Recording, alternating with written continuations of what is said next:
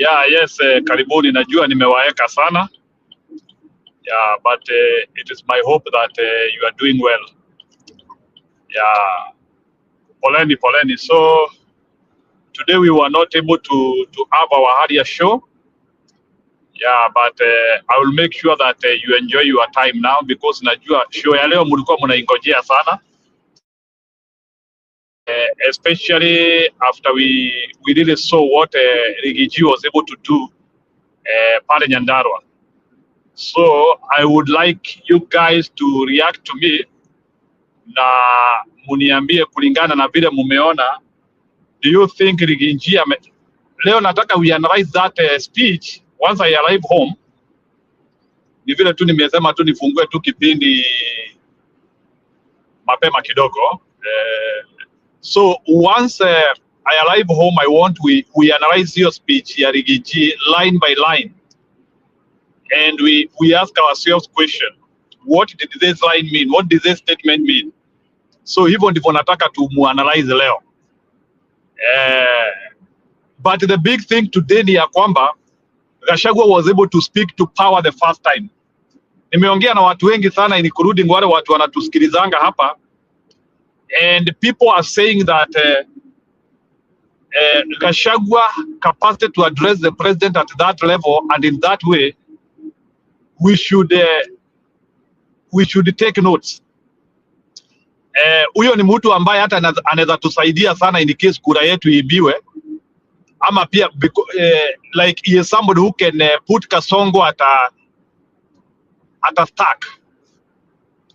So hoping that then kuna watu wa UDA na wao watu wanasema Gachagua aliashiria or Gachagua indicated like a way to some extent he can be able to work with Kasongo ati akiweza kuheshimu watu wa Mlima. So that is what watu wa UDA walikimbia nayo. So watu wa UDA hiyo ndio wanasema huyu Gachagua tutanunua tu. So even ndivyo watu wa UDA wanasema. So that is what they ran with. So again, I would also want an analysis in terms of that. So kuna watu wanasema Gachagua showed a soft spot to Ruto, and he can agree to work with him on a deal. So there are some people in some school of thought who are speaking in terms of that.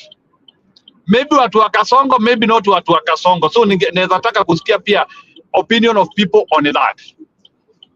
But by and large, Muzito ameraba stamp his authority, and I think he has boasted himself as the kingpin of Mlima. I think Gachagua has been baptized by water. Or is it by water or by... Yeah. Gachagua has been baptized by water.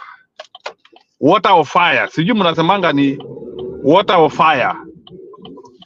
Yeah, any of it. But Gachagua ashapitia sasa kwa moto, akakuwa sasa ile tunaita dhahabu.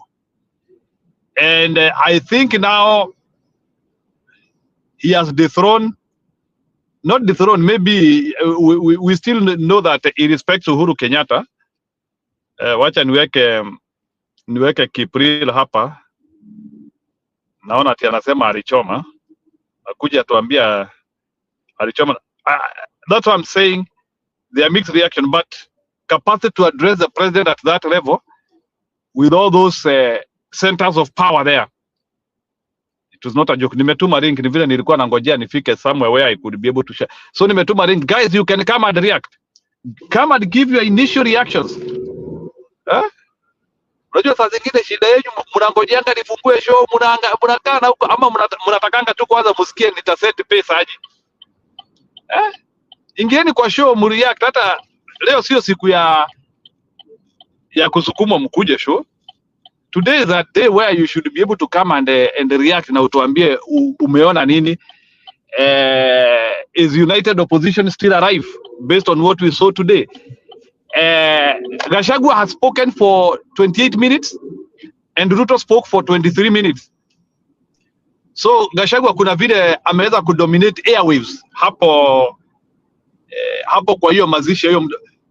So and Gachagua, I think we have also to acknowledge Gachagua for setting the tempo for a burial, and being the adult in the room at that time, he decided to be the sensible one. And I think nimekuja sasa kukubaliana na Budi.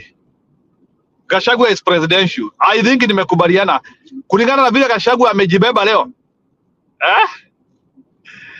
Although the only I have spoken with somebody akaniambia Gachagua pia alikuwa anataka Wakenya wajue, wasikie speech yake vizuri. That's why aliambia watu wasiseme ngwe, because ati alikuwa anataka kudeal na Ruto pole pole hapo sawa sawa. So taki kusikia ngwe ili sasa aweze kunyorosha Ruto kabisa.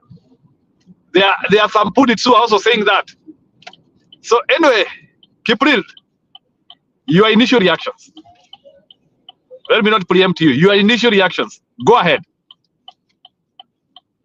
What did you see in Nyanda?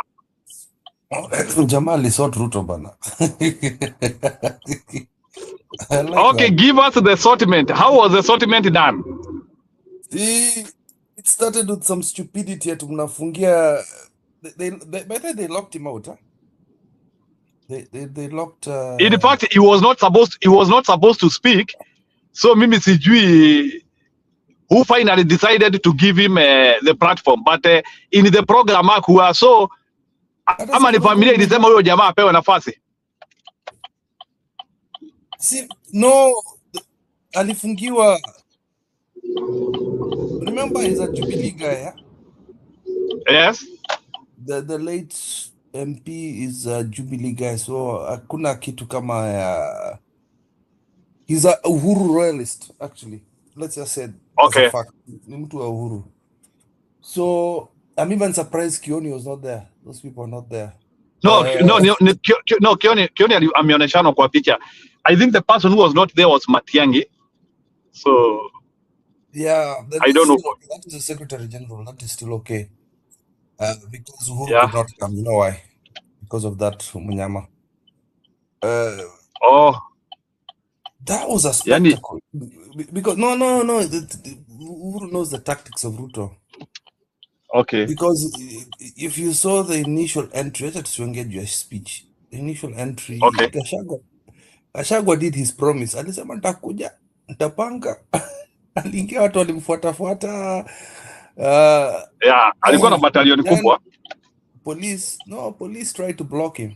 Real cops. And some Ruto bodyguards, they tried to block Gachagua and some of these TCP MPs. Hey, manzi alifagiliwa. Unajaribu kushika nani? Shup! Mlango ikafunguliwa.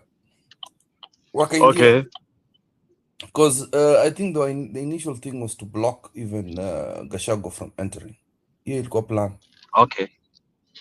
Then once he entered, Gachagua did not go to his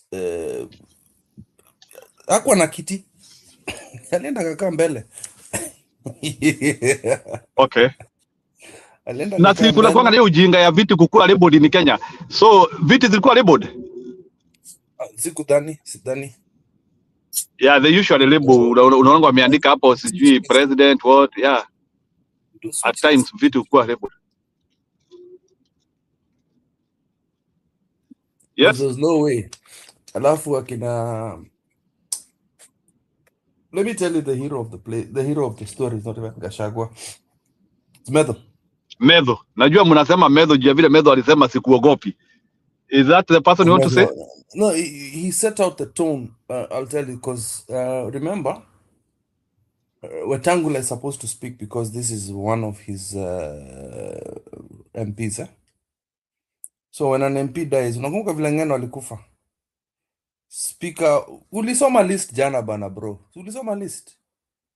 Hata Kindiki alikuwa anafaa kuongea. Once Metho and that's what people are not even talking about. Once Metho and Gachagua talked, the story iliharibika. It was ruined.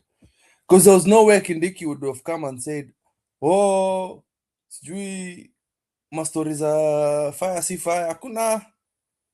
The tone was set by Gedho and then Gachagua finished it. Because you could see that the crowd was hostile. Hakungekuwa na mtu mwingine anaongea mambo ya the two-time brigadier. Medho killed it because he said, I'm the senator here. Because again, there was even this little disrespect. Yani MCA ana block senator kuongea. What sort of nonsense is that? Senator is supposed to be the senior politician in that room. Just because you're older than me, but politically I'm more senior. But keep, where you live, it's not the political title that decides who is to speak or not speak.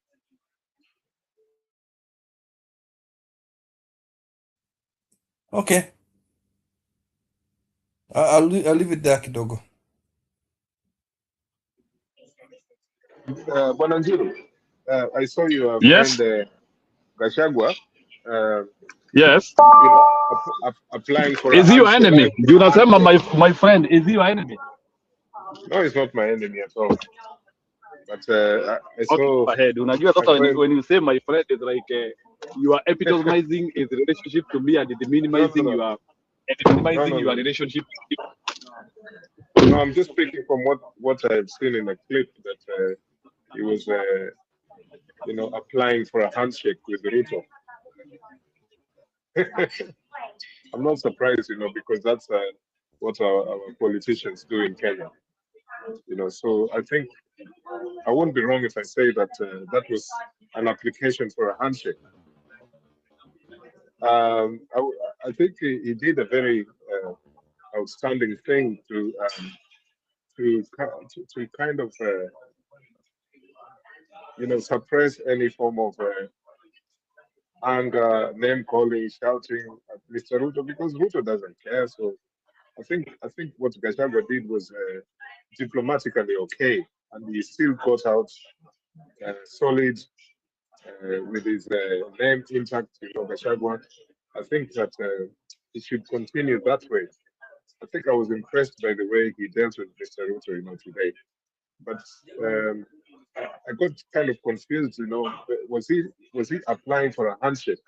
Maybe you can let us know. I don't know. Keep. What do you think? It sounded to me like a handshake request, from Mr. Gachagua.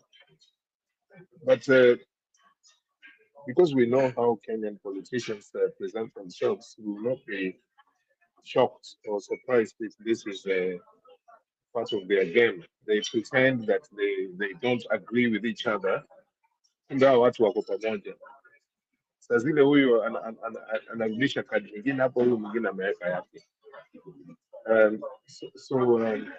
It was quite an interesting thing to see that a man who was forcefully removed within a very, very short time from his position, from his apparent elected position with Ruto as a deputy, and he still had to try his best to explain himself about what he felt and how the people from his community feel.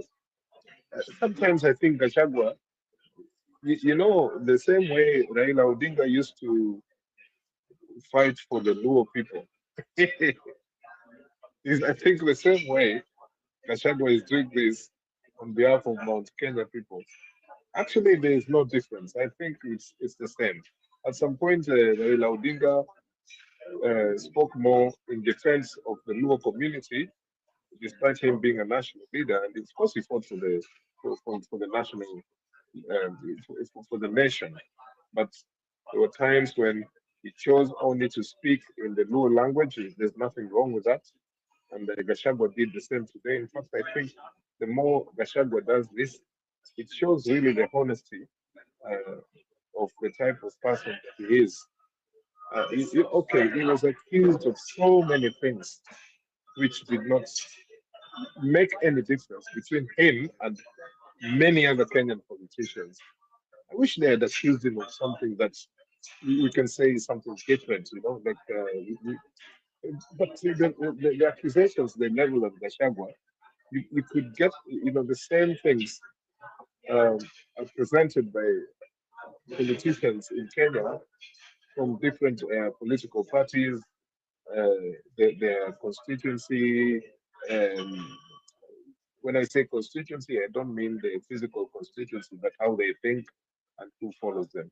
So I think that Gachagua did very, very well today.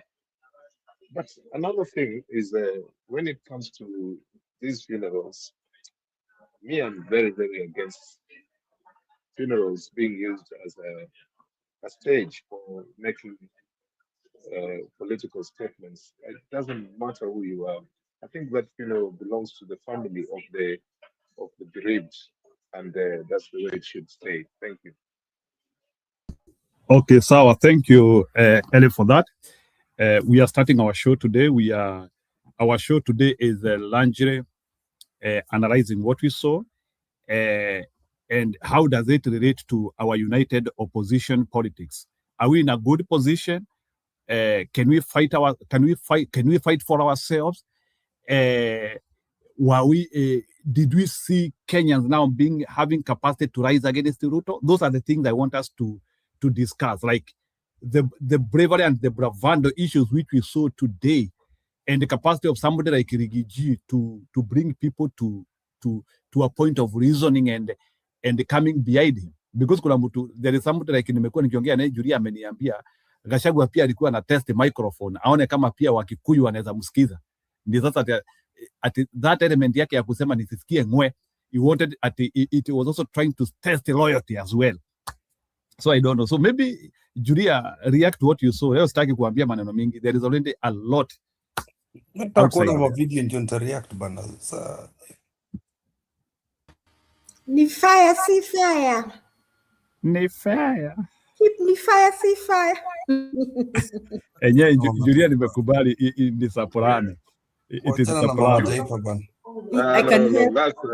That is body shaming, and I will not subscribe to that. I'm subscribing. I'm subscribing. Ni fire si I'm subscribing. You guys are mad. Hapa si Europe bana, hiyo political correctness kuna hapa. Sawa, naona Innocent anasema Matiangi alisema yeye hawezi share podium na Ruto, alituma watu. Go ahead. Yeah, hiyo issue ya Otosi pia tutaongea, but wacha tutulie. I hope serious. That was bad. But let's talk about Otosi, that one. Okay, let me start from there. I just saw the video and I didn't know that Kenya took on that level of thuggery. I mean, that thing is so aggravating, and I just hope after Ruto kusomewa na Gachagua leo, I just hope kesho nitasikia watu wamewekwa kwa cell. I hope so. It's the PS. I hope I will hear people have been arrested because as Gachagua was lecturing Ruto, Gachagua lectured Ruto he said that Kimani Ichung'wah amepanga wakora kesho watupige Kiambu, na mimi naambia Ruto kwamba Kimani Ichung'wah amepanga wakora nini kesho. Then Gachagua went ahead and said in Kikuyu kwamba it is Ruto who has given Kimani Ichung'wah money. Isn't it Chiru? He went ahead and said that in Kikuyu. That is Ruto who has given Ichung'wah money. And in Kiswahili told them uambie wakome. Then he went ahead and said ni huyu amepatia Ichung'wah pesa. And I'm sure Ruto will get to know that Gachagua said that. Ichung'wah aliongea kweli. Hapana, it is, I hope so. Ichung'wah will translate here baadaye. So what I'm trying to say, that according to us, and we don't care, we believe that it is Ruto who organizes this thuggery. So if he wants to take himself out of that accusation, we want to see people arrested for attacking that senator. We want people arrested and taken to court. We want to see them arrested. If he doesn't, then we attribute him to that thuggery, and he will not escape from our allegations, because Ruto is synonymous to violence. Violence and Ruto go in the same sentence. Okay? If he wants to disapprove us, tunataka kusikia hawa watu wamekamatwa. That was very annoying. And I don't know why we are stooping so low as Kenyans. And I want to say this about Osotsi. Let me start there. That there is already, we know Kenyan politics are very tribal, and we cannot run away from that. There's already a widening rift between the Luo Nyanza and the Luyas, because these people have been in the same party, ODM. There's already a rift between them. And now they are digging a hole inside that rift, because I know the Luya community now will take it. Munapiga watu wetu, munataka kuwaua. You want to kill them. While maybe the two communities are not involved. It's just some politicians who think that is their way of solving their problems. So we want Ruto to disapprove that today and tomorrow. It shouldn't take more than 6 hours to do that. If he doesn't, then everything Gachagua said today is true. Now, let me go back to Gachagua. Today, I am very happy. Jana, sisi na PK tulisema, the best medicine ya Kasongo ni kuongea kwa Kikuyu kwa hiyo mazishi. I'm eating my socks. I'm eating my socks right now. Tulisema wewe ulienda kulala. Tulisema hata dawa ni Gachagua aongee na Kikuyu. Nakwambia, I was there for that point. Tulisema ataongea Kikuyu. And he did exactly what you guys said. That drove the message home. That made Ruto feel as an outsider. He successfully made Ruto feel as an outsider. That was very successful. Because these people have been calling Gachagua a tribalist. And therefore, it is good to practice that tribalism. What song was that? Alimba. Your song near Mau Mau. It's like a war cry. It was sung by the Mau Mau. Let me tell you, they have been calling Gachagua a tribalist and Kikuyu a tribalist. It was a very good way to say, then we are tribalists. What will you do? Do your worst. Now, when I be a president, do your worst. You'll be calling us tribalists. Now we are going to practice it here. Hapa ni nyumbani. Tutaongea Kikuyu, tuongee Kimeru, tuongee ile Kikuyu ya ndani. Mtadu. What will you do? We didn't even invite you here. Me, I was very happy by the approach of Gachagua. And also the fact that he asked people not to shout down the president. Now, maybe people maybe have been thinking, kwamba atibona Gachagua amekuwa polite. That was a good game. He's showing Ruto, I am in control. I tell people what to do and not what to do. So today I told them not to shout you down. So they are not shouting you down because I asked them not to shout you down. Okay, so it is not you who tell Mount Kenya what to do. It is me who is in charge. That was very good messaging. So Mimi, Njiru, I'm very, whether it was chaotic, whether it was uncouth, whether I loved everything that happened there. Hata jana tulikuwa tumesema na PK aendelee amuite hiti guisi. Hapo ndio hakusema hakusha hapo. Tulikuwa tumesema na PK. Because you see, Ruto na kina Ishungu have been poking Gashagua's nose with their fingers. And they have been poking our noses with their fingers. So that was very good. Next time, Ruto will think very hard before achukue miguu yake akienda bazishi in Mount Kenya region. He will think very, analyze that situation very hard before, even Farouk Kibet was yelling the other way, ati Gachagua asikubalie kuongea. You people, did you see that they called Gachagua before Wetangula? Gachagua akakataa. Njiru, did you see that? Kip, did you see that? No, I did not see that. So alikuwa ameitwa aongee before Wetangula, akasema hapana, hiyo sio protocol. Mimi ndio mdosi hapa. Wetangula anaongea kwanza. Akakataa. yeah. So even Wetangula's speech was not highlighted, but hata tukusikia. Gachagua alikataa kuongea before Wetangula. Method's speech was more it's everywhere. The senator's speech is bigger than Wetangula. Ati Gachagua aliambia sijui nani awache utoto na ujinga. And then when he gave Uhuru's greetings, he went back for Ishugu again. Ishugu amekipata. Alikaa huko amekauka. If you saw him pointing to the camera for Ichungwa, alikuwa amekauka huko. Can I ask a question? Yes. Goja. Huyu nani? The other thing is, I just want to know, confirm. Huyu nani aliongea huyu Mama Taifa? Mama Taifa ni nani? Mama Taifa ni nani jameni? Si Kindiki bana. Kindiki. Kindiki aliongea, he was Dakika very tatu. he tried to prevent himself from talking about politics, lakini said wale wengine somewhere, but then kumalizia akasema ni power si power, akazimwa na radio ikawekwa juu. I have to play that one. Muziki ikawekwa juu, you know, akimalizia sema ni power si power, then somebody put the music to the top. That swallowed his voice, but yani they were intimidated proper. And that was good. They deserved it, or even more than that. So I like the style of Gachagua. People, he said that we are not saying one term today. He came out like we are not playing politics, but I'm playing really bad politics. You know, he tried. Oh, that was false. That was false narrative. Yes, he created a false narrative that I'm not playing politics, but he did it in a very nasty way. No, what he says was worse than one term bana, honestly. Yes, alijifanya ati ni kama mtu kusema ati tukaribishe Jiri hapa kwangu mimi na yeye alafu baadaye mtukane msomee. Yani hata afadhali mungemkaribisha. You know what? KTN reported. Did you watch KTN? Unajua unapatia mtu smile alafu una snatch because Ruto was smiling. Beshte yangu amerudi then pop. Yes. And do you hear KTN analyzed that the president had to sit for more than 30 minutes and listen to being lectured by his former deputy. Did you see how KTN reported?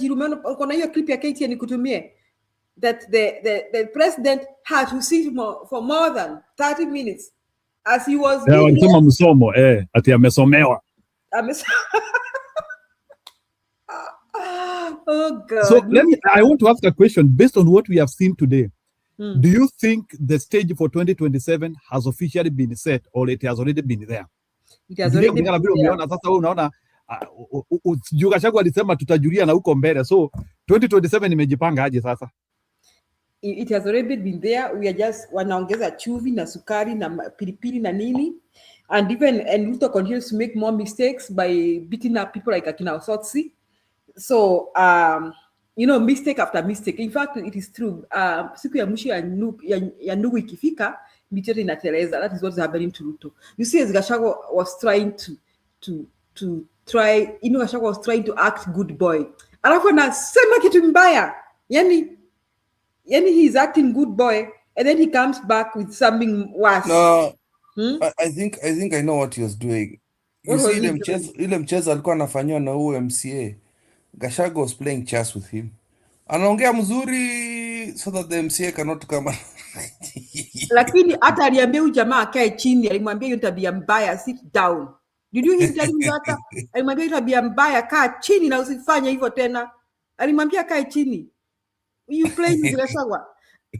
Lakini I think that Gachagua is a different kind of a man. You see, they called him a tribalist. He spoke all the tribal languages today. What will they do? What is wrong with speaking Kikuyu? Juzi at DCA amesema at what they will investigate the things Gachagua says in Kikuyu. Now I think we should be speaking in Kikuyu everywhere so that we can be translating into Swahili. Tunaongea na Kikuyu alafu tunatafuta translator. If we got Luo land, people should speak in Luo and we find a translator. What is wrong with them? I've always said that. Yeah, before. what is wrong with them speaking in Luo or Kalenjin? It is their language. And then we start calling people tribalists. Kwanza okay, siko ubaya. Luo sounds better than Kikuyu. We don't care. Hapo takwambia ukweli. We don't care. Even the music, come on.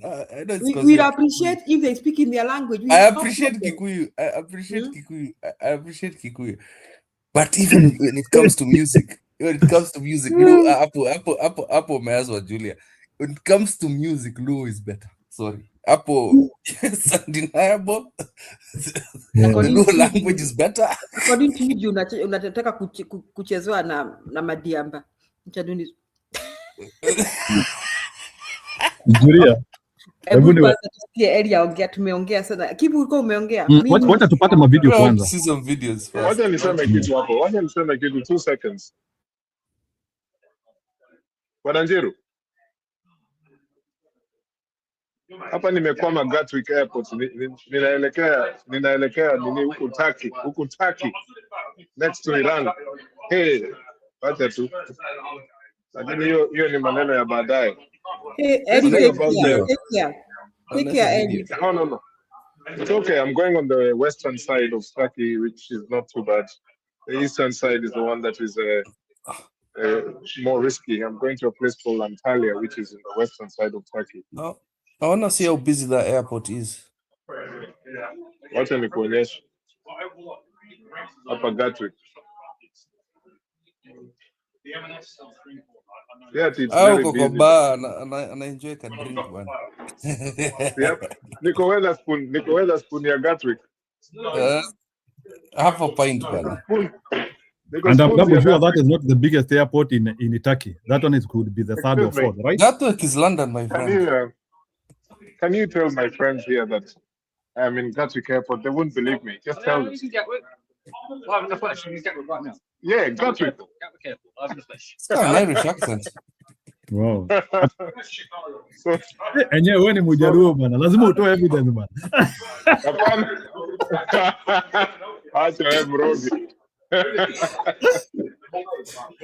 Anyway, back to confirmed. The look, confirmed. Music is much better than yeah. Next time nitakwambia proof for me you are Eric. The last time nilikuwa kwa meli mulinichokoza wewe. Na mbona leo hata hakuna kitu mkono ina chochote bwana, uguzi kitu njaa tu uko hapo. Hapana, ni kazi inaenda. Anyway, acha nikwambie hii kitu ya language and the annoying thing where they've accused people that you are speaking your language, therefore you are tribalist. Me, I'm a culturalist. I don't agree with this. If someone speaks their language, whether it is in their own community area or in a different national setting, I think this is the best thing you can do. I can give you an example. I'm in a few community groups here. Over there where I live, and we formed a Luo association, something like Nyanza, to deal with things that is affecting Luo people in the diaspora. Yeah. And Luo people, sometimes they're too sophisticated. They were saying we cannot speak our language even in the WhatsApp group, but it's a Luo group. Until now, that one, we will offend the non-Luos who are married to Luos in the group. You understand me? But if you see the people from Mount Kenya, then they will speak their language proudly. You compare that with the Indians, Pakistani, Urdu, and all these languages that these people speak. So me, I will celebrate anyone, especially the way Gachagua has done it. And one of the people I celebrate kabisa, nikisikia accent yake ya Mount Kenya. Unakumbuka ule Peter Munya, when he spoke, people would laugh at him because they would say he's speaking broken English. But all he's doing is using the phonetics of his tribal language, and I think people should be proud of that. I like it. No, I agree with you. I agree with you there completely, Ellie, because I have people in Nairobi. Akona Meru accent. I'm like, no, you don't understand. Nimekaa huku nje sana. When I hear Meru accent, nasema yes, please. That is the hottest accent hapo bana. Nasema, oh no, sijui I'm shrubbing. I'm like, no. You should be proud of it. If you see Latinos and their English and how people like it, why aren't we proud of them? Me nikwambie tu Meru accent is the hottest, me kuambia ukweli. Ukisikia mtu akiongea Kimeru, ni normal. Na saa zingine unafikiri wa Meru ni wa Kisii kwa sababu na vile wanaongea tu ni kama ya wa Kisii pia. By the way, even Rwandese people, I don't know if it's true.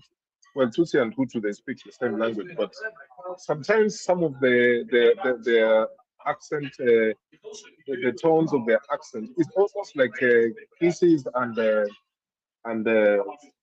and the Merus, and even the words they have. Some of them they share with the Kikuyus. Like you hear the Rwandese saying Mirongo, Mirongo. You know, Mirongo. They say these things, and you think hii kitu ni Waafrika tuko pamoja. No.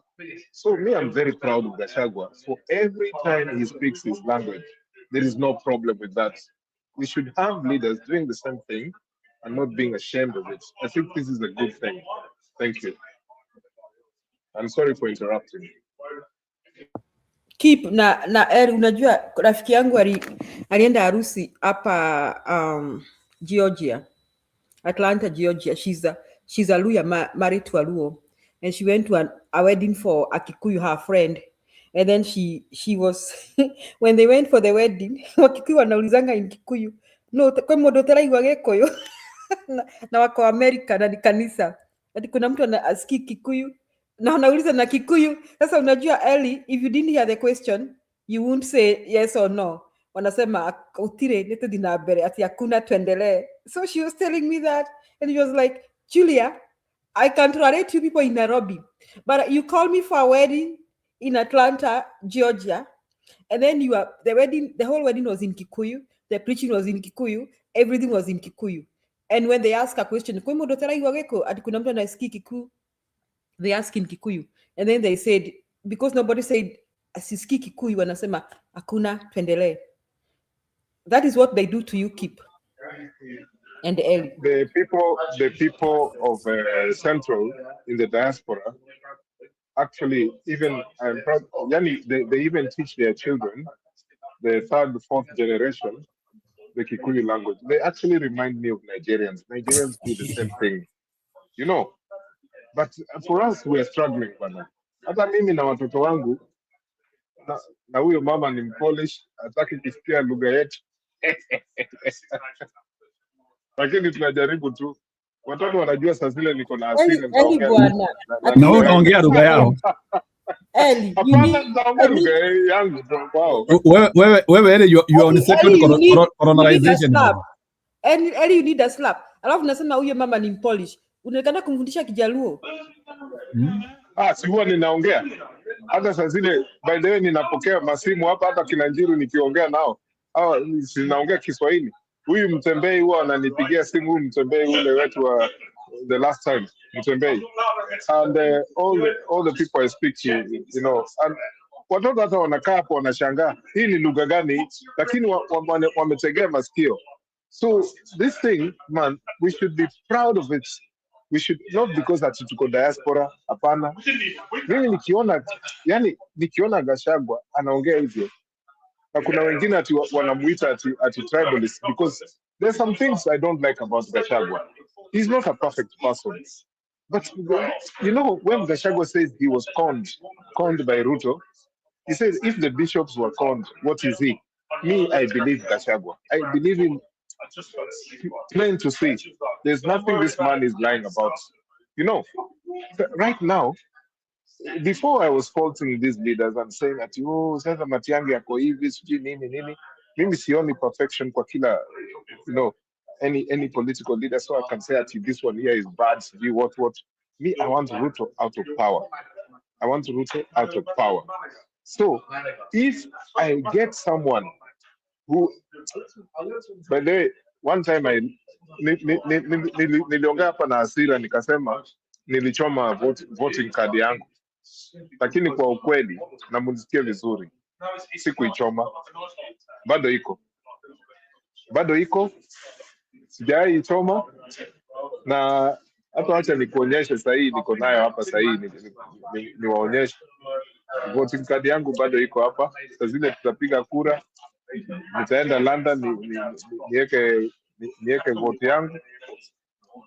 Acha ni na usichukue screenshot wewe nani Njiru, na hizo ma screenshot zako.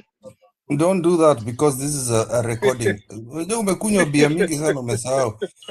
Hapana, recording man. Ngoja, you're voting, sorry. We believe you. Why usionyeshe? Acha niwaonyeshe. Na msichukue screenshots. This is a recorded video. Usituonyeshe Eli. This is recorded. It's a record. Wacha nisionyeshe. Aya. So asanteni kwa Lakini unaweza tuonesha Mary? Wewe. Ama utuoneshe ndege? Unaweza tuonesha ndege pia? Turudi kwa studio ni nyamaze.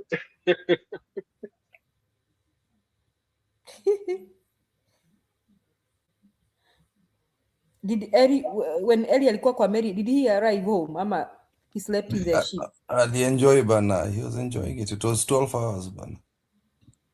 12 hours? Are you serious, Eli? Where were you going? Which part of Britain were you going? Hapana, hii meli ya kutoka Belfast to Liverpool. Ama Liverpool kuja kurudi Belfast ni 8 hours. Ali enjoy. Na hata kuna nini hii meli hata unaleta watoto yani ni kama uko kwa cruise ship lakini ni meli tu yani ni ferry. But you guys should come to Belfast then. It's a shithole. Can't go there. Munaogopa vita. Hii vita walisare, hakuna vita siku hizi. Siwezi huko. Na we Njeri, you're not lactose intolerant bana, unakunyonga maziwa kama bana, huyu jamaa anakunywa maziwa. Ama hiyo ni muziki. Sasa mnataka nifanye nini hapa na hiyo si maziwa nakunywa ni uji, ili juu ya uhuru. Utashuta. Wacheni story mingi. Yaani sawa, nitafunga screen sasa, mseme nimepotea. Wakati niko hapa na nyinyi kwa screen mna monitor kile nafanya. Wakati niko kwa screen Bilia anasema ona Njiru ameenda. Utaanza kunywa unakunywa sana. Utarelease some gases hapo kwa hiyo nyumba yako bwana. Hakuna shida, ambaye atasikia gases asikie. So I want to ask a question, Julia. When Gachagua said this statement, very powerful one. See, we see them, but see them.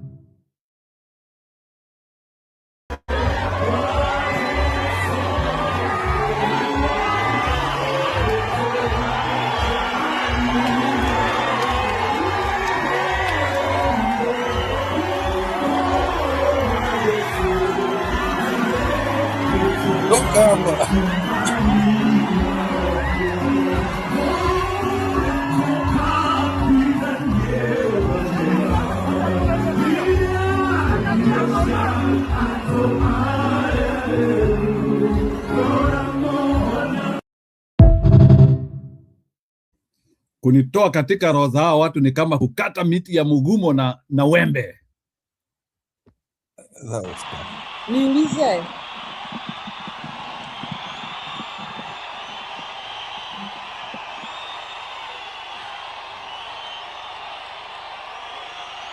Asanteni sana.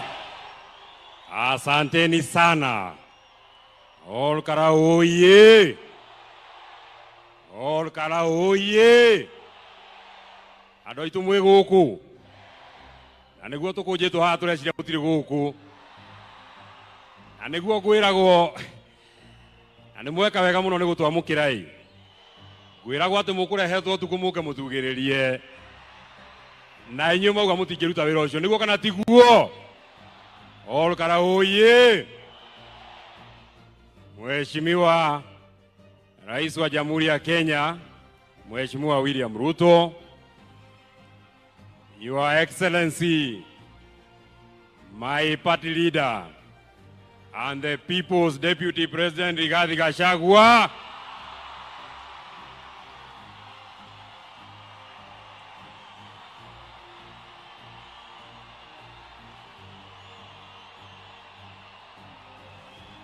asanteni sana.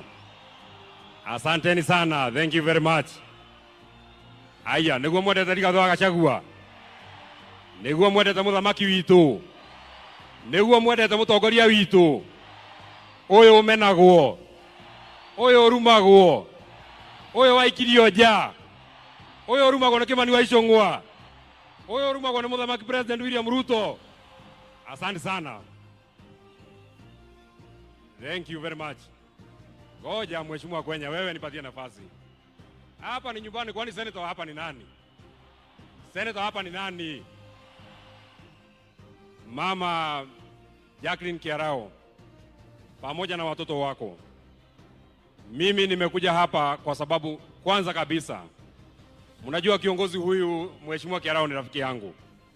Na jambo la pili, kiongozi huyu tumefanya kazi na yeye. And one legacy that will live ya Mheshimiwa Kiarao ni ile kazi amefanya kwa mambo ya masomo. Na mimi nataka nishukuru sana watu wa Olkalau. Mnajua huyu Kiarao, siku ile sisi wote tuliingia kwa chama ya UDA. Huyu Mheshimiwa Kiarao alituambia hiyo chama ni mbaya, hata ingia ataenda kwa chama mzuri. Na watu wa hapa mkamchagua kwa chama ya Jubilee. Watu wa Olkalau nataka niwashukuru sana. Jambo la pili, mimi sitaki niseme maneno mengi.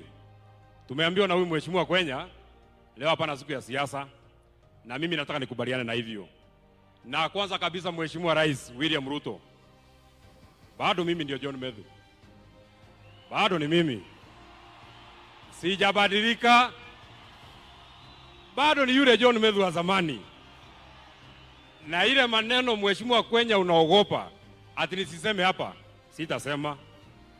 Lakini ukinisukuma nitasema. Kwa hivyo nipatie tu nafasi mimi niomboleza Mheshimiwa Kiarao. Kwa hivyo Mheshimiwa Rais, mimi nataka nikuambie nikiwa hapa, kwa sababu sijakuona kwa siku nyingi. Kwanza nikuambie mimi kama John Medhu, an adult of sound mind, senator wa kaunti ya Nyandarua, mimi ninakuheshimu sana. Na kuheshimu kama rais wa Jamhuri ya Kenya, na kuheshimu kama amiri jeshi mkuu, na kuheshimu kama mzazi, kwa sababu watoto yako ni warika yangu. Lakini hata kama ninakuheshimu Mheshimiwa Rais, jambo moja tu ujue, na kuheshimu lakini mimi sikuogopi.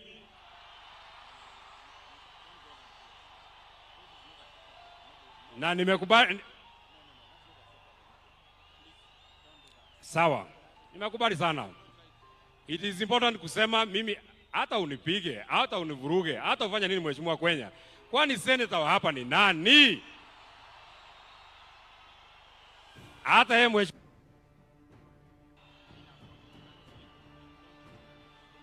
Okay. Sawa. Sawa.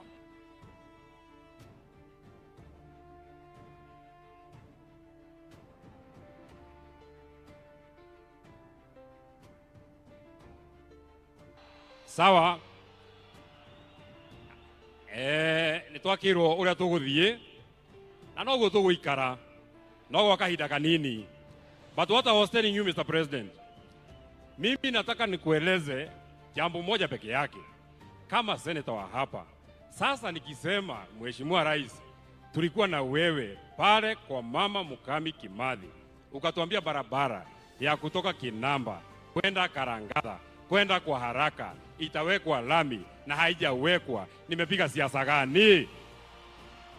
Mheshimiwa Rais, nikikueleza tulikuwa na wewe Shamata, ukatuambia barabara ya kutoka hapa Kariamu kwenda Kaka kwenda Shamata itawekwa lami na haijawekwa. Nimefanya siasa gani? Nikisema Mheshimiwa Rais, ulikuwa hapa ukasema hii stadium ya Olkalau ndani ya mwezi 10 itakuwa imemalizika na haijamalizika. Nimefanya siasa gani? Nikisema Mheshimiwa Rais, ulikuja hapa ukatuambia barabara ya kutoka Ndonyonjeru kuja mpaka hapa itawekwa lami na haijawekwa, nimefanya siasa gani? Nikisema Mheshimiwa Rais, ulikuja hapa tarehe mwezi wa 10 2022 ukatueleza kuwa barabara ya kutoka huko Murungaru kwenda mpaka Turasha kwenda mpaka huko Girgiri itawekwa lami na haijawekwa. Nimefanya siasa gani? Unajua Mheshimiwa Rais, marafiki yako ni wale watu wanakuambia ukweli, na sisi kama viongozi ni watu ya kukuambia vile inaendelea hapa kwa ground. Kazi yetu sio kuja hapa tu ati kukupigia makofi. Kazi yako ni kukuja tu ati kukupigia makofi. Ni mzuri tunakukumbusha mahali haijafanywa. Kwa hivyo mimi sitaki niseme kuzidi hapo. Mimi nataka niwashukuru sana watu wa Olkalau. Nataka niwashukuru sana watu ya area hii. Na jambo ya mwisho ningetaka niseme. Just one last thing that I want to say. Wakati tunawaka Mheshimiwa Kiarao, kiongozi yangu, party leader yangu Mheshimiwa Rigathi Gachagua, nataka nikuambie ukiwa hapa Olkalau ujisikie huko nyumbani. Nataka nikuambie ukiwa hapa nyumbani Olkalau ujisikie ukiwa nyumbani. Nataka nikueleze ukiwa hapa Olkalau usiwe na wasiwasi. Nataka nikueleze uliimpichwa huko Nairobi, lakini kwa roho za watu hawa bado wewe ndio kiongozi yao. Na ninamalizia kwa kusema, kwa sababu viongozi wako hapa wengi sana Mheshimiwa Kwenya, kwa sababu viongozi wako wengi sana, na mimi sitaki niseme kuzidi hapo. Kiongozi wa wengi kwa sababu uko hapa.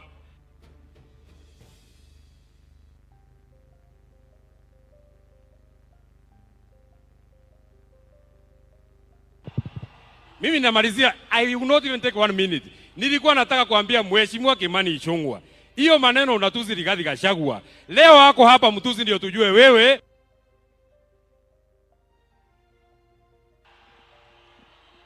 Huyu jamaa alikuwa anakaa anafungiwa mic. It had to go that way. Tafadhali wananchi, tafadhali kwa heshima sana. Naomba kwa heshima sana wananchi. Sawa, acha ni pause. Iko mingi sana, so we pause there. Yeah. Bora usiende, tunajua ndiye DJ. That guy is so tolerant. Keep Nanjiri. Mimi ningempea slap. Mwenye alikuwa na push nani. It's an MCA. It's just an MCA. Nakwambia ningemchapa. I'm telling you, I wouldn't have been so tolerant. Mtu ananisukuma kwa stage. I'm a whole senator. Kwanza amyosi. Angekuwa ameshapata slap. Angekuwa chini in the county bana. Hata kama una uzeti. Tungesort hiyo baadaye why I slapped him. That Medho is so tolerant. I admire these people, they are so tolerant. Sijafika hapo. Endelea keep. At least leo pia alichana nywele. I think he was prepared. na Devu Anyoi ako kama Jim. That is your brother. No, mimi niliosha ndevu njuzi. Lakini amnyoi. Kwenye kuna kinyozi ama makazi ya kunyoa ndevu. Unajua anaishi kwa wazungu bana. Huyu ni kwa wazungu. Jo, unaona kwa Republican sana. Amekuwa mweupe, amekuwa white. Okay. At the MC is an instigator, the hell. Okay, Alex Budi anasema ati Medho was scared. Yeye utakuja kutuambia. Yes. Okay, he can be nervous because he was prevented from speaking and he had to gather a lot of courage to speak. He was going to say some very heavy things. That was a very heavy thing, and he's telling Ruto directly. But I'm thinking, I still think that is brave. He was brave. Juria, but what did your statement? Your statement yanasema mimi sikuogopi. What does it mean? He was poking holes. Because Ruto has been trying to harass them left and right. You know, he was asserting himself like do your worst, Leo. Today we are here to face you. So I mean, look at Medho's age, Alex. It took a lot of courage for him to dare Ruto and his group. That is strong. Yeah, and also it took him a lot of tolerance. The way this guy was pushing him, I'm telling you, Mimi angekuwa ameshapata slap. Ama ningemsukuma tu hivi. And then there's also something interesting, Juria. There's also something interesting. When he is speaking there, he is also invoking Gachagua. Why do you think he invoked Gachagua? Because invoking Gachagua was invoking the crowd, the reaction of the crowd. Also controlling the crowd. I think it was also controlling the crowd to tell them. Yes, that he don't tolerate. was psyching the crowd up. Like they are trying to harass me. You can see now. He was getting the crowd ready and telling the MC and the team, like, you just there. You can see the crowd is waiting. He was agitating. Yes, I get the word. He was agitating the crowd. I'm sorry, Tuku is an MP. I apologize. I've been corrected there. He's an MP. Still, he's more MPs are quite senior, so I'm sorry. MCA. For me, I think it is also to rile up the crowd, to tell them to pick a side. Hapo mbele hapo.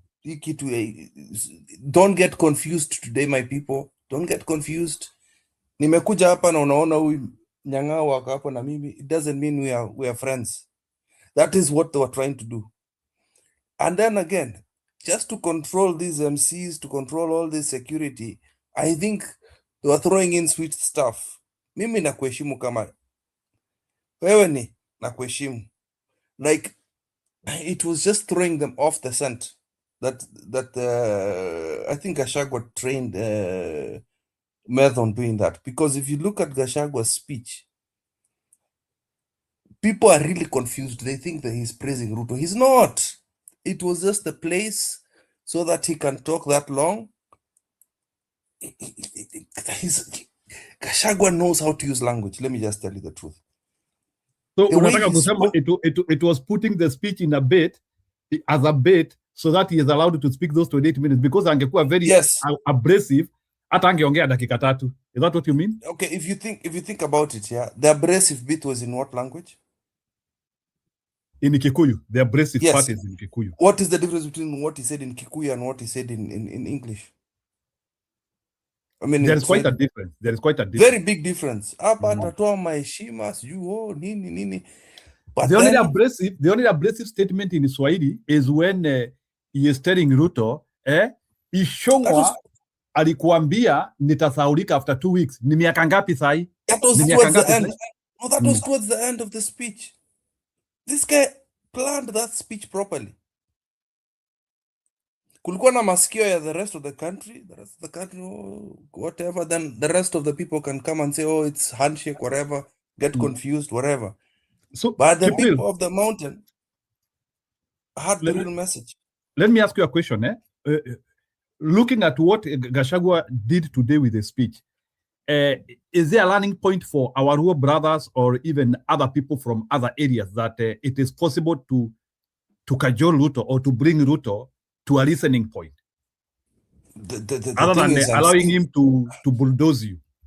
The Luyas are doing the same. Kwani unadharau Waluya aje? Sijasema nadharau Waluya, so nasema, are there other people who are also able to like tell Ruto, this is our direction? Okay, can I say something? Let the Luo nation clean up house, because they will clean up house. Let them clean up house. I think it's a bit late, but let them clean up house. But I think the rest of the communities are doing the same. Kambas walifanya the same. Wakamba tuliambiwa hapa, the Kamba community is also doing the same. I'm waiting for the so-called Mijikenda, because Mijikenda is so many communities gulfed into one. There are more than one. The Kisis did the same. Kwani Wakisi walifanya nini?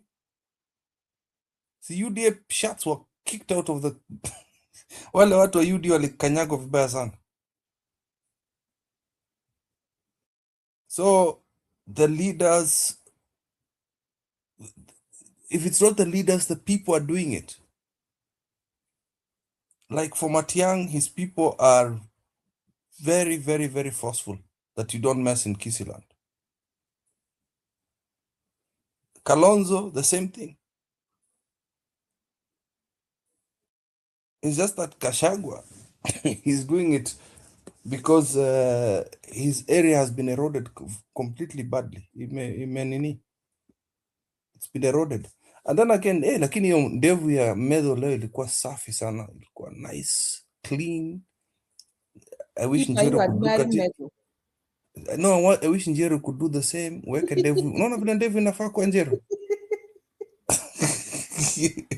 Achana na Njiru na Medho, they belong the same WhatsApp group. Wewe deal na Ruto sasa, Ruto is trying to exterminate your community and you are busy trying to exterminate ndevu zangu. Yeah?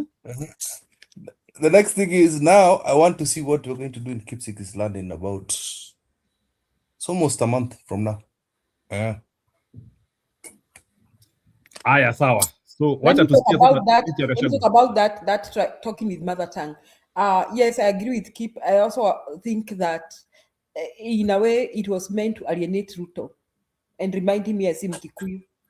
He began by telling you tulikuchagua na huko unaitwa Kenothia when William Huko anaitwa Kamau, huko anaitwa Njoroge. It was deliberate to alienate him. He was deliberately, purposely alienated and reminded you are not a Kikuyu, you are an outsider. Usitulete huo upuzi. It was very alijaribu kusimama. I don't have that clip. Alijaribu kusimama kuongea na watu. People dispersed. Kasongo. He was alienated. He was reminded. This is my suggestion. Next time we have a thing in Mount Kenya region, we should wear our Kikuyu costume. Especially kama Kasongo anakuja. Julia, ananiuliza kitu as Gachagua is speaking, as Gachagua is doing his thing, what do you think was happening to Ruto mind? Those 28 minutes Gachagua is speaking. Can you give me Gachagua? Give me Ruto's... Let me become Ruto now. Let me become Ruto. Ruto, okay, first the press had prepared that there was going to be chaos. I think was expecting Gachagua to say Harambe one term, which Gachagua did not do. Then Gachagua tried to pretend that we are here to mourn and we are not speaking politics, we are not fighting. So the press was wrong. Nobody's gonna be fighting here. But then as he went on, Raisi, ulinikufukuza ukifikiria kwamba nitasahaulika. Kimani Ichung'wah alisema after 2 weeks nitakuwa nimesahaulika, lakini leo hey, Ruto damu yake ilikuwa inakimbia. Ikakimbia mpaka I think he was like feeling very helpless towards the end. That is what I think. But very mad. But mad and can do nothing at that particular moment. Maybe later. Very mad and can do nothing at that particular moment. And I probably think that they had talked to the MC and the planners and had even paid them and asked them to prevent Gachagua from speaking. And akina Medho, lakini kama haikuwezekana. Then who decided to put Gachagua in the program? Ni swali tu nauliza. And to put him at that place. Alikuwa amewekwa before Weta. Alikuwa aongee before Weta akakataa. Akasema siwezi ongea before Weta. Lakini jana tulikuwa tunasikia ni kama hata hakuwa kwa program ya kuongea. Alikuwa tu hakuwa tu mshiriki. Sasa hivi mbona vile ameingia ni kama alikuwa amefungiwa. So they had done everything they could doable for them to prevent him. Lakini I think the force was too much and the ground was too much even for the family and the organizers. Like yani ingekuwa tu chaos. Hebu imagine kama amekataka aongee. I think hiyo mazishi ingeendelea. Yeah, but his security was crazy. Gachagua's security was crazy. Even the cops were trying to, if you see the clip very closely, the cops even tried to touch him. Alisukuma na my bodyguards like a... Yeah, they were ready. Gachagua and team were ready for the worst. They were ready. Then did you see the fellows? Did you see the fellows in the crowd? Yeah, they saw this. This guy was coming to jump the fence. Like, what are you trying to do? Like, yes, they're coming. And you see Gachagua going there yesterday. Prepare ground. He posted the pictures and he spoke. He said, we are here. Na alikuwa ameambia Ruto nitaenda there before. So he prepared the ground. He psyched the crowd. So it was going to be Ruto and na polisi wake against that mass. So Ruto, I think in his wisdom, was like, tuache na hiki. Tuache tutukanwe tu for 40 minutes. Tutatoka hapa. Let's have Bwana Kipril, watch at hold videos kidogo. Let's hear the initial reactions. No, it's fine. It's fine. Then we will loop it together. Let me just make a quick remark on Meto because I'm driving back home and then but if I come back because I have other things I need to do. I think the person who played the most cardinal role today to tell Ruto that you messed up wasn't Gachagua, it was Methu. I think Gachagua had, I think they had three roles to play. There was the DCP role to show that they are not combatant. Methu role was kusomea Ruto directly and to remind him. Gachagua role was simply to tell him that, you betrayed us. And, not only did you betray us, but we are gone and we are gone. And if you ever think of coming back to the mountain, it is through me. That is why the president was so mad. Said, mimi ndio raisi. Siwezi ambiwa mahali naenda popote. Ati mtu ananiambia ABC. But I think Gashagua's speech, if we analyze later on, somebody may think that Gachagua was so diplomatic, but Gachagua was so surgical. Like, if there is anything Gachagua did today is to tell William Samoei Ruto, fuck you, right on the face, but in a more political way. Now, if you look at the whole scenario, and if you have to understand, Kikuyu's funeral are some of the most peaceful in the whole country. It's not like when Fidel died, when Raila dies, when Masinde Muliro died, when Wamalwa died. When I mean, if you look at Kikuyu's historical way on how they handle funerals, unashtuka, man. You know, Raila used to be very comfortable when he goes to funerals in Kikuyu from his arch rivals, even when Gachagua died, the brother to Gachagua, and Kiunjuri was basically, was it Kiunjuri or who? I mean, the people who used to welcome Raila to speak, it used to be totally different. This is the first funeral that we can say was semi-chaotic when it comes to Kikuyu funerals. They have these good manners, regardless of what. Kikuyu's funerals have always been classic, and you can go back in the history of the funerals of high-ranking officials, and really be happy to watch the whole clips. And then you can enjoy Raila's speeches. This is the first time. Unlike somebody like the funerals of Mtimama, I can name them. You can go back. I mean, from Otieno Kajwang, go back and see all those funerals, how they were chaotic. This is the first funeral. Just a second. This is the first funeral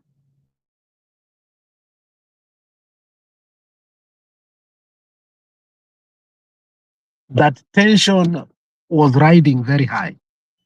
And the person in interest was Methu. And you could see they knew the role of Methu. And the MC was adamant to perform his duty to protect the president, not any other person, not Ichungwa, not any other person. That's why even Ichungwa could not come. But the president had to come. So the question is, who invited the president? The president invited himself, because I don't think that the MP's family wanted even the president to be there, because they understood that they wanted their loved one to do what? To be buried in peace. But the president invited himself. Who invited Gachagua? Gachagua was invited by the people, and the family understood if Gachagua does not come, I think the legacy of the MP was to be doomed. So I think the members of the family had to force Gachagua to speak. I think that was from the way I saw things. But Methu played the cardinal role, and I thank him. But this is what I could say about Methu. I think Methu has just come out of the cocoon or the shadow of riding the UDA party to become a member of the Senate. In the next election, people are not going to vote Methu because he's a DCP member. They will vote Methu for his courage and standing for the people of the mountain. Methu has now become one of the Kikuyu leaders like Martha Karua, who, like Matiba, the long line of Kikuyu leadership that were able to stand with their people. If you look at the catalog of roads and everything, he prepared well to tell Ruto that, look, we have totally divorced with you. There is no, this is irreconcilable difference. But this was the first time that Metu was doing this. You have to remember that. You could see a scared Metu. Because why would I say that? Metu, I think, made a lot of mistakes. And one of the mistakes is he acknowledged we have not met with the president for a very long time. You don't say that. We don't want to meet you. Why would you want to meet you? So, in short, I think Metu played very good politics today. Metu has come out of the shadows of other people, and Metu can single-handedly now carry the DCP party and campaign without even Gachagua being in his county. And if I was the governor of that county, I'll be scared because I think Metu apewe governorship atakuwa a very strong kingpin. Hata Gachagua in the future needs to be scared because Metu is young. He has a long life to live. He's charismatic. Metu sings Kikuyu songs like a real Mau Mau. Metu has more characteristics of a real Kikuyu than Gachagua. Metu is... That's why I say, like, Metu has everything that it takes to become a true kingpin of a Kikuyu, not a caricature. If I was Gachagua, I will deal with Metu before Metu deals with Gachagua in the future. I'm making a prediction. Nice analysis, Alex. Hey. Unataka kusema hii ni misumano ambayo itakulana in the future? The future of Metu is too bright. I swear to you. Metu is so likable. Like, if he doesn't shout, he's eloquent, he's likable. Like, what does Metu miss as a politician? Tell me, you tell me. He's not abrasive. There is nothing you can complain about Metu. There are many things we do complain na tunatetea Gachagua. But what can you complain about Metu? Tell me even one. Sasa kama angekuwa na bibi ningemuuzia msichana wangu. Ako na mtoto ya Ruto. Ayayaya, hiyo ilifanyikanga lini jameni? Nani huyo? Sikusikia hapo. Mezu. Ati Mezu ako na nani? Ako na mtoto ya Ruto kama bibi.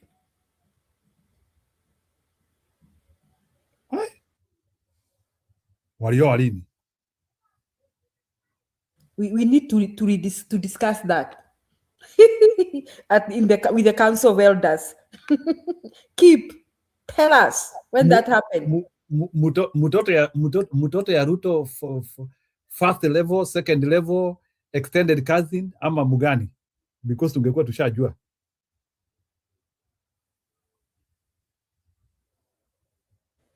Alex, unajua Ruto ana watoto ngapi wewe? Ruto has 33 children, my friend. So you are saying there is a probability out of those 33 children, Medu might have met with one along the way. Yeah. Is that what you mean? Yeah, kuna wengi sana wewe. That guy had so many children. Na Faruk. Ati ni Mokorino, ati Medu ni Mokorino. Is a Mokorino? Alikuwa Mokorino ndio sababu hajanyoa ndevu. Ati Medu is married to a Mokorino. Okay. That is Naomi WF. Yeah, anasema he is married to a Mokorino. Yeah, na huyu jamaa anajiita Idinga, tutamfungulia yeza ni yai ngaya kwenda kabisa. Hata Enlightened Nobel Gala amesema ameoa Mokorino. Me, I thought that, by the way, Medu is a bachelor. And I was going to look for him and tell him I'm ready to give him my daughter because I'm so proud today.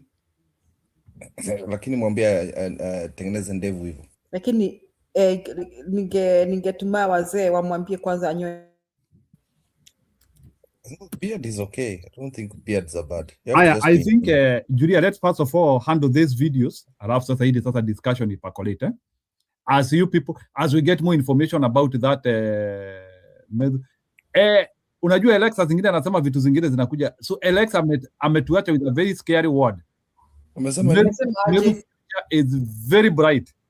Yes, that young man's future, I agree with Alex, is very bright. The way he came out today, we never saw that part of him. And Alex amecategorize Meru na Mother Karua na Kenneth Stanley Matiba Jindo. Those are the Kikuyus that they had the devils in Kenya. Yeah, na ile kitu imeniogopesha ni ati it might reach a level whereby they are even embracing with the Gachagua. I don't know. That one might take I don't long. think so. That one might take long. I don't think so. Because unaona bado kuna kingpin mwenye Gachagua ali appreciate. Anaitwa Uhuru Muigai Kenyatta. Uhuru being there is preventing anybody else from ascending to kingpinship. Okay? So I think your respect itaendelea tu. Each one of them playing their role. But Meru played a good game Leo. Sasa Njiru, as you go on, you asked me a question. What was Ruto feeling? Kwa nini keep sema? Mimi nisema Ruto alikuwa amekasirika, ameshikwa na kiwaru, hajui aseme nini, but he was helpless. I didn't even watch his speech. It was useless. Alisema yake alijichanganya. All those barabaras Meru alisema, alimention hata akamention kale kajika kwenda kwetu. Ati atakaweka rami. Kitu hapo. Jiru. Kuna kitu alisema kidogo. Alisema atakaweka rami. Alafu akasema ati kuna Nyandarua University, sijui shule ingine hapo secondary school itakuwa Nyandarua University. Je, natoa bilioni ngapi? And then finally he said, watu wa Nyandarua nimewapea bilioni. Yani he said things that were not connecting. He was confused. Calvin Kenyatta ndiye ananifurahisha. Calvin Kenyatta anasema ati Meru bibi tusi Gachagua hapa saa hii. Alimwambia uone. Umeona vile Peter amesema hapa ati Meru achukue bibi yake. Yani Peter Mbuthia anasema ati mimi nataka kupea Gachagua bibi yangu. Naye nani ataenda wapi Dorokazi? Ama Peter Mbuthia unataka kusema Gachagua deserves everything. Mwambie kuja hapa tuambie how is that possible. Peter Mbuthia, that is too much. Peter Mbuthia mwanamke anasema hivyo, ukisikia mwanamke anasema hivyo, asha give up na maisha yake. I think Peter Mbuthia ni Masai. Unajua kwa Masai, mtu anaweza kuja kwa bibi yako anaweka mkuki hapo nje, alafu anaendelea tu na kazi. But I think by there are they the same age? Because that's the only. He's so impressed with Gachagua mpaka anampea bibi yake. They could be, yeah. Gachagua is 61 right now. If Peter is the same age set as Gachagua, that is allowed in the Masai land. Unaweka mkuki hapo. Ukiona unatoka tu unaenda kunya busa yako narudi baadaye. Wacha tuambie Peter Mbuthia, if that's what makes you happy, we agree with you. And if bibi yako doesn't mind, tunakubaliana. Somebody has said that Ndindi Nyoro is dating Sharini Ruto. Naye kwani Sharini Ruto ametafutwa na watu wengi aje? Nani huo? Ndindi Nyoro is dating Sharini Ruto. Somebody has said that. How can you unaweza aje kudate kiatu bana? That's just you ni kudowngrade bana. Kwa nini unaita mtoto wa mwenyewe kiatu? Wewe ni kiatu. Hiyo comment I saw it somewhere. Meru always makes fun out of marrying a beautiful Mukorino girl. Oh, okay. But Ruto must have helpless. Yeah, he felt helpless, and he was thinking ataenda hapo Nyandarua wasome. What I think Ruto alikuwa amepanga Gachagua asiongee na kina Meru, lakini haikuwezekana. So he was thinking atapata nafasi wakiwa na wenzake wawasomee alafu hiyo kitu ishe tu hivyo. There are already blocks, and it just happens that Meru was the Nyandarua senator for that region. The local MP alikuwa MC bana, he embarrassed himself. That guy is not coming back.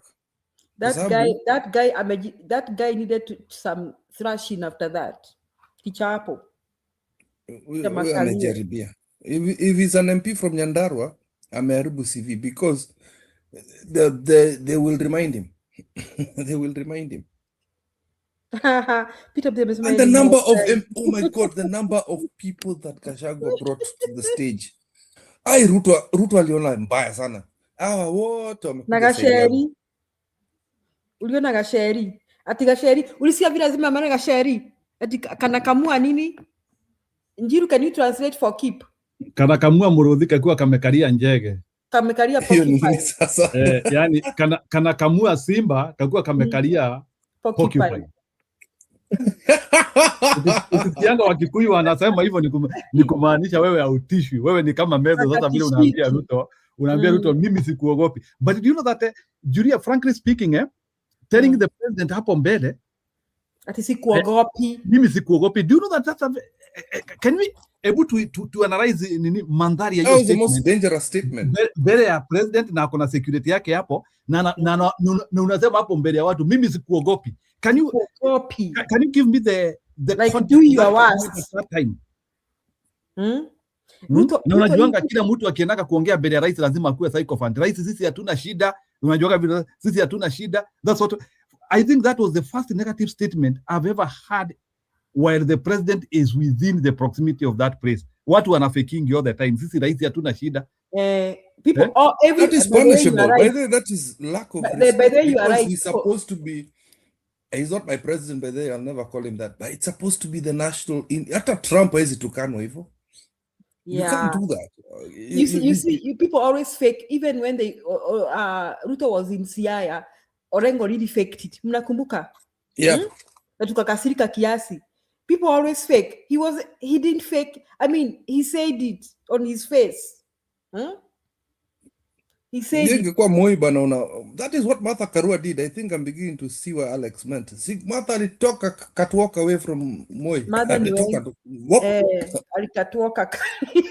know, the more you analyze that statement, the more you come to the conclusion that Methu played his part very well. And he was more surgical than anybody. I told you, the only person that had a speech that made, afterward, the president only concentrated on Gachagua because his fight on Gachagua was on the podium. But what he didn't know that the fight was left for Methu so that the president concentrate somewhere else. After saying, Mimi sikuogopi, there's one statement they kept on telling the president, we maliza, lakini uende. How many times did they tell him that? Think about sikuogopi, lakini ukimaliza, kuongea, uende. Think about that. Being a president, being lectured like that, we ongea, hakuna mtu atakukatasha, but ukimaliza, uende. Na sikuogopi. Those two statements will haunt Ruto for a very long time. And Ruto only replied to Gachagua. He forgot where the real fight was. And the fight is with Methu. Methu is like Sifuna. Last week, Sifuna just went in a low-key thing, Mukiza Kituya akaenda akamweka elder huko. Sahili is a Bungoma elder. And that really scared Baba Waroma. And what I'm telling you is he's not going to dethrone Gachagua with a fight. Very soon, the baton will be passed to him. Like David, he will be a long time before. He will be anointed. But taking the realm will take a long time. But the anointment is going to come very soon, just like Sifuna has already had it. Naelewa. There is something ambayo Moses Kuria said a couple of years ago. I still hold it to be true, that the nature of Kikuyu politics is they don't have a vacuum in their leadership. They know how it's going to transit. And that is why Gachagua was able to fill that seat so quickly. Not because you people chose him, because Kikuyu leadership has no vacuum. And like the Luo right now has a big vacuum. You are going to see now the attack on Methu is going to be more vicious than before. Why? Because they forgot about him during the funeral. But take a step back as you have asked that very question. Njiru umeuliza, unajua ni vibaya sana kuambia tu rais with all his security na kila kitu. Mimi sikuogopa. He did not say it once. Every time they interrupted him, he came back and said the same statement. Do you think he was stupid? Wanamuinterrupt, anarudi, anaambia tu, mimi sikuogopa. Why was he doing that? The boy read the politics on how to agitate Ruto. And they know Ruto so much, and they were able to agitate him. And as you say, Ruto hakukasirika sana wakati alikuwa huko.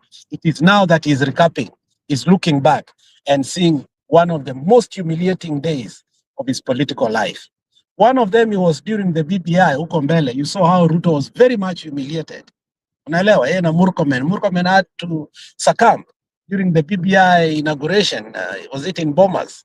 If you remember that scene very well. But today, again, him being a president, he was totally humiliated. And I think Gachagua was well prepared for that. Gachagua was lying, he was playing good, but at the same time, his attack dog, Methu, did a very good job. Go back and listen to Methu after my comments, and you will see Methu was surgical.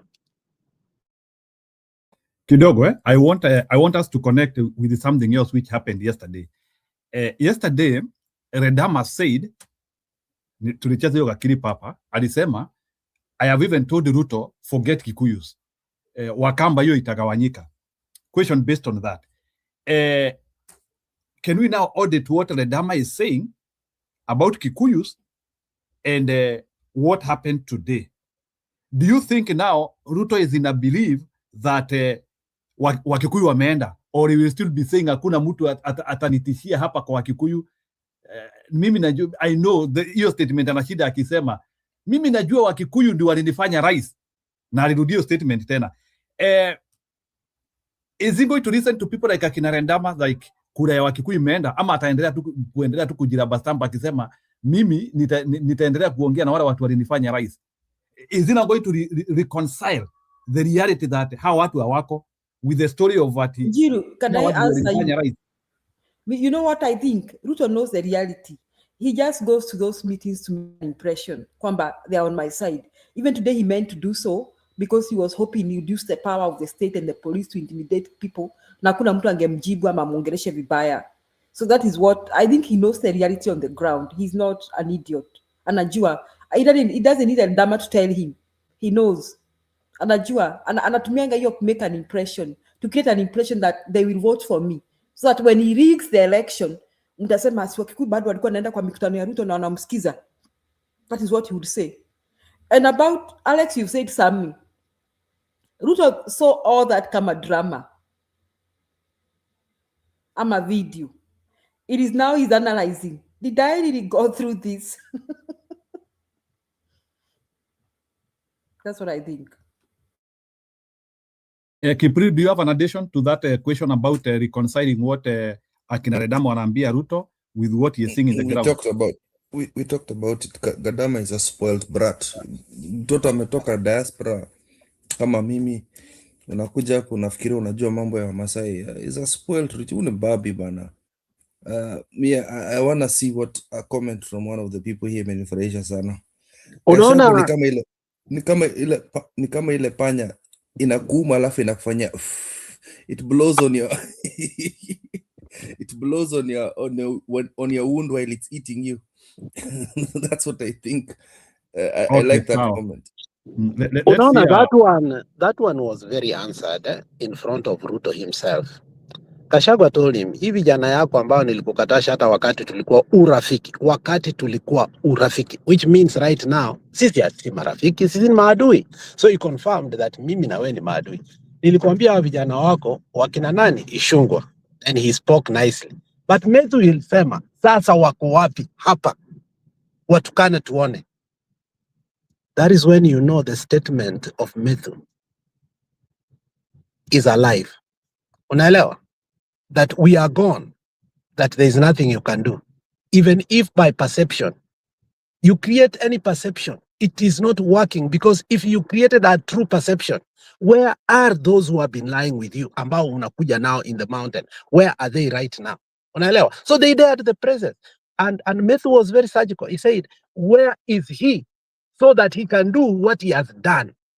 And Gachagua was very categorical. He said, you are not abusing me. Unatukana jamii yetu. Unaelewa? So included it and say, hiyo jamii ndio imekukataa. So Ruto is now very aware that, the perception that he was trying to create, maybe to steal even 10 to 15%, it's not working. Why? Because he's a attack dog. Ye mwenyewe understood through the intelligence. He chickened out. So connect it what Ledama said. Wakikuyu wameenda. Is it true or not? Confirmation. If it was, mnajuanga Kimani Ichung'wah, even wakati anapigiwa kelele juu ya gari, he will continue talking. You know him. Weka the last clip wakikuwa Kiambu, anapigiwa kelele lakini anaendelea kuongea. Why would the same person who knows how to force today will not be seen at all? He understood that time has come, that if he continues to force, especially in a funeral, I think that will be irreconcilable completely. And he played good politics by evading it. Thank you. Okay, so before I bring Mkenya Mukora, hii ni yenyu wote watatu. Mkenya Mukora, relax kidogo, I'll bring you. Let's talk about Kindiki future in the same as well. So based on what happened today, can Kindiki be able to create his own niche? Ama tu Kindiki ataendelea tu zenye yako? I think I answered that a long time ago. Kindiki, from the statement he did about a week ago where he was saying we need to be polite amongst each other, we need to be brothers, then he reverted it. I said, Mr. Arch, I think he was told by Ruto, you have to keep attacking. Kindiki, I think there's going to be a point in time he needs to rebuild his relationships with people from Mulima and regain his political future. And his political future, because I'm a Jaribia, is there's only one way. It's similar to what Kalonzo did. What happened to Kalonzo? What happened to Raila Amolo Odinga?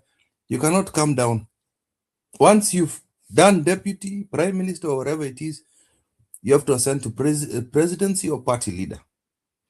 So Kindiki, what he needs to do is, if he's planning to play politics in future, as Kindiki, he has only two options, either to run for president or be a party leader. And once that has been established, because he can't be governor, he can't. That's just impossible. That's a waste of time. He has to come and the way he had started last week, kusema pole, kusema kwamba ni siasa, he has to talk politely, he has to toe the line, especially before the real campaign starts right now, before he's kicked off, because he's not going to be the deputy running mate of Ruto. It's just impossible. His future is done. Everybody knows. Uliza mtoto wa wapi, Kindiki is not running mate for Ruto. Hata na dawa. There are so many picks that Ruto has. Kuna Joho, Gachagua listed them. Kuna Joho, kuna Anne Waiguru, kuna Gladys Wanga, kuna he's got his picks.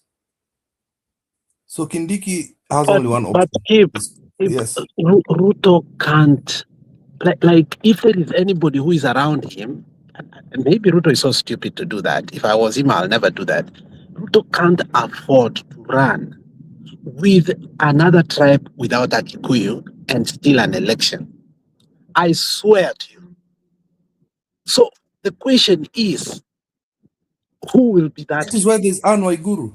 That is why there's Anne Waiguru there. That is the worst mistake you can ever make. You have no constituency. Anne Waiguru is a floating element. Okay. I think he has no option. It's like Moi era. Moi had no option. He just fires Saitoti, and then all of a sudden he finds himself in a dilemma and just handpicks him again in the market. Let me tell you, this Kindiki issue is going to be so difficult for Ruto. I'm telling you, Ruto, like, honestly, how do you go to an election whereby you've been rejected? He hasn't bagged the Luo nation. Orengo is giving him a headache. He knows He's playing perception politics. Had he gotten totally the Luo nation into his hands, then he can make that mistake. He knows he's playing the politics of perception. So the only way to continue those perception again is to run with a Kikuyu person.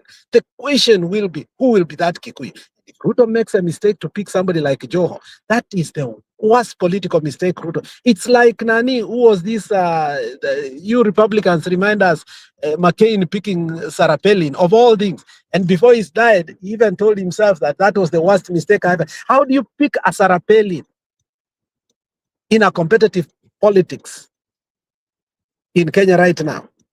No. Waiguru, no. Okay, so Julia, do you want to react before I bring the two visitors to the same situation about? Do you think? Do I think? Come again. About the issue of? Do you think now Kindiki can now start putting a loose hand in the Kenyan politics because siasa yake ni kama haifanyi job? I don't know. Kindiki would be replaced with who? That's what I'm not able to decide because, like I told you, Njiru, you asked me a question whether Ruto is listening to Akina, those who are Oldama, telling him that Kikuyu imeenda. He knows the ground, but he's playing a perception politics. He is trying to create an impression that the Kikuyus are on his side. Sasa atafanyaje? Atatafuta nani ndiye amsaidie to create your perception? Probably Kindiki is still there. Probably. That's my take. No, but Kindiki his politics is not working. Unfortunately, so it is not like they want it to work.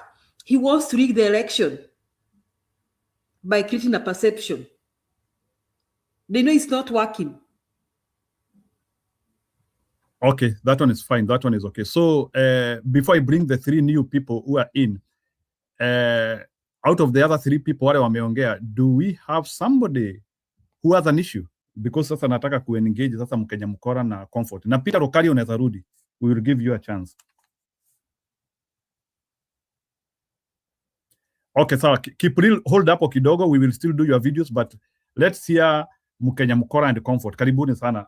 I think you have been following the video, so I don't need to ask so many of the questions. So Mkenya Mkora, roll in, please. No, you can ask. I was here earlier. You didn't invite me, so I disappeared for a little thing because I had to do something. So, okay, let me ask you a question. So, based on what happened in the barrio today, I know you must have watched a little bit. Yes, I did. Yes, based on what happened to the barrio yesterday, can you tell me what do you think will be Ruto's attitude moving forward, especially while approaching Mlima Kenya? Actually, let me, if you don't mind, let me just start. You know how I normally start with my things, and then I'll come to my analysis. Where mlikuwa mumepangia Ruto nini? Mulishikana wapi mukaenda kusumbua Ruto? Zero. That's for you. Okay, fine. Go ahead. All right. Because what really happened is what we had been speaking. Let me start with Gachagua and Medu so that I can finish that topic real quick. I normally write things. Gachagua and Medu, what they did is what Kenyans have been speaking. And I don't understand why Kenyans do not understand what people are talking. I mean, the politicians do not understand what people are talking. These guys just came out outright. No break, no nothing.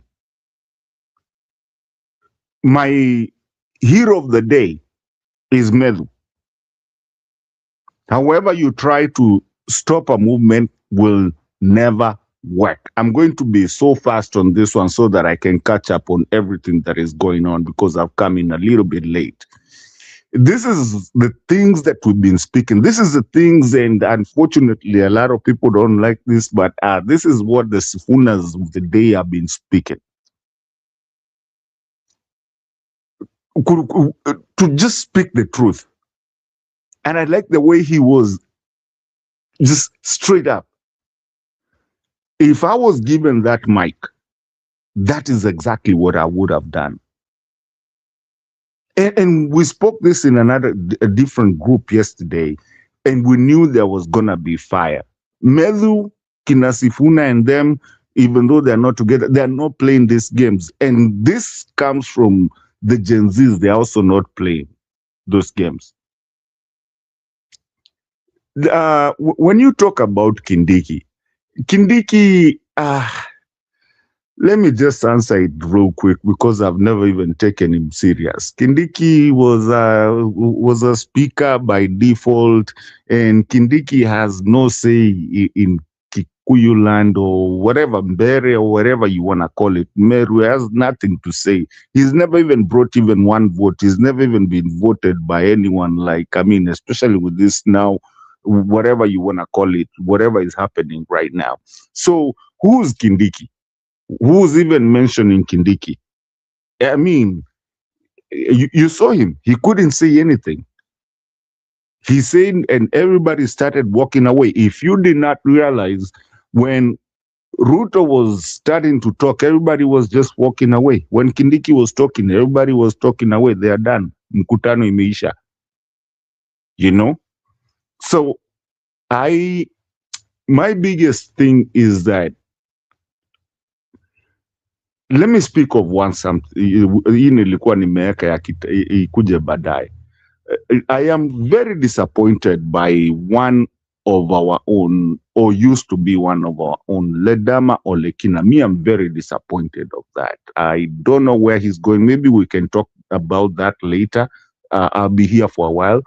But as I finish my starting, I wish Tony was here, but Nani uko hapa Njiru. Yesterday I told you the numbers were 1.5 of Tukokadi. As of today, they are at 2.1 million. I just looked at it. So these guys, they are smart. They are very, very smart politicians are looking at these numbers, and they're realizing that the country is moving a different way. Central Kenya is already gone. There's nothing there to even talk about. And I don't see anywhere else to talk about. So when Ruto comes and is being asked about some roads that he came and fulfilled, what have we been saying? We've been here saying kutenga, tenga, tenga, tenga. And when he's questioned, he gets very mad and starts saying, nitakuja, kwanza tumeweka bilioni mingi. I don't know how many billions. I think I can go back and get you those numbers. I have them. It's just that they're not in my book right now, where I have written this. Njiru, kwani have we and panelists and people who are listening, have we not been saying that this guy gives empty promises? Why, when he's cornered that barabara sijui ya kutoka wapi kwenda wapi kutoka wapi, he can't answer. He just comes up with some lethal force saying, na mweze niambia nisiende mahali, nitakuja kuwaekea, nitakuwa nimemaliza. Isn't he the same guy that told us tukitoka Christmas barabara itakuwa imeisha? I mean, how dumb can we be, and how really can we let people, even hata watu wa Mike wenye walikuwa wanazimia nani Nyoro, why would they wanamzimia Mike kwa nini, and they know it's the truth? Let me pause there for now, Mr. Chair. Okay, sawa, thank you Mkanyamukora. I will loop you ahead. Peter Gekadi, you can return. We will give you time. Madam Comfort, how are you? Good evening. Oh, okay. Hi. Yeah, hi. How are you? Yes, how are you? Good afternoon or good evening. Yeah, good afternoon. Hi, everybody. How are you doing? Yeah, thank you very much. Welcome to our show tonight. It has been quite a time. Yeah. Tulikuona tu ile siku ulikuwa kwa mkutano wa Karonzo, halafu ukapotea, sijakuona since then. But I think today we have a lot which is happening. Can you react to what happened today? Oh, that speech was so powerful. It was, I really liked it. I really liked the way he said it. That guy actually is not only political, He's not a political scientist, but also an orator. He knows how to punch and when to punch. It's almost like an art. And talking like that in front of a narcissist, I'm sure inside Ruto's body everything was boiling, everything was flying all over. If he had a gun, he could have shot people in the leg or somewhere. But yeah, I like the speech. It was it kind of protected him. That was a very good move, because what I was hearing from the Mombasa people and people generally, the people who are eating, not eating, his true story about the NIS and the DCI and that 500 million, that was true. And then how they tried to cover up things as well. When one day was busy buying a house of the same amount, 400 million, within the same week. But they were really after Kashagwa to be arrested. They've been looking for anything to arrest him. But they keep forgetting he's a truthful man. He talks from information, clear information that, I'm sure he just makes sure that the not from hearsay. Yeah? There is information. Yes, and it's hearsay. just facts, because after people make noise, then they keep quiet, because it's the truth. Even Trump told us, yeah, the money was stolen. Trump. So I think they're beginning to. I think what might happen is that Ruto may start purging people from the inside. He wants to know who is this, who gives this information, but I don't think he'll find the people. But when I turned on the television, I was a bit confused, because I saw like the method was people are being refused to enter. It was a bit confusing there. But what I like is that he went the day before and spoke. So these people got nervous because they couldn't attack him on his way there, the entrance, but they tried to get Meto. But what is now shocking me is the wife of the deceased. What was all that? Me, I always fear our people and money. Money can make you do anything.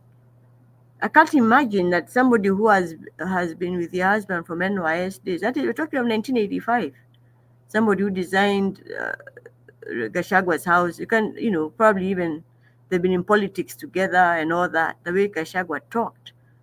Then the wife doesn't even introduce him or say anything. There was something that just concerned me. And I hope it's not a matter of money, because I know everybody has a price. And when somebody has like over 50 billion. But then when you check the most richest people in Kenya, Ruto is there, but his sources are unknown. I found that interesting. No other people like the girl of whatever House of Manji or those Indians, everybody has got an industry behind them. Then it came to Ruto, his sources is just unknown, over 50 billion.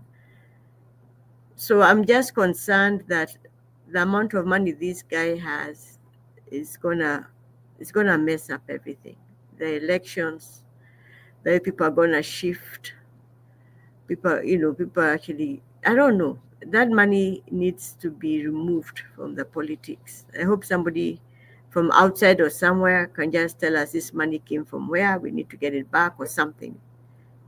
That's my concern. Yeah. So, what do you think now is happening to Ruto, our brokers in Mount Kenya? Yeah, like those people who are like who are thinking like they can be given money by Ruto in Mount Kenya, and maybe they go and buy people. Do you think now they based on what we are now seeing, do you think they have courage to approach Mount Kenya people and actually promise them to Ruto? Well, there's double messaging. You're told take the money, but do the opposite. But at some point, it's going to be very, very, very tense. You take my money, you turn off the phone, and then I still see you on the street and I'm carrying the gun. You're not. I don't know. But I feel right now, when I think of what's going to happen in less than 2 weeks, people might shift away from politics. Politics will not be a priority. For real. When now people are not even getting enough gas, people cannot even move from A to B. Things are going to change so drastically in a bad economy that actually people may not focus on what's happening on the politics. Only the few who are able to have the bundles, the time, and the options. But the majority now are just thinking, what am I going to do next? Things were already so bad. Now without gas, without petrol, so they call it. Without petrol, it's going to be another thing altogether. You know, small changes in just unga. Now imagine things going up by 30-40%. What's going to happen? If your daily money comes from a Duthi and you can't make 500, because that's a quarter of a tank already. That means it's not a business anymore. Just think what's going to happen. All over, you know, it's not something that's going to creep. It's just going to be in front of us the next 2 weeks. And Madam Comfort, I think people will disengage from politics, and that is going to be dangerous because then it'll give people not. Madam Comfort, can I engage you on that, please, with your permission? Yes, go ahead, sir. You remember we had spoken about this, that politics is going to be a very expensive affair to be in it. It's starting to show itself. You remember we had spoken about this, that people are going to really, especially with the generation and everything that is happening right now in the whole world. Remember we had that conversation. I've been telling people, and I wish you can reiterate that, because maybe you can make it outrightly very better than we had spoken. Well, I know what you're saying. Yeah, just to correct a little bit, I'm not talking about the expense of the politics, which is, of course, is one thing. I'm talking about the interest or even the focus on that. It's gonna be people. The priorities are gonna change in the next 2 weeks. We'll not even have people even having time to come and listen, or even to, I don't know what's going to happen. There's something, people are going to probably disengage for a time, and that is going to cause a problem. Either that, or then the people with excess money, as you're saying, might take advantage and buy off everything possible. Back to you. Alafu Njiru, before you go ahead, I'm sorry. Ask our panelists what they think that this Ukura, the Tuko Kadi, how they got to one. Today is 2.2. As I'm looking at it right now, it's 2.34 million. Okay, fine. We will handle that. Let me have Mama Comfort help me understand something. So, Mama Comfort, Ruto was there, and the speech is epic, especially from those Mulima Itungatis, and there is all that tensions environment which you can see there at that time. And Ruto is there pretending to be very humble and also listening, behaving like a cool kid. So help me understand, when Ruto is there and these guys are embossing their authority because they know the people are behind them, what is happening inside the Ruto thinking at that time, when like people like Akina Medu are doing those sharp rhetoric, Gachagua is there doing those sharp rhetoric, and Ruto is there seated, commander-in-chief, with all that security. What is he thinking at that time? Of course, he's thinking of how he can even just kill them on the spot. Narcissist. It may not be today, but he's not going to be obsessed with getting rid of them. They don't care what can happen. It is that's attacking their ego, their everything.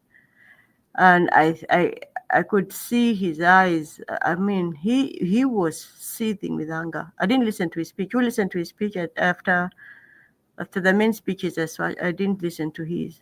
But if you start it is disconnected. You will not even pay attention. It could disconnect it completely. Maybe then that's what I was hearing, because I tried to look for it there. I thought, he's talking about this? It could be an old. I think it's an old clip. I don't know whether what he was talking about. He was so confused. I think Julie. You're saying you build those roads. Did you say that? Sorry. Did he mention the roads? I had left that. Method was saying he built so many roads. Then he said something like you build. His main talking line. Let me give his main talking line. Keep. The main talking line ya Ruto ni ile tu aliendelea kuinsist the other day when he was in Nyeri, saying that hakuna mtu atatupangia vile tutaongea na watu. But there's one thing I noted, that Gachagua, they went with their own system. For the first time, you could hear the people cheering. And I think when Ruto even does those things of his and a few people are cheering, maybe they even do some mixing and add some other people clapping who are not. Comfort. They cut the internet of the opposition. They did that. I was watching it. They cut it and they let it to be the government's. I was watching this thing completely on live. They cut all the opposition, because the opposition has their own systems, and they come with their systems, and they have their people, the photographers and their videographers and everything. They cut all that, so we all had, including more, had to go back.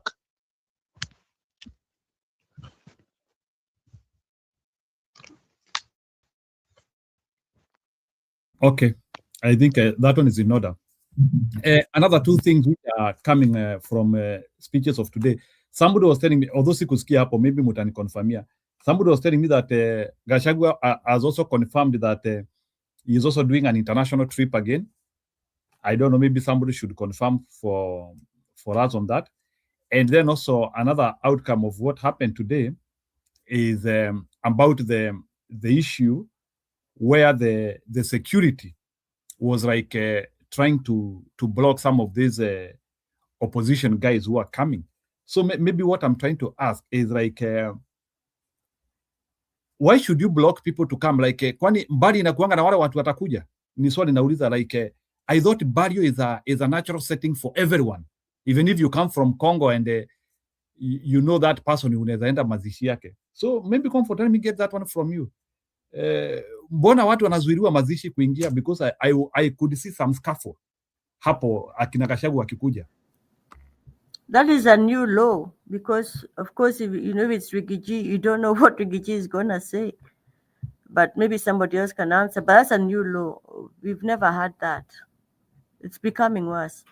I don't know what's gonna happen if we have still a year and a half to go. Maybe somebody else can answer. I'm a bit busy here, but I'm listening in. Okay. That one is okay. Somebody is confirming. Gachagua said 2 months. So I hope opposition will not suddenly.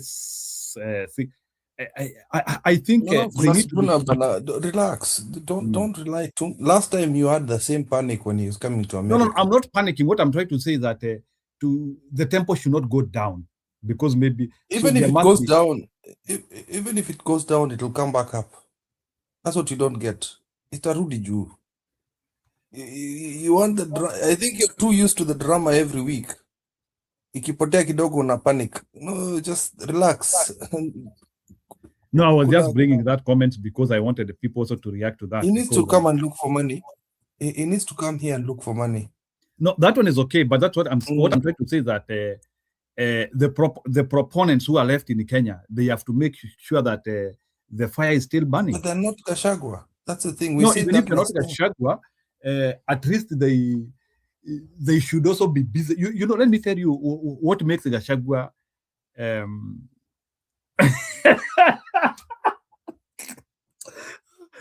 So what makes Gachagua effective is frequent talks. Like every Sunday you expect him ataongea, like mazishi you expect him ataongea. So what I want the opposition to do is that they have also to be available. Like they have to make sure that every Sunday kuna kakanisa wanaenda. By the way, they're effective. Mazishi iko karibu na kwenyu, you have to attend, and that's where you are giving salvos. So that's what I'm trying to say. Like watafute places za kuongea bana.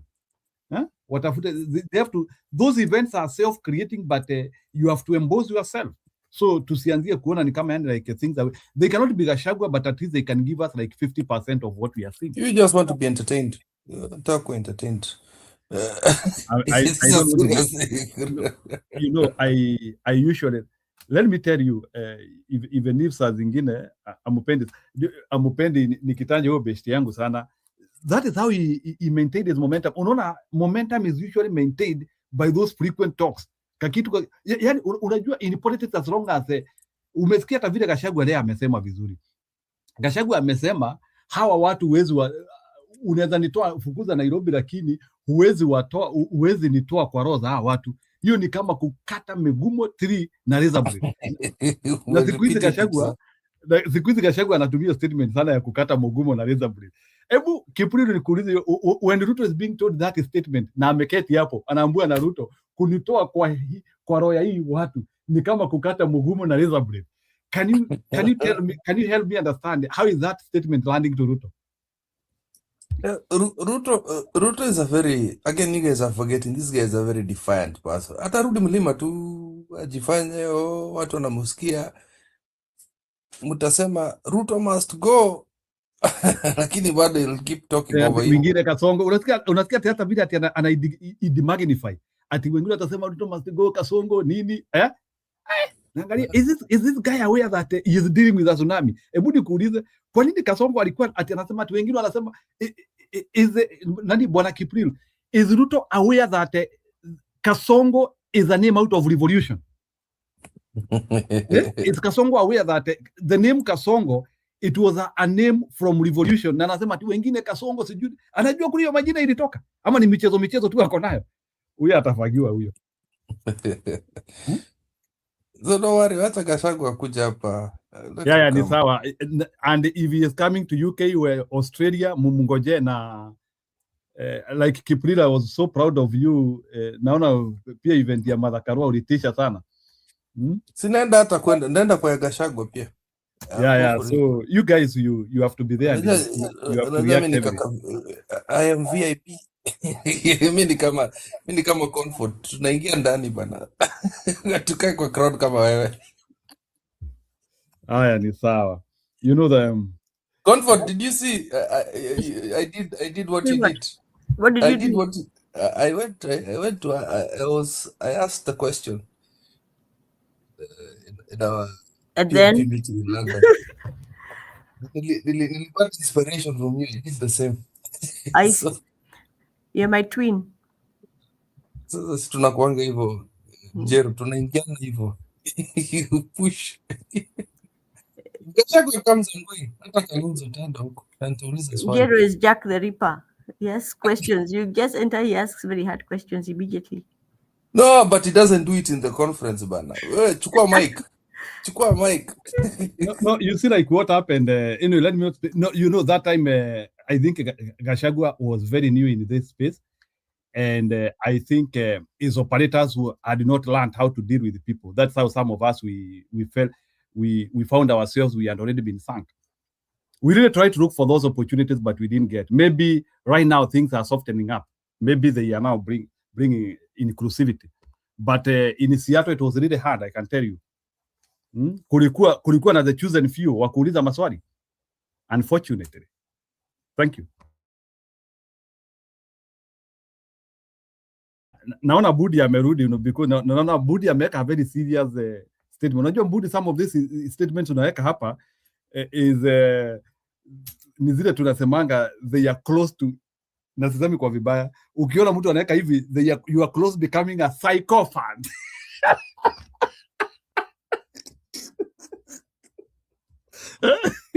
Sio kwa vibaya.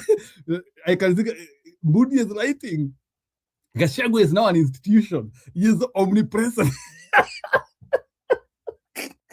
Okay, react to yourself.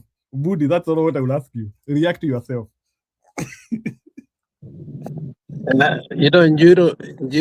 Njiro is basically telling me that now masquerade as a psychophant, we can listen to you. My friend, wachana ya mchadha. But anyway, it's true. Gachagua, whether he be in Kenya or out of the country right now, I mean, Gachagua doesn't need a position anymore. Gachagua has grown beyond a position, and the role that he's playing, ndio inafanya hata issue kama ya mafuta, if he has not spoken. I told you yesterday, Uliona, I mean, many people have spoken about the issue of the oil scandal, but all the primetime news, I mean, it's what Gachagua said, how he got the information, how he did, the DCI was replying to him and warning him to tone down. Why would a whole DCI, respond to you?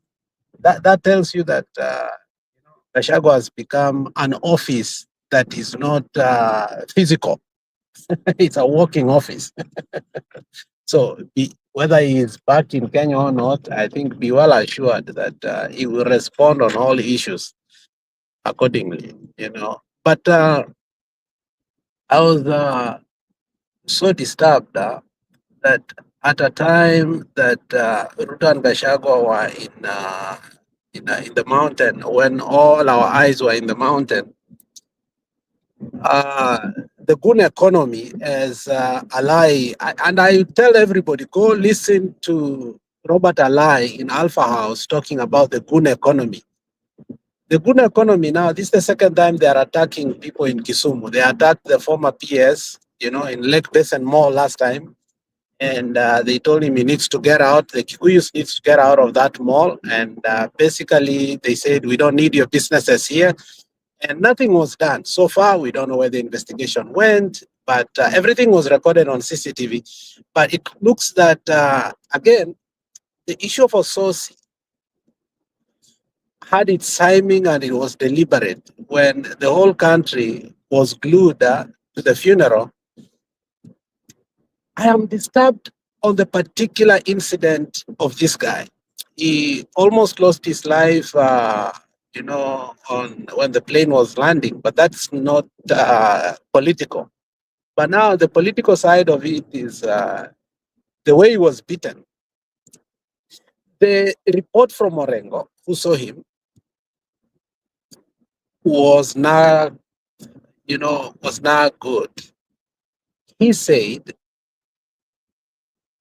his face has been distorted and he has been beaten everywhere.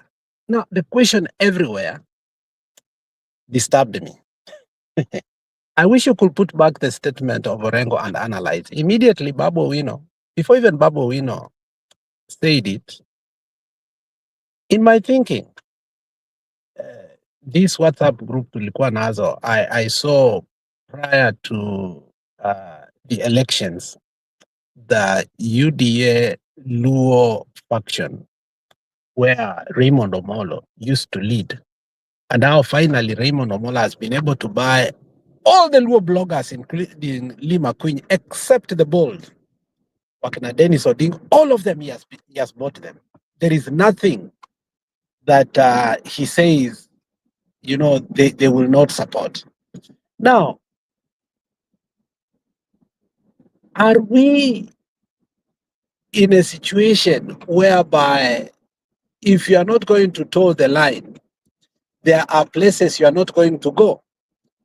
Now, what does that tell you Ruto wants to do with the Luos and the Kisumu factor? Now, are we going to get to a point whereby we'll start to isolate and blame the Luos for actions of Raymond Omolo? Are the Luos going to speak up and say, you know what, Kisumu Airport is a national airport that is being used by the Western region, and anybody, including dignitaries who come through there, should not be harassed? Where are we politically now, you know, given the fact that, you know, we have essentially accepted that we are a goon economy? In broad daylight, the senator was beaten with CCTV on, recorded, they were not turned off. He was taken to the hospital. Those people are known, they've not been arrested. And Babu Owino has alleged, and they have said the buck stops at Raymond Omolo, and he's willing to go further and say how it happened. And the Minister for Internal Security is very far, very mad. What is the future and the security of the opposition if that is what they want to normalize? Are they trying to scare us? Are they trying to intimidate us? Are they trying to show us that, you know what, Liwe Liwalo, we are going to kill you? The issue of Ososi should be discussed more than the issue of Matanga, because Matanga, that's politics. Now, security. Ososi has been beaten mpaka huko chini. It looks like hata haifanyi kazi, because Orengo was very adamant to almost say it openly. Are we going Na allow alipigiwa Ruto by to the do way, this. Budi you can tell us alipigiwa wapi and ni It's in a Acacia Mall, in a cave. I've been there 100 times. It is not somewhere that goons just walk like that, my friend. There is security from the very outside. Even it's a 3-tier security. So how did they get there? And even if they were to get there, if they were hired, why will you do it in the glare of the CCTV? What are you trying? Because last time the Kikuyus were beaten. Because when the PS was beaten, and actually, alihamishwa kutoka the Lake Basin Mall, and akaambiwa he doesn't need to go there. And remember the history of Lake Basin Mall. This is why Wandani used to tell that whether they like it or not, all the occupants, because Lake Basin Mall is the biggest mall in Africa, I think. At some point, walikuwa nasema it should be the biggest. I don't know right now if it's not. But Ondanyi at one particular time said that there should be no Kikuyu occupant in that mall. He is on the record saying that. Okay? And the CEO of Lake Basin akakuwa removed, wakaweka mwenye walikuwa nataka, because there was a tango and Uhuru chickened out. Now the question is, what is Raymond Omolo trying to prove to us? Is it showing us what we expect and anticipate right before the election? Hiyo kitu imenisumbua sana.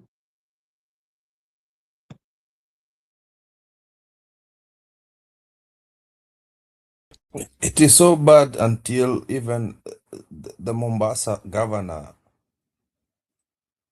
attacks journalists, sends boys to attack journalists by sodomy.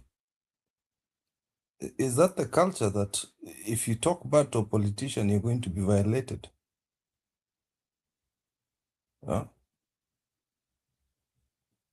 And we just brush it off as Kenyans that goonism is normal. It's part of our lives. It's very serious. I think goonism is advancing with the time, and I think it has reached that. Maybe we can analyze because unajua Bereni wamekuwa akileta magoons kwa maralis. Now they have started individualizing goons to go and attack a specific person. Maybe kitambo wamekuwa wanatumwa kanisani, wanatumwa kwa event. Now it looks like they have now said they can actually send goons to you, not to us. And that is a difference.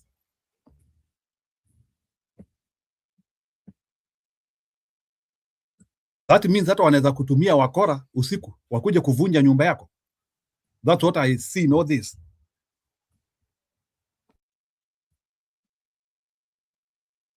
Julie, are you there? Yes, I'm here. Can you react to this issue of Otosi na vile nasikia amefinywa kabisa na wakora to the extent that he is unresponsive? I'm hearing he is unresponsive, like he was bedridden, no energy, the face has marks everywhere, sehemu nyeti imeguzaguzwa. What's all this? Me, I don't. When I hear Alex saying, I didn't know there was a previous attack on somebody. Now, I kind of have my own thinking about politicians and their arrogance. I don't know what they expect to achieve with attacking that senator. But like I said previously here, kwamba already there was a rift between the Luos and the Luyas because of this Sifuna thing. And now they are digging a hole inside that rift. If they thought they were going to achieve a milestone by intimidating Notsotsi, then they have just created more enmity between the two communities. That is one. Now, do they really think that this is going to get anywhere? I think we have had too much violence in Kenya, not forgetting the Gen Z deaths and abductions and all that. So I don't think the violence is helping Kasongo or any politician. I don't think it's going to shut people down. That's my take. I don't think people are going to shut up because of that. And my take is, after Gachagua called out Ruto today and reminded him that he knew that Ishungwa was planning to attack them tomorrow. And then Gachagua went ahead and said in Kikuyu, na ati Ishungwa amepewa pesa na Ruto. He said that in the presence of all those people. So if there's someone who was translating to Ruto, tayari alimwambia hivyo. Now, questions are, is Ruto aware of the plan to attack Osotsi? Was he aware? Was he behind it? Okay, let's say he was not behind it. Was he aware? Okay, let's assume he was not aware. Do you think he'll do something about it? Now, what is Ruto thinking going forward? That the violent attacks going to help him intimidate Kenyans? No. Unless he's planning to use that to prevent Kenyans from voting, probably. How much is how much? How much is enough? So those are the questions that Ruto needs to be asking himself. Like, will this give him back the second term? Or Kenyans will become more violent too? So this story of sourcing in mbaya sana. Now, those Luo politicians, they need to know it's not going to help them to making things worse. It just made things worse. It just balkanized the Luo community against them. It just broke the relationship that they had. You see, the ODM has been more of Luo party, and they had their stronghold in Western Province, and that's where Ososin and Sifuna are stuck in ODM, and they feel like, this is our party. And now attacking him in Kisumu, first and foremost in Kisumu, if they did plan it, they need to come out clear. If that Raymond didn't plan it, they need to come out clear, because it's coming out that they are the ones who attacked that man. They planned the attacks. And they cannot, it's not gonna go well. It's gonna give a very negative impression and impact. So we are here, we are feeling mad. We are getting mad about that situation. What about Western Kenya? How are they feeling right now? That's the questions I'm asking myself, that the politicians in Nyanza need to ask themselves. That's my feeling, Jiru.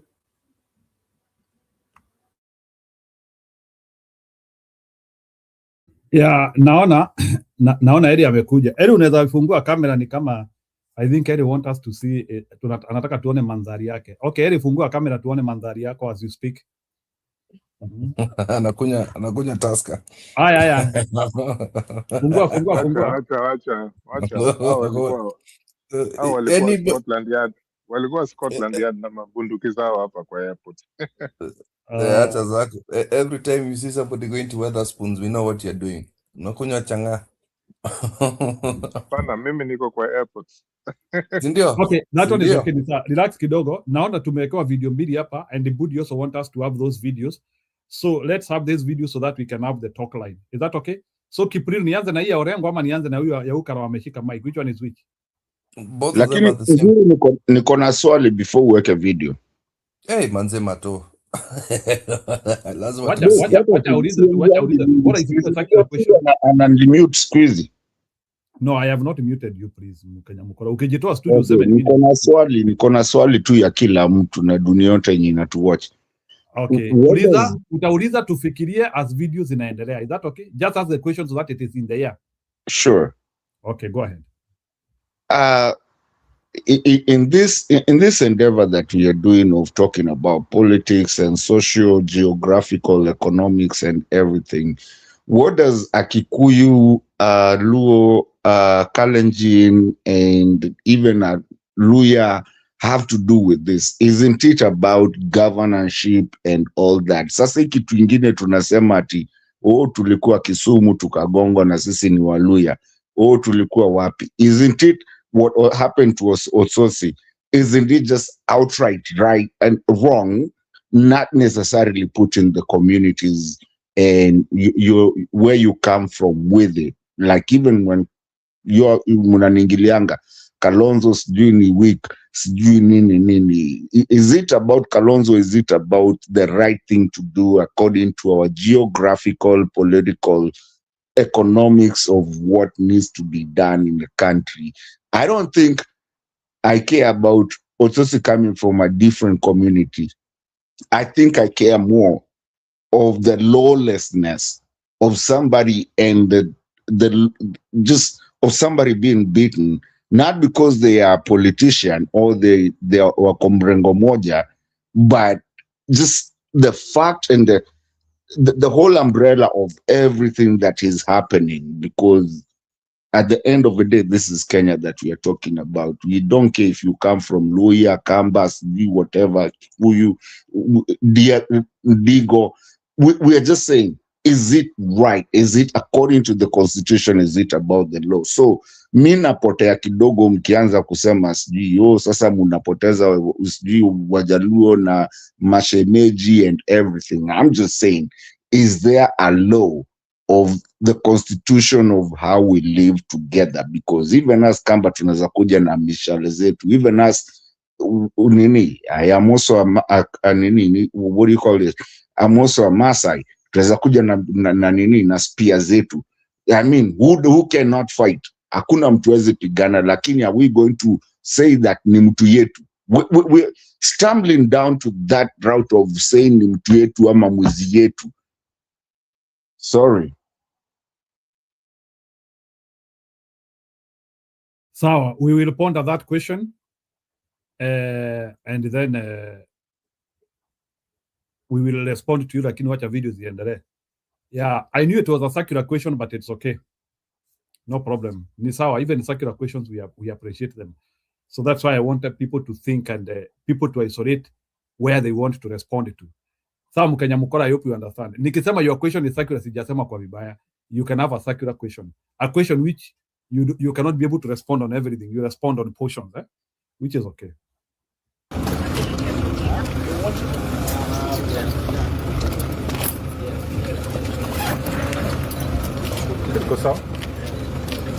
Thank you, gentlemen and ladies of the media. A very unfortunate incident has happened in Kisumu today in the early afternoon.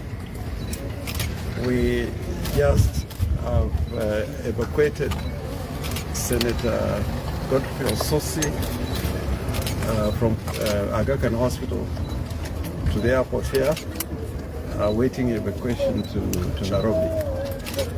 He is seriously injured. His face is completely disfigured, having suffered several injuries from a gang of thugs who attacked him in all places at the Acacia building, which houses the Acacia Hotel.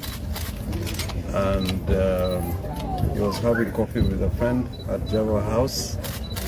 He had just had a haircut, and suddenly these armed young men appeared and attacked him together with the friend he was having coffee with.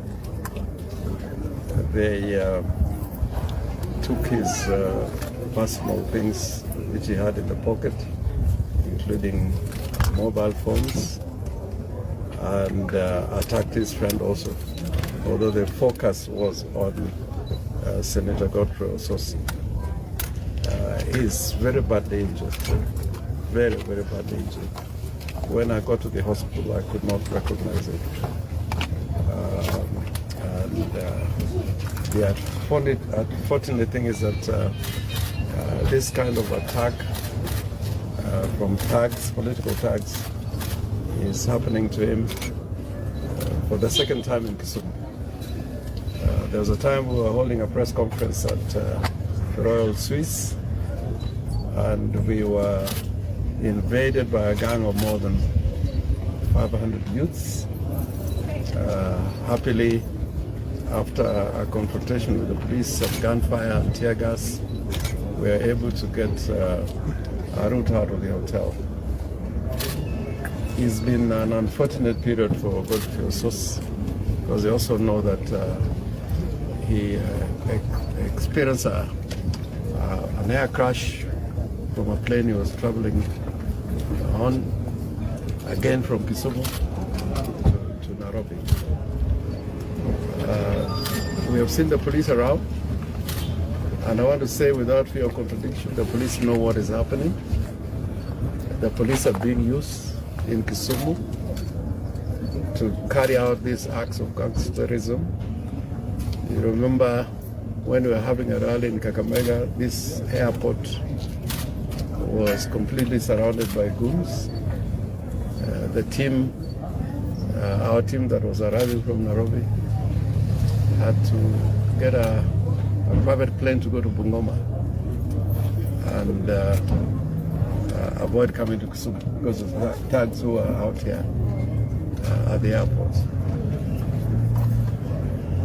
This is making Kisumu a small Port-au-Prince, that capital of Haiti. We want to make Kisumu a smaller Haiti, where thugs and goons rule the day, rule the city. And it's happening in broad daylight. And the police know about it. The police are part of the network. Because when they invade the airport, nothing happens to them. When they invaded Royal Suites, nothing happened to them.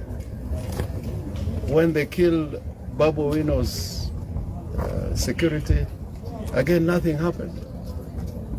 The same gang chased us to Kakamega and killed one of them in Vihiga.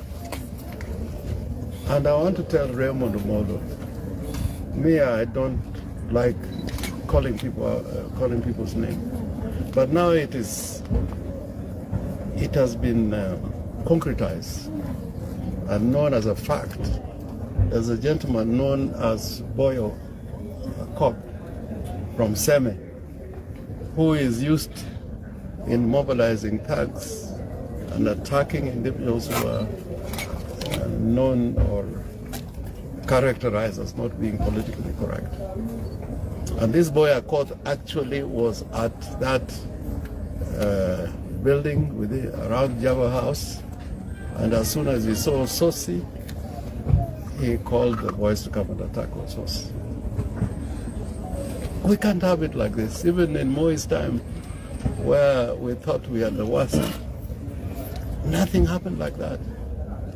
And Kisumu is a town for freedom. People have fought for freedom from this town. It's a holy city for fighters. Kisumu is like our home city. It's our Jerusalem, where people come to talk about freedom and fight for freedom. Now it's become a gangster town where people cannot feel unsafe. It's very bad. The other time when we were here at the airport, international airport, and they have 500 young people armed, waiting for particular individuals to try and get out of the airport. It is giving Kisumu a very, very bad name. And this is not the way to play politics. This is not how to make Ruto popular on the ground. It's the very opposite of what should happen. I'm saying Ruto because every meeting Ruto goes to in this region, the same Boya Court is the one who is used to mobilize people to go to those meetings. I had an experience of it in Usenge when the president came to Usenge.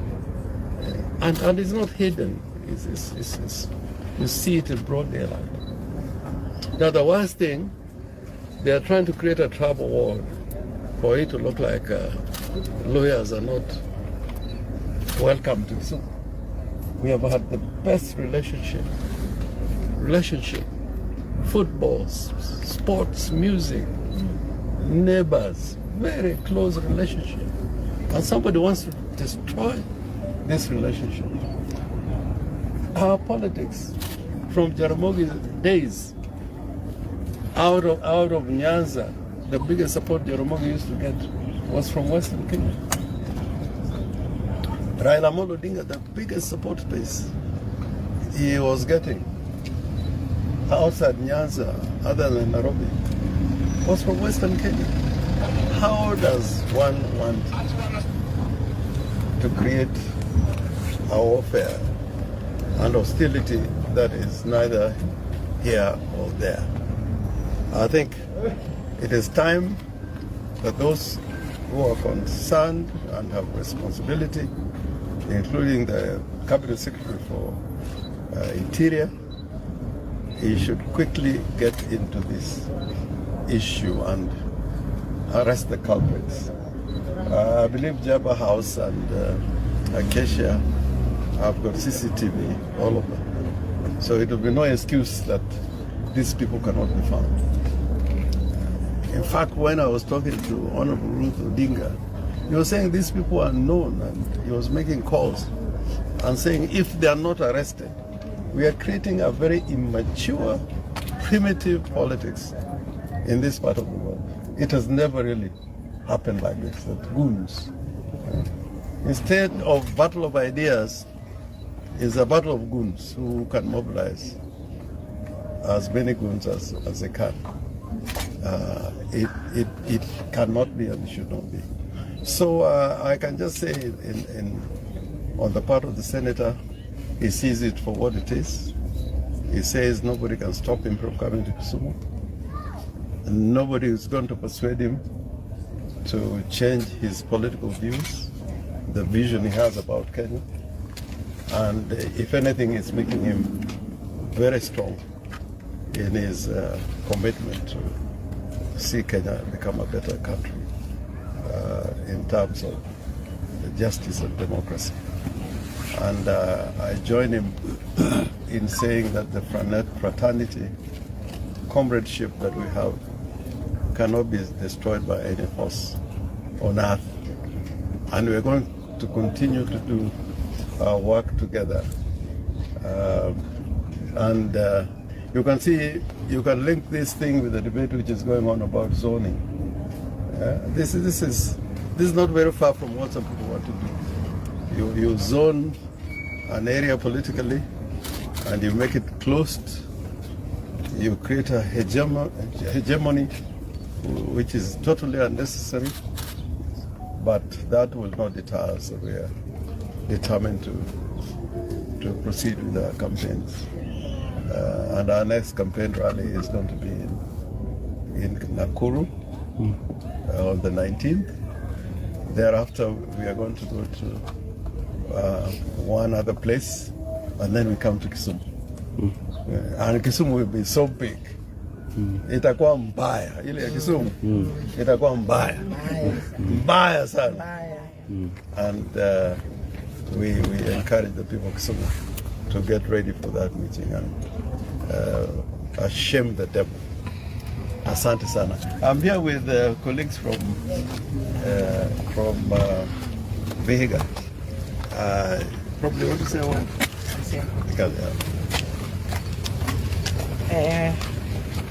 Kitu ambayo imefanyika leo hapa Kisumu hapo Java ni kitu ya kushangaza sana, kwa sababu seneta wetu alikuja Kisumu kwa shughuli zake, hakukuja vita.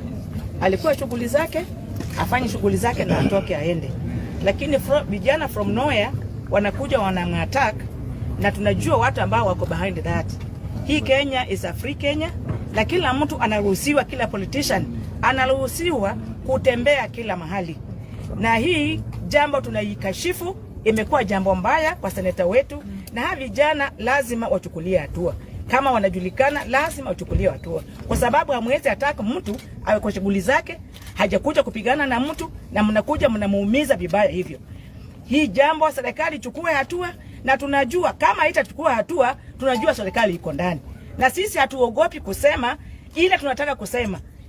Kila mtu ako na msimamo wake, kila mtu anasema mambo yake, na tuwe tu free kusema kila kitu. Na mimi naomba watu wetu wote, mahali viongozi wetu wataenda na rallies, iwe Nakuru iwe wapi, tuwaunge mkono na tujitokeza kwa wingi, ili wajue hii Kenya ni ya mwananchi wa Kenya, hatuogopi. Asante.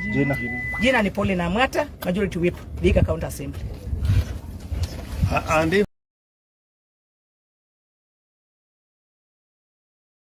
A senator is hunted in broad daylight, not in a back alley, but inside a restaurant. Tables shaking, chairs flying, blows raining down as cameras quietly record everything. Then, an accusation that detonates like a grenade. Babu Owino now points straight to Raymond Omolo. And suddenly, this is no longer just an attack, it is a test of Kenya's power, truth, and how far politics can go. His face is completely disfigured, having suffered several injuries from a gang of thugs who attacked him in all places at the Acacia building, which houses the Acacia Hotel. The latest update tonight is as raw as it is dangerous. A statement released on April 8th, 2026 by Embakasi East MP Babu Owino has sent shockwaves across the country. In a bold and direct claim, he accuses Principal Secretary for Internal Security Raymond Omolo of orchestrating a violent attack on Vihiga's Senator Godfrey Osotsi. No soft language, no political cushioning, a straight line drawn between power and violence. And then, just hours, the narrative shifts from allegation to imagery. CCTV footage emerges, captured inside a Java house at Western Mall in Kisumu. The video doesn't need interpretation, it speaks in force. A group of men storms in, purposeful, coordinated, some masked. They move like a unit. Their target is clear: Godfrey Osotsi. What follows is not chaos, it is precision wrapped in brutality. They strike fast, kicks, punches, drag him across the tiled floor as furniture crashes around them. The senator tries to shield himself, curling, crawling, instinct taking over where authority has failed. And the setting makes it even more unsettling. This is not a battlefield, it is a restaurant. Bright, public, ordinary. Staff in uniform are caught in the storm, some attempting to intervene, others frozen by the sheer speed of the violence. And then, the details that lingers long after the footage ends. Dark stains on the floor, believed to be blood. That image doesn't just disturb, it reframes everything. Because this isn't just an attack, it is a message that power, when weaponized, doesn't knock, it kicks the door down. They took his personal things which he had in the pocket, including mobile phones, and attacked his friend also, although the focus was on Senator Godfrey Osotsi. He is very badly injured, very, very badly injured. When I got to the hospital, I could not recognize it. The unfortunate thing is that this kind of attack from thugs, political thugs, is happening to him for the second time in Kisumu. There was a time we were holding a press conference at Royal Swiss, and we were invaded by a gang of more than 500 youths. Happily, after a confrontation with the police and gunfire and tear gas, we were able to get a route out of the hotel. It's been an unfortunate period for Godfrey Osotsi. Soon after, another image begins circulating. Godfrey Osotsi, no longer under attack but under care, lying in a hospital bed, propped up by white pillows. A bandage wraps around his lower face and neck. Medical equipment hums quietly beside him. Monitors, IV lines, the language of survival. It is a portrait of aftermath, of consequence. The senator was airlifted to Nairobi for urgent medical attention, an escalation that underscores the severity of the injuries. And now, the political temperature rises, because if the allegation made by Babu Owino is proven true, the implications are staggering. It would suggest that elements tied to the very office responsible for internal security could be implicated in political violence. Osotsi, is a co-principal in the Linda Mwananchi, a movement that seeks to send Ruto home in 2027. That is not just a scandal, that's a structural tremor, a crack in the foundation. But here's where the story tightens. As of now, there has been no official response from Raymond Omolo or the Ministry of Interior. Silence. And in politics, silence is never empty. It is either strategy or pressure building behind closed doors.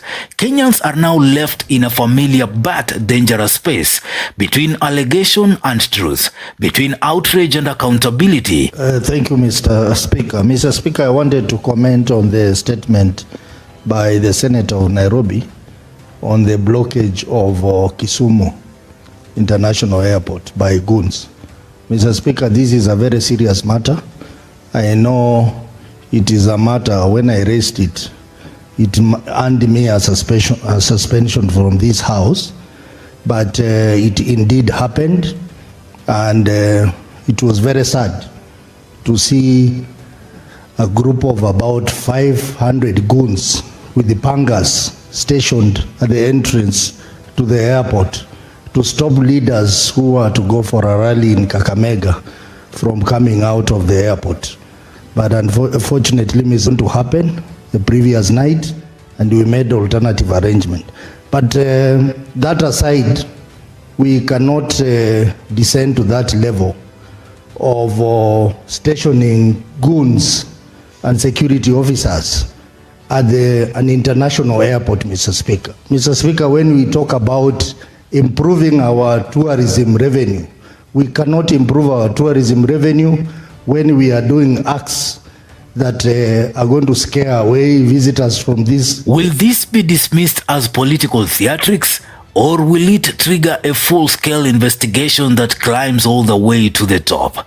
Because this moment feels bigger than one attack. It feels like a line being tested, a line between power and impunity, between leadership and fear. And Kenya is watching closely.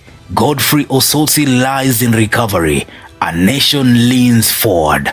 And one question hangs in the air, heavy, unavoidable. If those tasked with security are accused of unleashing violence, who protects the protectors? The truth is no longer optional, it is demanded. What do you think about the allegation by Babu Owino? Drop your comments. Newsroom, Maisha TV, Bushabi Jr.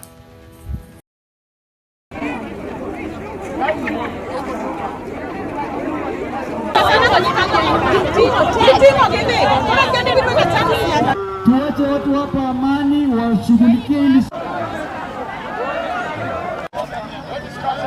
Wende wapi?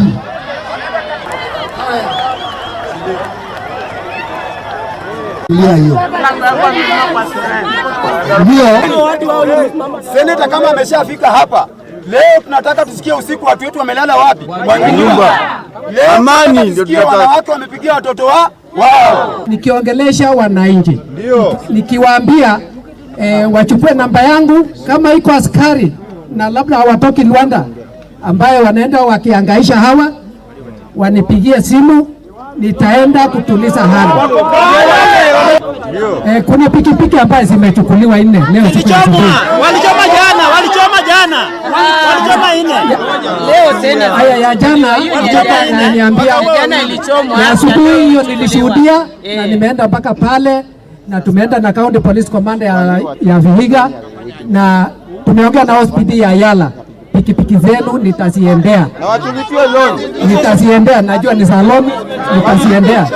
Ninawashukuru sana watu ya Munungo, watu ya Rwanda kwa kudumisha amani. Nyinyi kila wakati ni watu ya kudumisha amani na tunashirikiana na nyinyi, na hata Madam Pamela anajua hivyo. Tutolewa askari tufanye kazi bwana. Kwa hivyo tuko pamoja nanyi kama hospitali wenu, mimi ni mtumishi wenu. Siko hapa kuhangaisha mtu. Na kuna kitu ambaye mimi naambia nyinyi. Mimi sipendi damu. Na sipendi kuona mtu akiwa amepigwa risasi ama anakufa kumwaga damu. Niko hapa kuprotect nyinyi. Na mimi ni mtumishi wenu, na kama iko shida yoyote, hiyo pikipiki inasemekana jana ilichomwa. Yes. Haya ni sawa. Kesho mtakuja leo baada ya hii enda police station Luanda, andikisha namba plate ya pikipiki yako. Ni sawa. Hiyo tutaenda tutasearch kwa NTSA.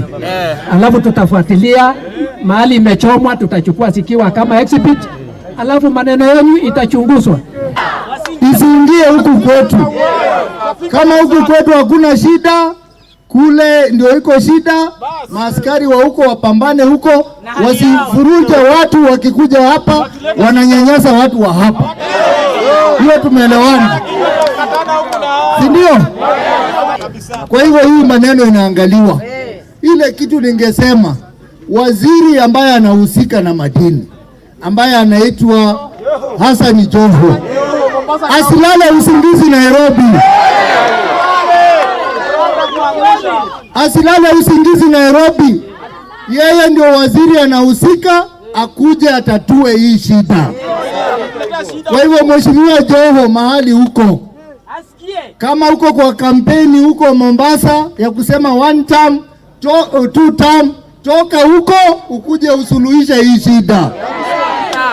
Na mimi nimeenda paka kwa ofisi ya Mheshimiwa Joho, akaniambia atatatua hii shida.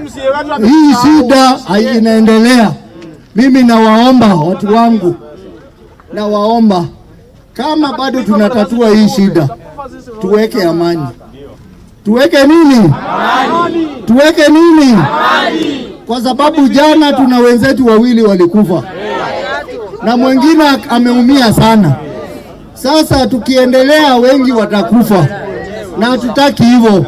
Mimi nawaomba nikitoka hapa, ninawaomba nisisikie kwamba mlipigana tena, na polisi nisisikie kwamba mlipiga wananchi.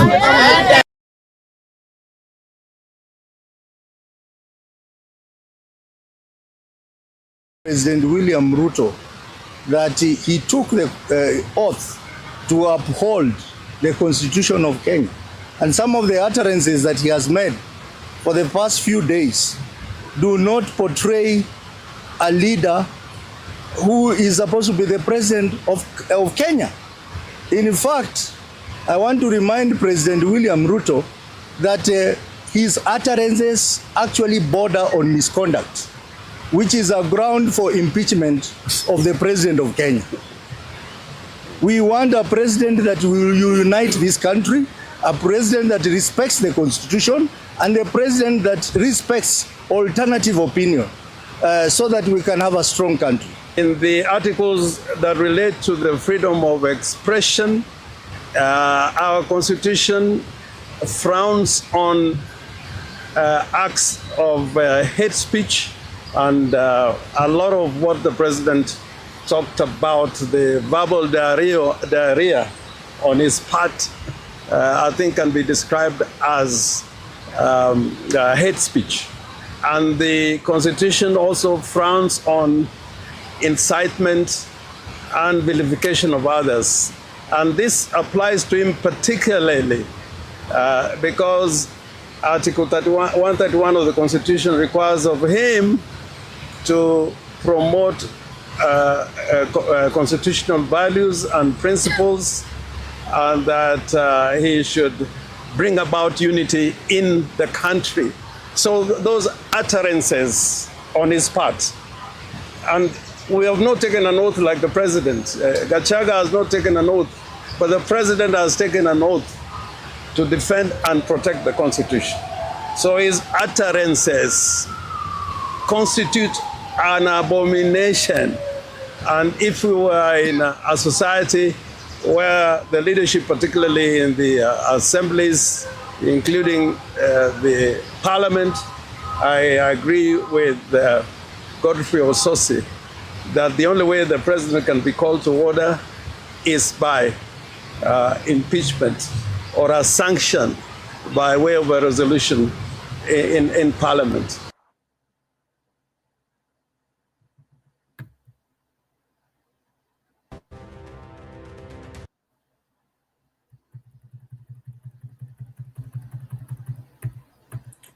Michezo yote bana boss. Played all of them. A senator is hunted in broad daylight, not in... Hiyo tumecheza, so I don't know if there is hata ya polisi tumecheza. I think we have finished all of them, right? Yeah. Yes. So Bwana Budi, I think we have shown enough of Bwana Otosti, but I want to ask a question from what we have seen. How do you think this attack was hatched?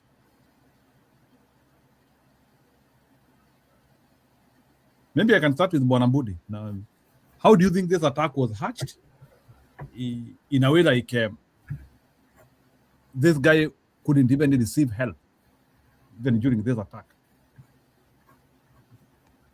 No, I mean, I've already raised my concern that, I do not speak further, but I just raised my concern while the funeral was going on. Brutality with precision was going on the other side, which really disturbed me.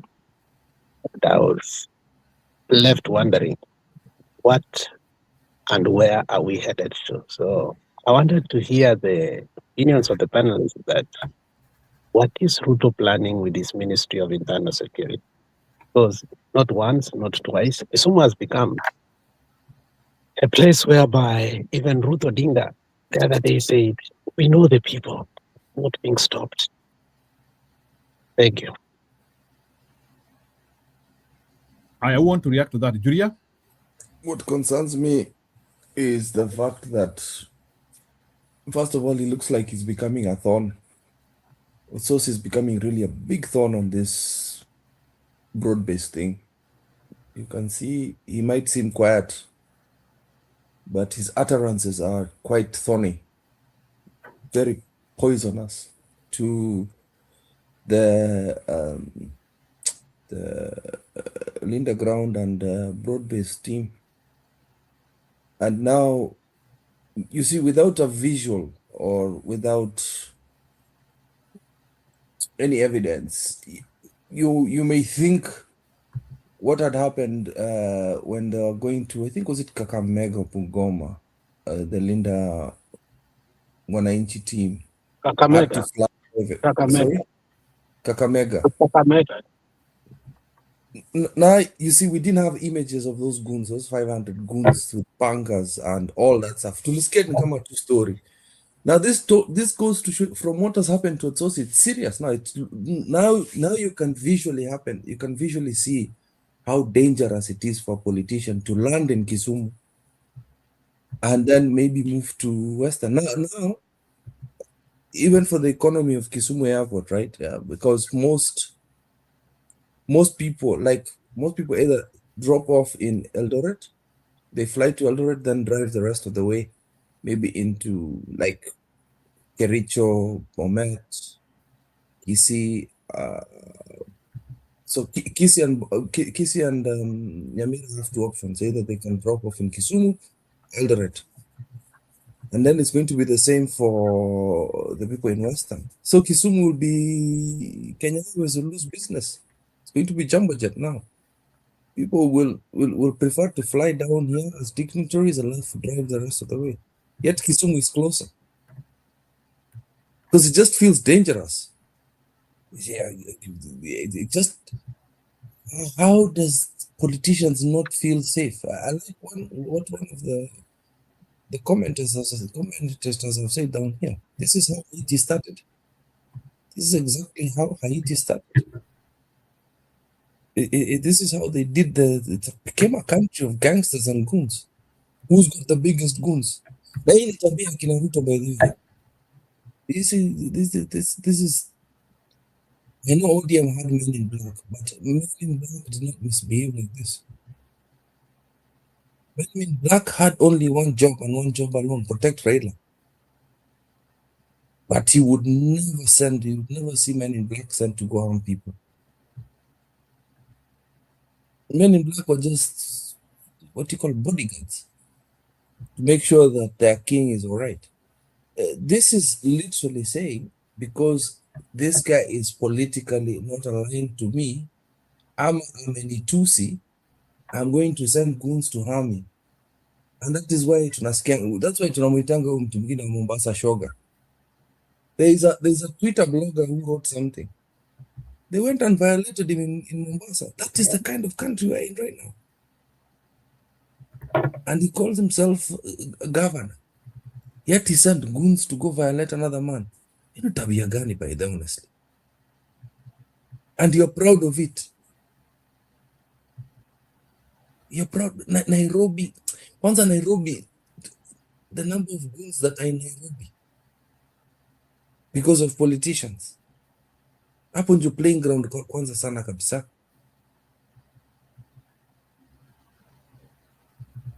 Now Kisumu is becoming like that.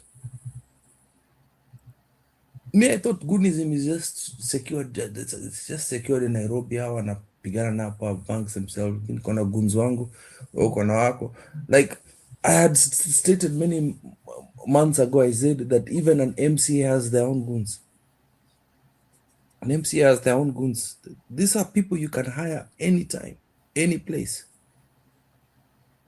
Ukisikia siku za maandamano kwamba that goons have been hired to go and loot people in the streets, or when Gen Zs are on the streets, you find that politicians are going to sit in corners to plan how they're going to come out with pangas to harm Kenyans. Na ile miti ya wale majamaa wa Eldoret. Tunakumbuka wale majamaa walikuwa wanatokeanga na miti. Asi goons ani wazee wajinga. Ani wazee wajinga. Kulipo ani wajinga. Those are just fools. Walienda wakapewa chai kidogo kidogo hapo. Those ones, trust me, that's fanaticism. There's a difference. Hao majembe, I think also they learned from those wazees hiyo tabia ya kubeba hiyo nini miti. Wazee hatu ni wazee walienda kukaishwa chini wakaambia bana, go sort out your children. Ilikuwa tu jinga, hiyo ilikuwa stupid. That is sycophancy. Na alikuwa wanandi. Not find a Kipsig is doing that stupidity. Alikuwa Nandi. Usisema wakale, please. We divorced.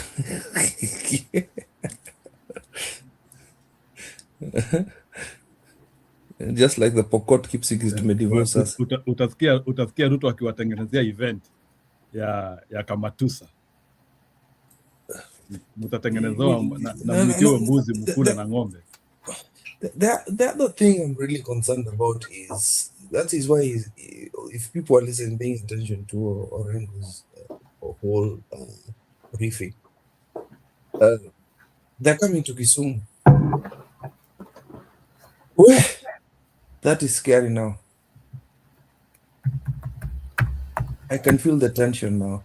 You have the cops. Now you understand the issue now. You have the cops that are attacking you with tear gas. Then you walk to the left, you have people with pangas and mawes attacking you.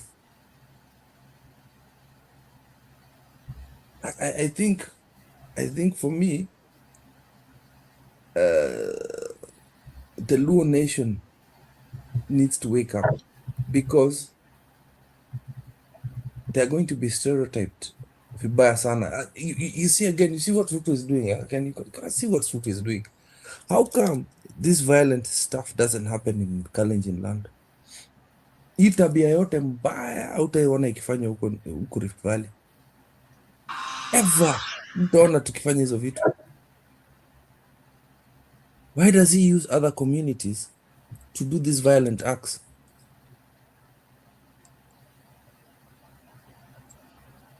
That is why I also very much fear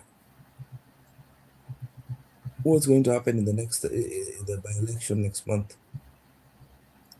Na watu sio kuchezwa.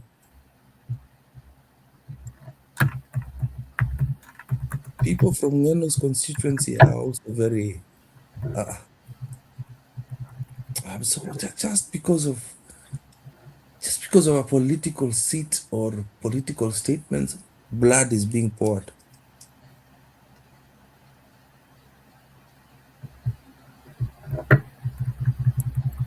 Saleh, tema hiyo maneno kwa mdomo bwana. Don't say that. We can't go back to 2007. Tema hiyo kitu kwa mdomo bwana. Don't do that.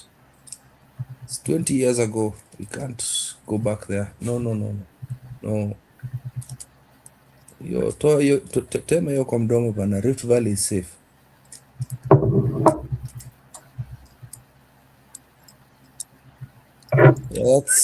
Back to the studio. Aya, so I think that reaction is epic. I appreciate. So, Julia, are you there? Do you want to react again on that Gunzim attitude in Kenya? Maybe before I ask my other two questions. Na kuna mtu anauliza maswali zangu zinakaa aje. Sasa kama mnataka nikae hapa bila kuuliza swali nitafanyaje? Mimi kazi yangu ni to moderate. No, uliza swali. No, we like it. Hiyo ya kudisappear I like moderating the questions are eh? good. No, Jeru hapa ndakudefend. Questions are good. Hiyo kutoroka tutaki. This is better. This is much better. This one you can ask your questions so long as you don't leave this one. Haya, sawa basi, wacha nikurushe swali. I have two here. Do you think now, although you have partly responded to this one, do you think now elected leaders in one term need to be concerned about their safety? Yes. And if they need to be concerned now, like for every action there is a reaction. So how should now elected leaders who are opposing Ruto, people like Akina Sifuna, even people like Akina Gachagua, how will they be in Kenya until Ruto atoke kwa power? Because inaonekana hapa ni kama hakuna amani. Although that guy is a stupid fool, and it's only millennials that watch him. Obina said this, because Obina was talking about Babu. He says it's high time this guy has worked with 2 bodyguards, man. Watch him, Chezo. Because where was his bodyguards? It's high time they worked with bodyguards and armed bodyguards, because Kenya, you can have a license to carry arms. Yes. But if the guy had a private to have a haircut, after that he had a private meeting with a friend, a coffee. This is a mall. Not only a mall, it houses the Acacia Hotel. That is one of the most safest place you can be. You need to walk with a bodyguard. Sasa kuenda kupata kichwa nywele. Then if that is true, then now that tells you that your grandmother also have a watchman. Yes.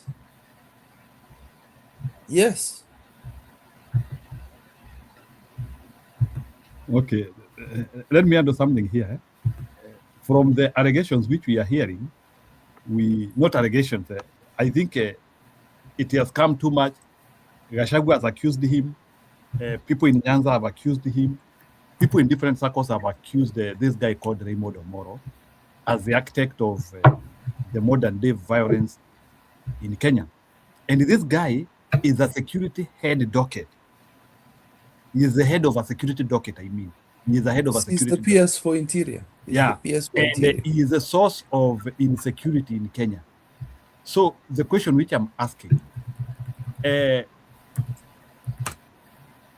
what does that one mean to us as a citizen, when now it can be confirmed beyond reasonable doubt that the government is the architect of violence? So where do we start as a people? Maybe Budi, I can start with you. Like, do you have a case where governments have been a source of insecurity, and how did the people respond to that? Because it looks like Kenya, we are slowly to that. The same government you expect to protect you, it becomes a source of insecurity to you. So we are slowly becoming Colombia or Mexico in a way. So how do you do in such a case?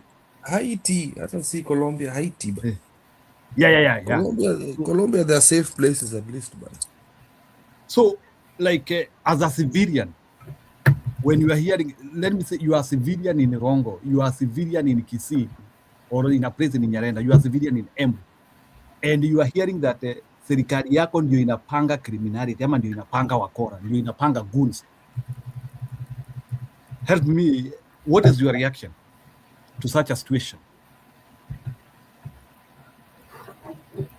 You know, the aftermath of us going to The Hague and actually taking our police commissioner changed the way the police operate and accountability level. what they are willing to do and what they are not willing to do.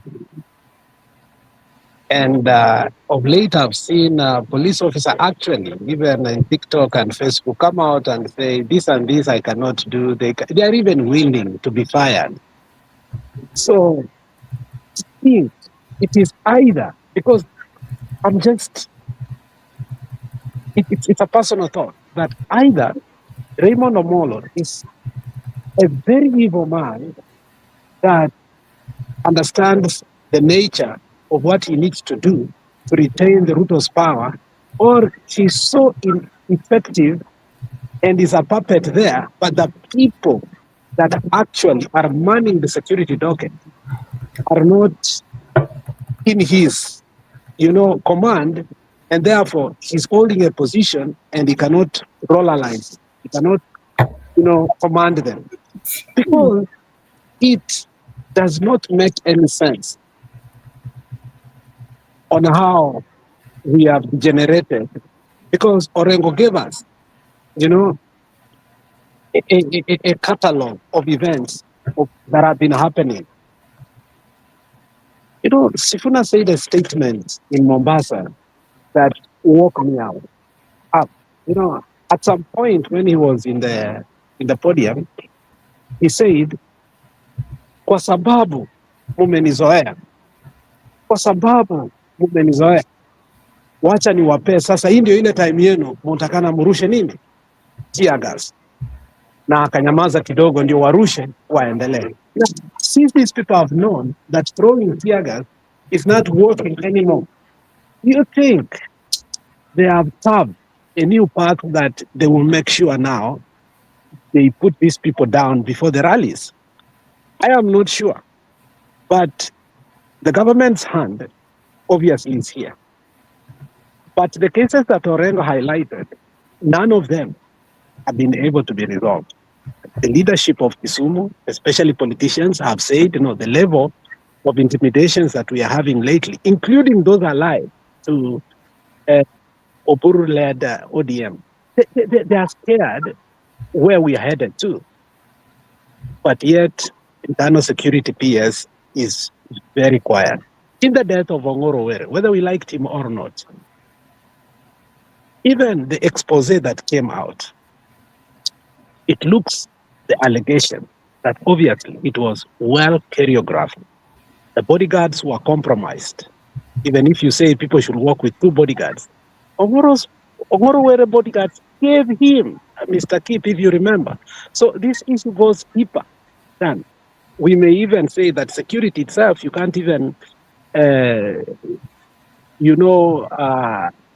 protect yourself against your bodyguard.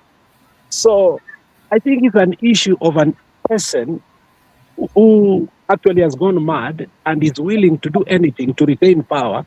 And these care tactics that he's using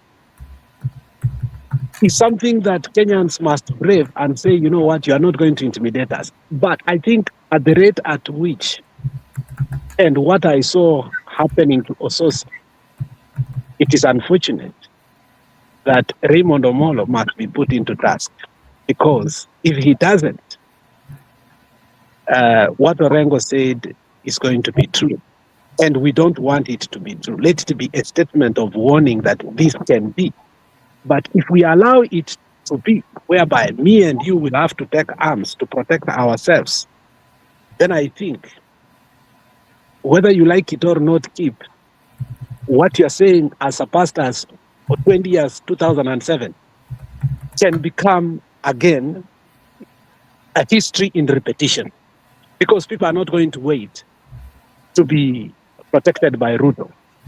People are going to take arms and protect themselves. But think about it. Is that the right way to go as a country? It is not.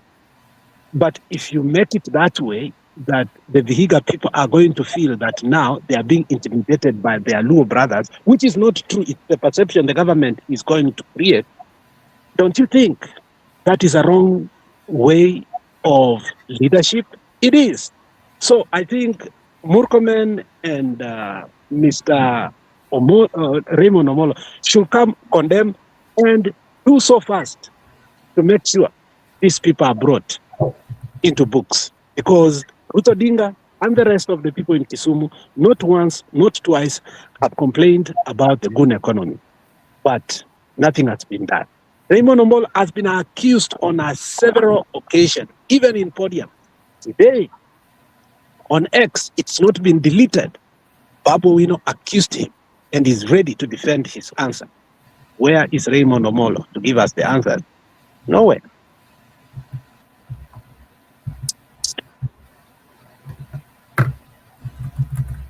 Comfort, I think Comfort want to react. Comfort, go ahead.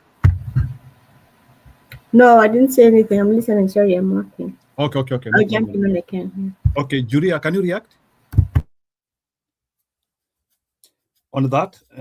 Before I, maybe as we react to that, because I wanted us now we get close to that issue of goons, because there is some small comparison nataka tufanye hapa. So maybe I wanted to ask a small question about Luo's. It comes to what Mkenya Mukora aliuliza. It's not about Kikuyus, it's not about Karejins, it's not about Luyas. You know, sometimes I don't understand when somebody says that, what it means. And I thought that we are inherently in the tribal compositions in Kenya. So the question which I'm asking, could it also be a way of wanting to manage politics using tribes, where like you want to have goons in Nyanza to attack a Luya politician, so that actually you want to scare the other Luya politician. If they become too aggressive, that will be the same path. Ni kujaribu ile tunasemanga sisi hatununuangi uoga. Is it some lies? Is it some fear they are trying to sell to some people who could be opposition oriented, and trying actually to make them, they become a little bit neutral, ama wasikue na siasa more pronounced? Maybe Bwana Kipril, do you think these attacks are meant to actually reduce the momentum of one term? What do you think?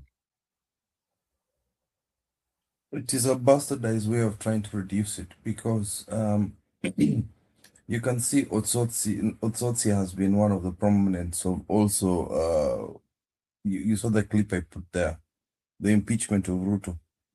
He's a very dangerous person in this one-term movement. And you can see he's also a person that is also gunning for the leadership of ODM.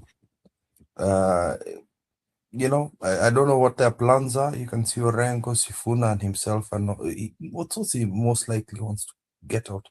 But you can see he's a very dangerous person in the ODM faction. Like the ODM and UDA will bleed a lot, because remember, Sifuna is a Bukusu. I don't know which tribe he is. I don't know if he's a Maragoli. That would mean that, yeah. So you can see already there, for the first time, you can see a partnership of a Maragoli and Bukusu together, singing the same tune.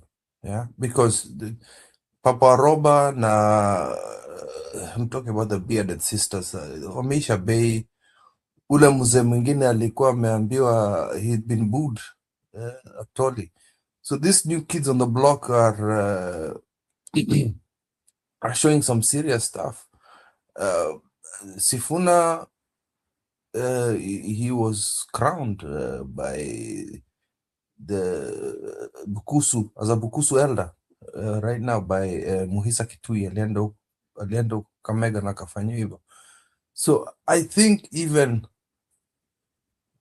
I'm afraid we may see Sifuna as a top guy, but I'm afraid even if he also lands in Kisumu, they would plan the same fate for him. So they are a very, in terms of Luo land, they are very serious duo in Luya land, because that shows unity. That shows that although the way you guys think, you may think Luya land is a confused region. They're not. They're different people. They're very different people. Ukusus and Maragolis think separate. But now you can see these two here. So that is why I think they're trying to slow them down, trying to warn them by fear and intimidation. It might work with other leaders like Isaac Ruto. I don't think these guys are going to relent. I hope he's going to be okay. But I think he would be shaken now. See, he's going to be shaken. And it's also dangerous for ODM. Now Vihiga is closed for them. Vihiga is closed. Because now there has been partnership because of Raila Amolo Odinga, and I think somebody in the panel says even the times of Odinga from the Ford Asili, Ford Kenya thingy, the Luya and Luo partnership has been working for over 40 years. And it's just about to be ruined by the likes of this Linda Ground people. An old man that does not know what he's doing. Gladys Wanga is there, confused. You've seen they've been quiet. They've been very quiet for the past few days. Actually, that was the next thing I think we should discuss. Is should Sifuna let go of this thing? Because I think he's also I don't know what he's doing. He's taken it to court again. This thing of being removed as Secretary General. Are they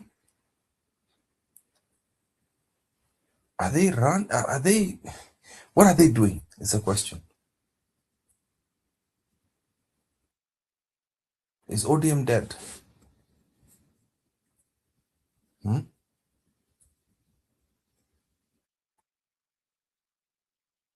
Because I don't see, because America vitu yake kwa tribe Brunel. So I'm trying to figure out. That's why the Sosi thing comes into the Sifuna bit of things. Because we did state that the Gachagua thing will overpower that stuff. So there's a lot of moving parts in politics in Kenya now. Yeah.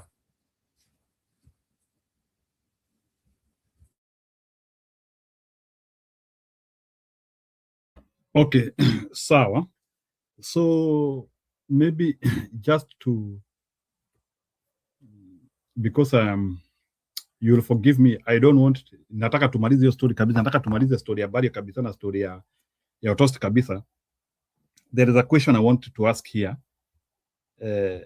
I want bwana, because it is important, nataka musikilize, alafu I want somebody to tell me what do you note on the entry of this guy. So nataka tu musikilize huyu jamaa kwa makini, sio musikilize, you observe. I don't want you to listen, you observe and you listen the background and you tell me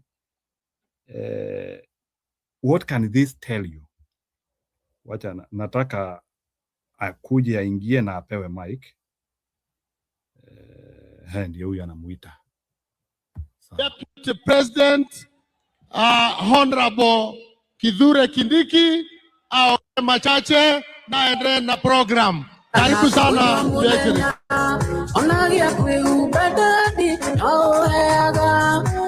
So, first of all, unaona, the DJ has noted this guy is not receiving GS and urination. So what does he do?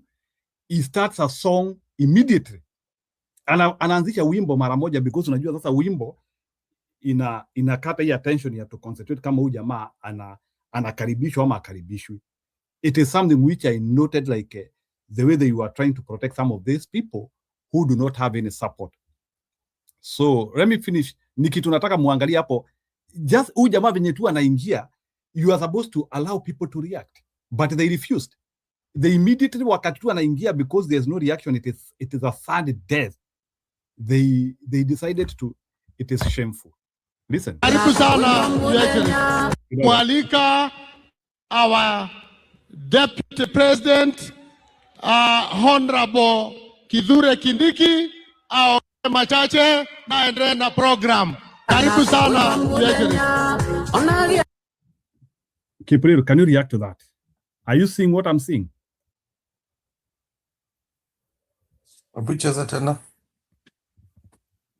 Yeah, is a very small portion tu nilikuwa nikitaka tu muangalie muone.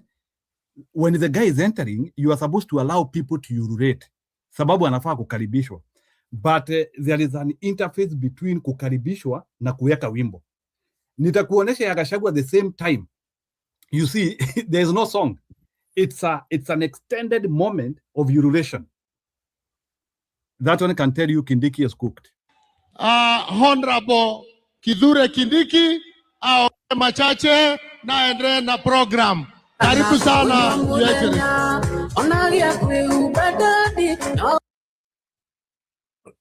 You've read too much into it, bana. Unakaribisha mtu na wimbo waje? Tunafanya hivyo bana. Na kuna raia. Let me ask you a question, because you know this was like hiding. They are trying to hide. No, you're reading too much. Why? Labda litishe wimbo. No. You cannot ask for sasa.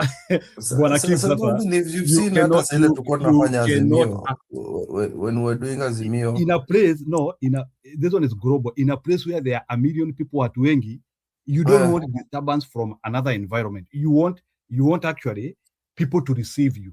It is global. Unataka kuona like, si hata kwa football unataka mafans wa react. Inakuanga aje? Unataka mafans kama ni mafans wa Arsenal. Okay, the only thing I can read there that is weird is the fact that it's a funeral and they're playing that music. Okay, that is weird. Let me give you Gachagua the same way akiingia, so that you can get what I'm saying. See, I'm trying to build a story here. Alafu ili tuweze kupata Roba.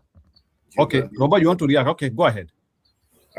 If you look at that one, if you watch that tape, they knew that it is going to be put. Because of that, they are not consistent. Because look, when everybody was coming in, everything was left. But even when they started coming in, they just played music. It's something which was staged, something they had organized in advance, such that they cover him. They know it's going to be put. As simple as that, it's psychological. They think Kenyans are fools. These people wanaishi dunia ingine juu ya upepo. That's all you can say. Juu ya upepo. So, Roba, ngojea kidogo. I want to praise the same moment for Gachagua. The same moment na muniambie kwa nini Gachagua hakuwekewa wimbo. I just want to do you know Kipril, si ati unajua Kipril ati ananiambia nasoma sana. I want to do the same moment for Gachagua akikuja kwa podium. And I will also even do for Ruto.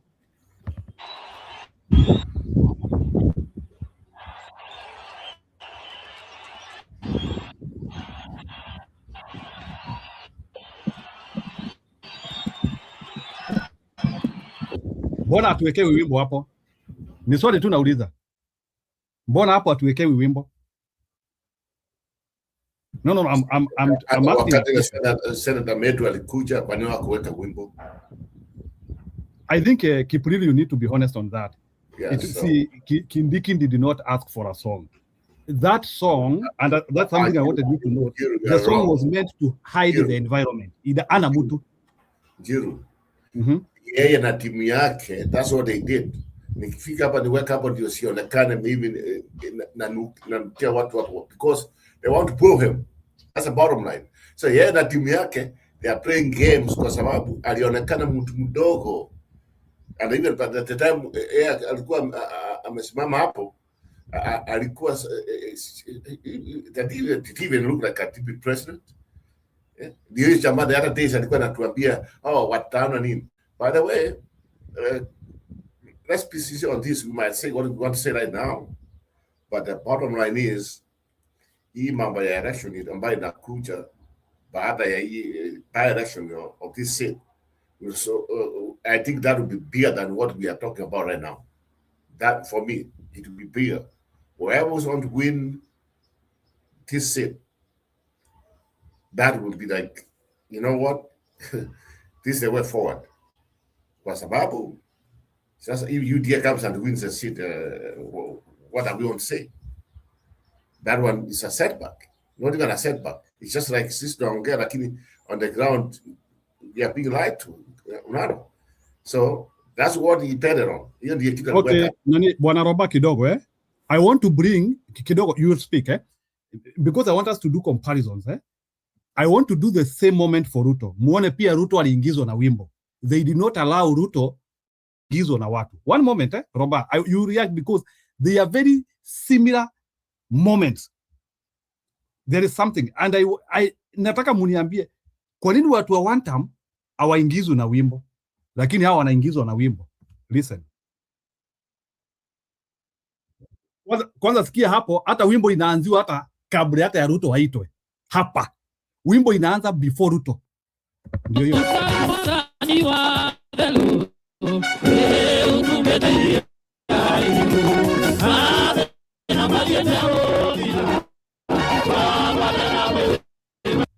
Okay, hapo. There is no even any single ululation. Any single ululation, Ruto aliletwa na wimbo. I will not react more than that. Oh, yeah, of course. I mean, even a stupid person, even if you are mentally sick, you can just tell what they were after. They knew they'd be put. So it's something they came up. Hey, to get even naive, it's something they up fronted. They planted up front. That's what they do. And that's what they did. So for me, they know that when I see you, I don't know what. Yeah. And in fact, by the way, well, we don't know what happened there. They are trying to protect themselves. Mahali ambao wanajua they are going to be abused because of what they have done.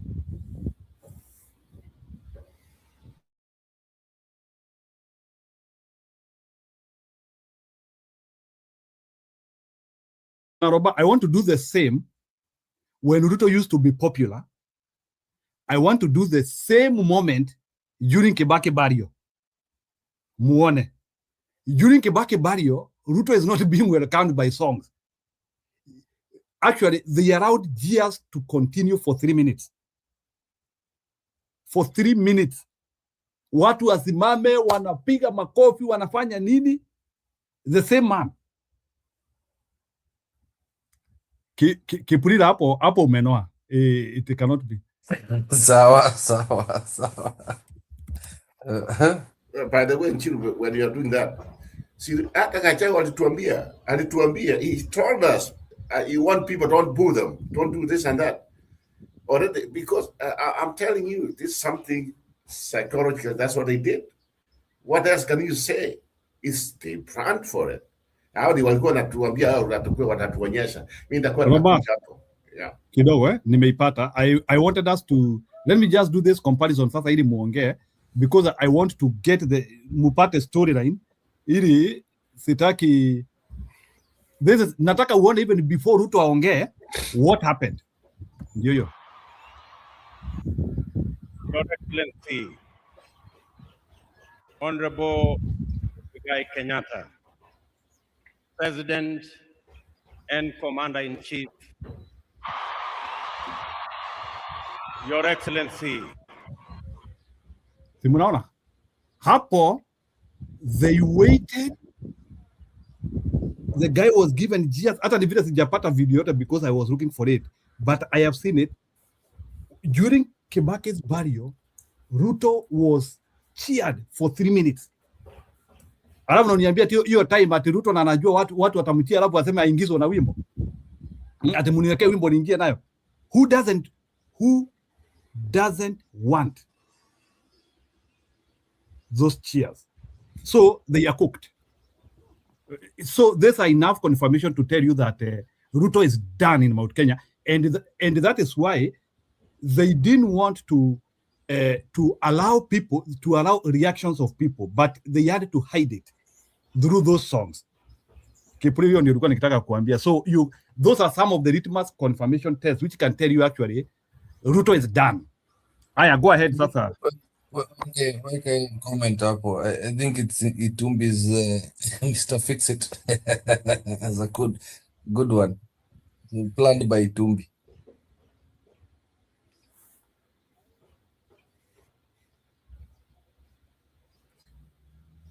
See how Jamal they wanted to take over the funeral. That's what they wanted. That will be around you, whatever. They can go anywhere.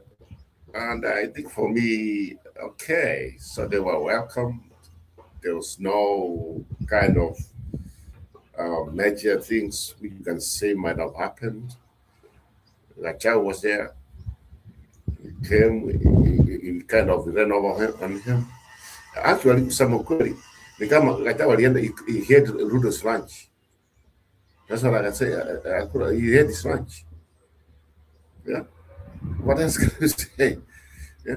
Now that I'm amused with that Senator Matthew.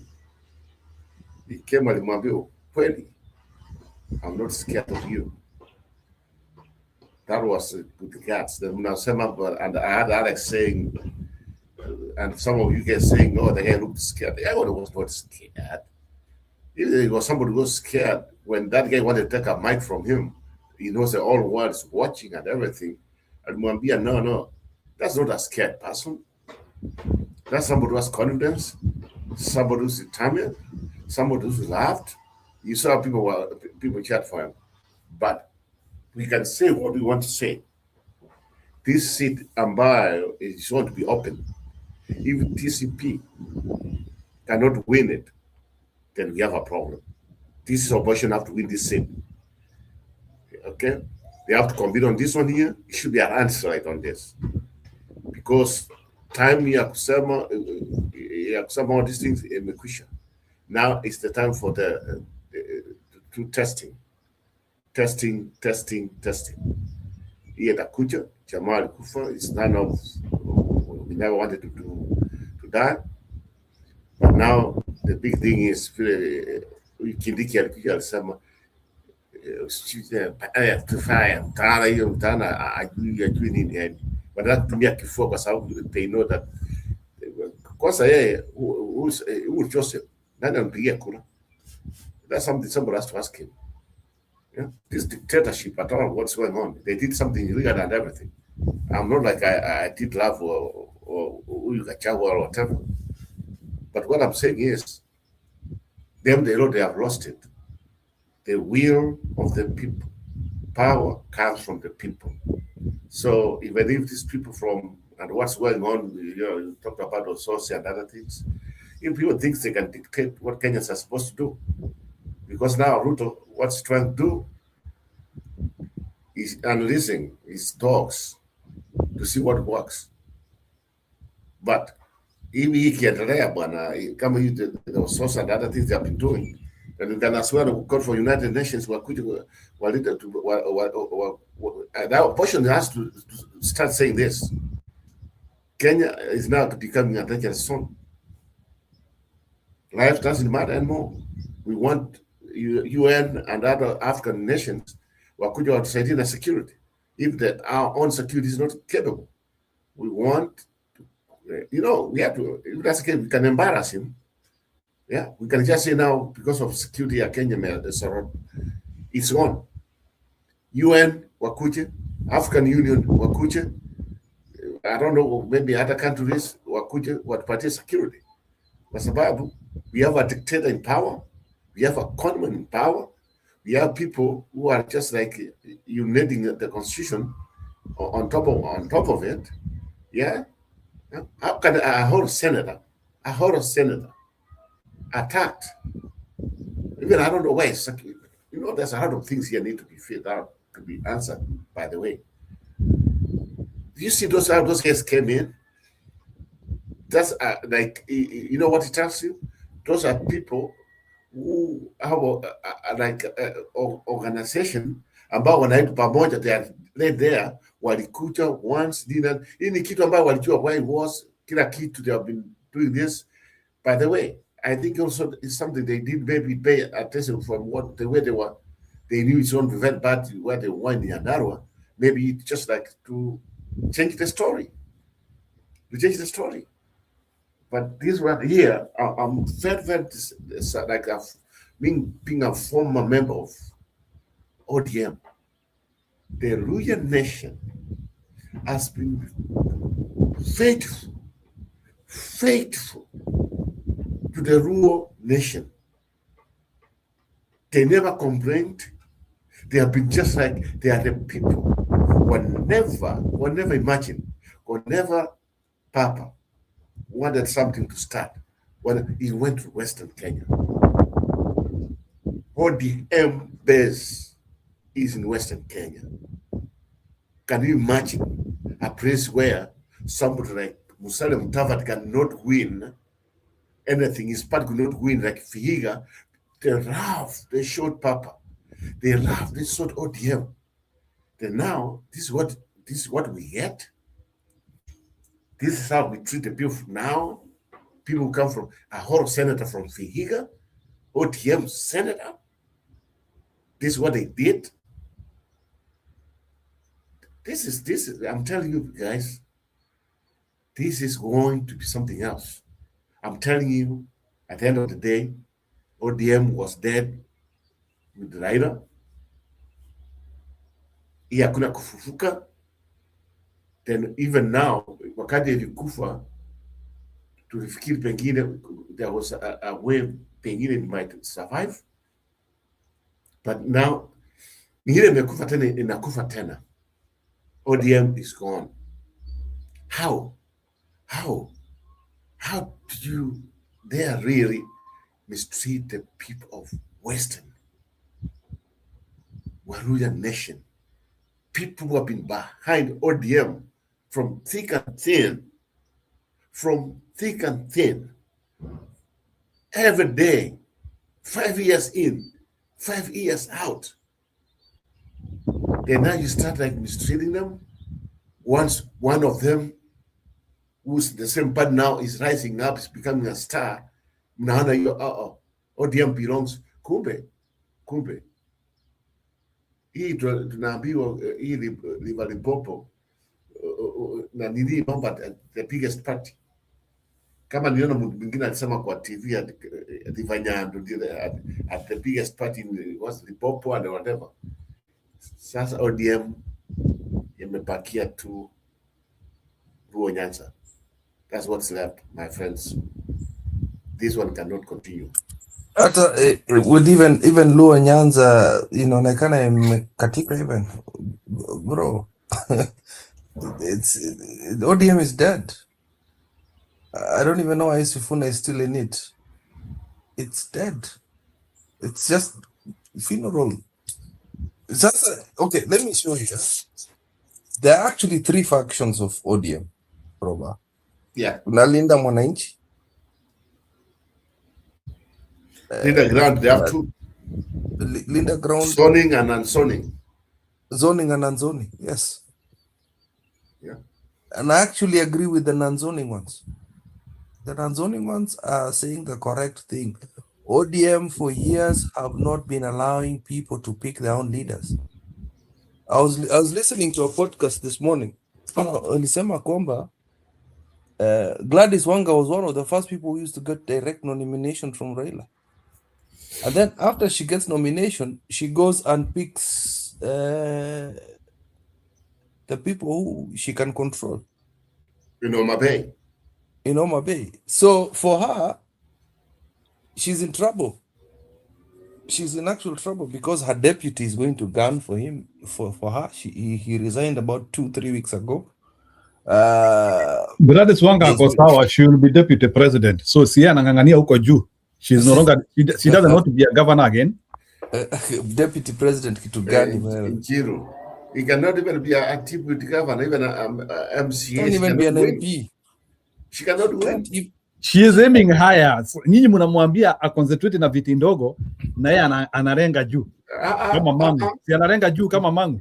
Na turenge juu. Ni shule gani inakuanga na hiyo moto na turenge juu. You remember the woman who messed up Papa's votes in African Union? When alianza 2 weeks. That Saturday, wakaanza kuchia telling people to go and waanze kuinvite, waanze kuenda huko maeneo mahali huko Ethiopia, nini. Watu wakaona, what's this mess? That It Saturday, looked so embarrassing. embarrassing. Yeah, she's so illiterate, so She is very illiterate. informed. Yeah, and hey, Mshamba kabisa. Sivuna.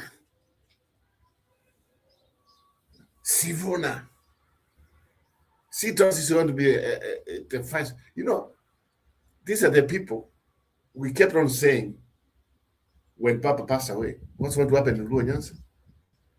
It's gone. Even Junaid cannot win member of parliament where he comes from, my friend. He's not going to win. These are people who are just like dying also. They just like they want to survive. They're just like, for them, they want to go down with everybody. So, here's the thing. Remember this conman called Raymond Amoro. This conman, remember, he is from the beginning, yes, before that, he was competing with Papa, trying, like, he wants to take over Ruanyans, and that's what he's doing right now. So, is it not the same conman who came few months ago saying he's going to form his party, he's going to quit government, he's going to live like this? I mean, then from there, and never even left. Yeah, you know this nonsense. They keep on just like they keep on doing. They think people are stupid.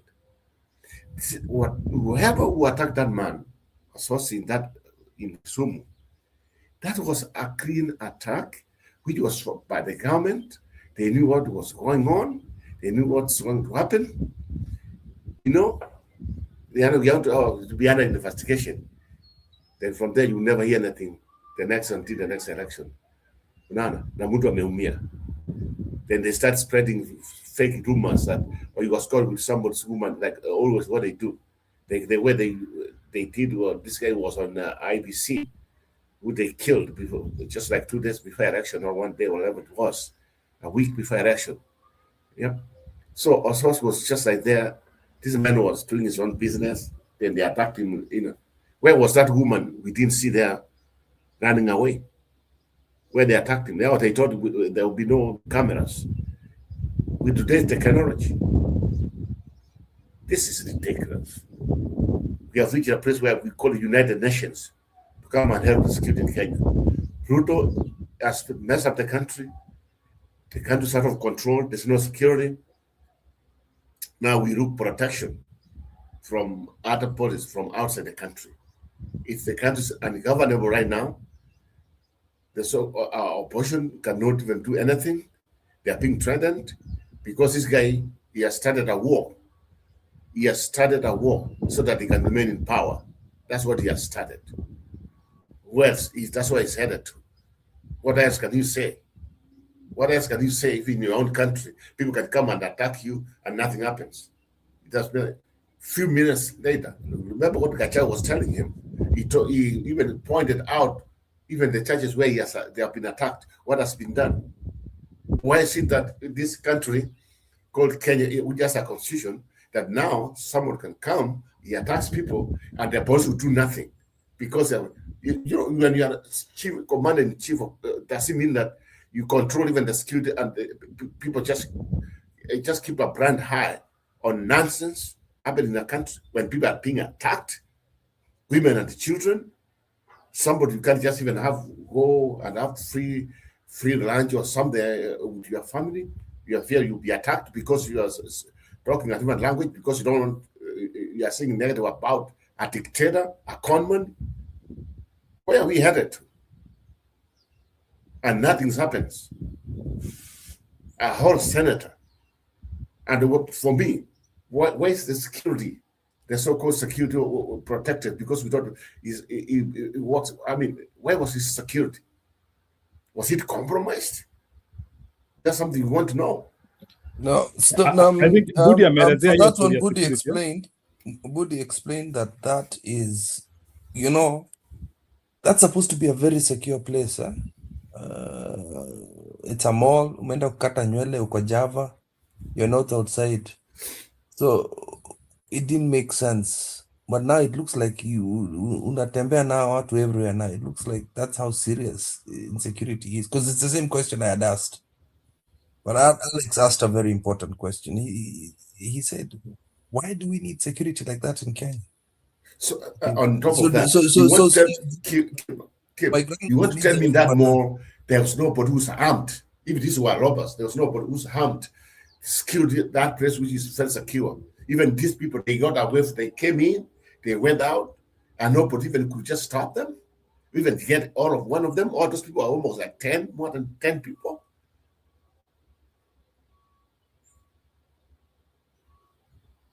I mean, I wish this, the Senate had its own gun. You could have killed some of these guys. But the problem is, maybe they knew. The government knew that he was not the armed. only question I have, when it comes to security, your party, when the people who sell, I'm a waiter, I don't know if they are called waiters. So when waiters come, they don't seem to be in a rush. So sijui kama ni vile waliogopa hao ma criminals ama ni nini. I don't know why, like ama hiyo hoteli haikuwa na mtu mwingine, like why couldn't, even if there's no security, why couldn't raia come to the aid of that guy? Kwani alikuwa peke yake kwa hiyo mall? To be fair, there are some people who tried to come, but they were also scared because these guys, they kept on, some of them were pretending to be like trying to save. At the end, that the people who were even hit him hard. Can I tell you the truth? Can I tell you the truth? In life, this is also a principle in myself. Sometimes it's not worth it. You know, you yourself, you Njeru, you have a family. You have a family that depends on you. What if one of them killed you, Njeru? If you're the one who's coming to defend the senator. So there are people who are meant to be heroes in life, and there are people who are not. So huo mtu alikuja hapo amke asubuhi, unataka a play hero for what? And he has people he has to feed and depend on. These people are serious goons. The amount of damage they did on the senator, I don't think Mungeza, most of them are even ladies. That was Java, but you want ladies to start fighting these goons? The other question which I ask is, what is the response time of police in Kenya? Do you want to tell me that if I'm lazima uweke mafuta kwa gari? Kwani wewe uko Kenya gani wewe? If you call police watakuitisha mafuta.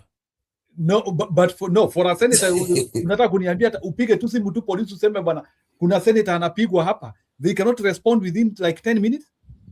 Senator wapi? Are you on to call when the internal security or whatever he has the auto security whatever personnel around that area, they know what's going to happen. Watasema simu sao. Goons work with police in Kenya, my friend. Kenya is a banana republic. Kenya, we just died there and nothing happened. That is a confirmation then. People are not secure. That's why we are calling the United Nations to come here. That comment. The more we go, the more this conman, he has left a country where there's no security. UN and African Union, they should prepare security to come and protect the people of Kenya. Yeah, where is this conman? Na wakisikia hata tukiongea hivi wanasema hao watu ni insecurity gani wanaongea Kenya? How can you say insecurity on one person is insecurity on everybody? Unajua those people, like even if you ask Ruto that thing, he will tell you ni kitu kidogo bana. No, the guy is fighting for his life. Yeah, mtu venye amepigwa nasikia cannot be governed. The country cannot be governed. He's a dictator who's in charge of the country. We want people to come and protect the democracy. This dictator, he wants to stay in power. Regardless of, he wants to use all means. Roba kidogo, there are some emerging issues na watu wanataka to address hizi comments kidogo. There are two comments zimewekelewa hapa. You know, that's why we also like responding to watu wanaandika kwa comments so that wasione ni kama we are not grouping them to the discussion. So maybe you can read comment ya Jonah Kemei and Douglas Kibogong. So Kemei is saying this. I have heard a few people saying this, but Kemei, I can tell you that Gachagua was strategic.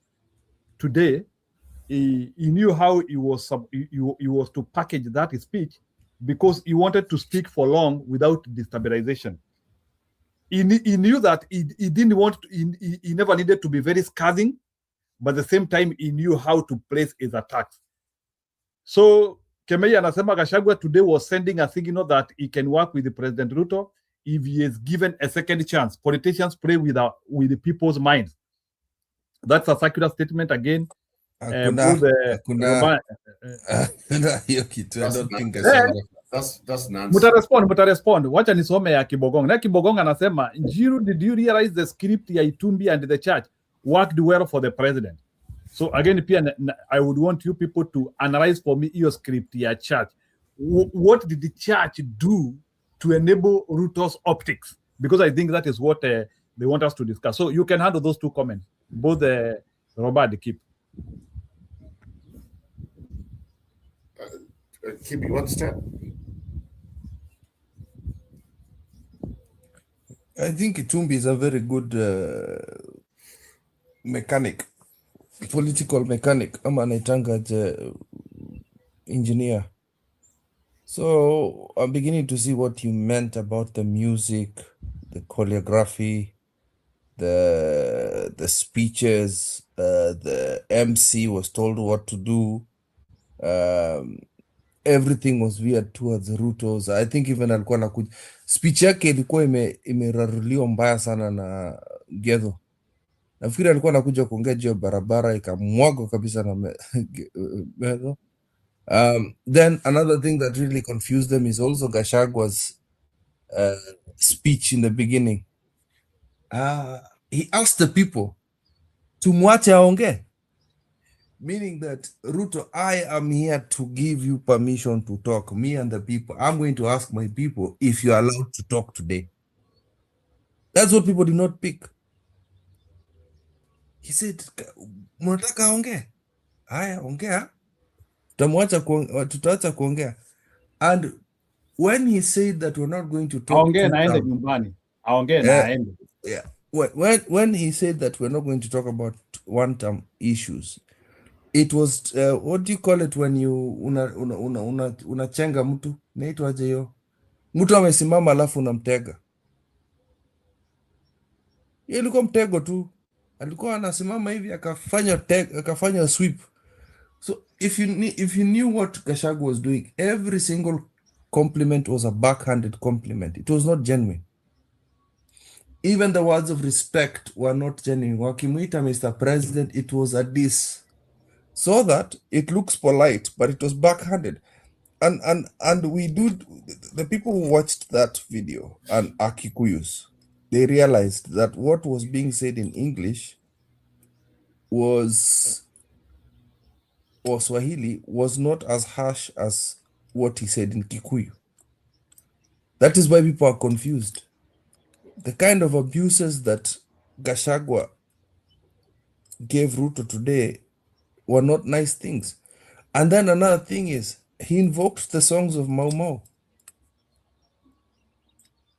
It means he literally called war, political war, on Ruto by singing Mau Mau. Medho saying that I do not fear you, knowing that this is the king of goons, knowing that at any point in time, this guy will send somebody to harm me. And Medho saying, Nakuheshimu, people think it was backhanded. Most of these things were backhanded. Gachagua coached Medho. I can tell you, that is the hand of Gachagua in that speech.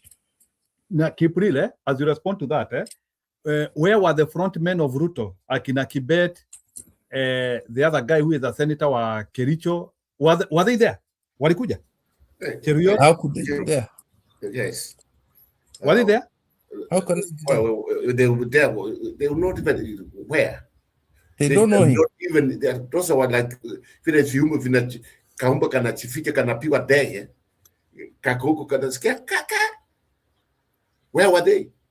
The so-called anachita yeye ndio is at the end the spokesman wa Mount Kenya. Waichungwa whatever his name is. Ichungwa alijikojolea hapo bana. Aliambiwa kuja tukana Ragadhe la hapa. Kuja mtukane hapa. Kuja tukana. where are you? Ndio aliwaambia sisi mtukane sahi. Na bwana Kipuliro, kwa nini watu wa mlima waheshimu viti bana? Are they aware that Ishungwa is the majority leader? Who cares? Yeah, who cares about him? He can't even speak his own constituency. He can't even speak anywhere.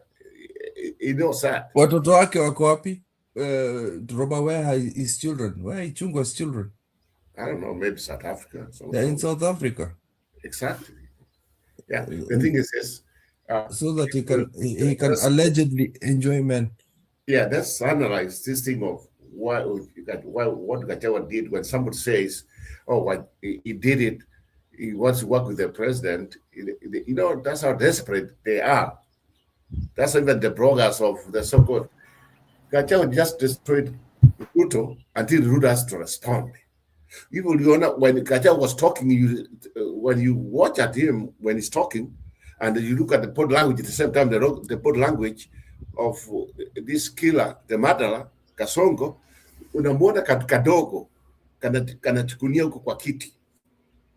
You could just tell. You could tell how small it was. The thing is simple and clear. Gachagua knows that he has a party which he wants to win all over the country. You know, he did want to come in, akuja once, fiscal. He was very intelligent. And people advised him, when you go there, just do this and that. So people walifikiri sasa ameenda kupigia Ruto makoti.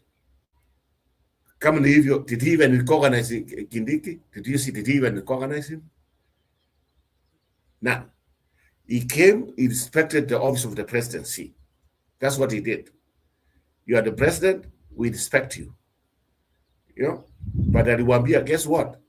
Gachagua came in very smart. He pointed out his downfall, how he even told him ambao walimwangusha kwa shimo. So kwa hivyo, kwa nini Gachagua afanye kazi na mtu ambaye kwa shimo? Somebody does not want to win. Why? He wants to work with the president. Who is the president? We don't recognize this dictator. His days are numbered. He has only a couple of months to get out of office. Who told you just at Ruto? Ruto is the one who's trying to see how he can win. It's one term. Everything of him is sealed.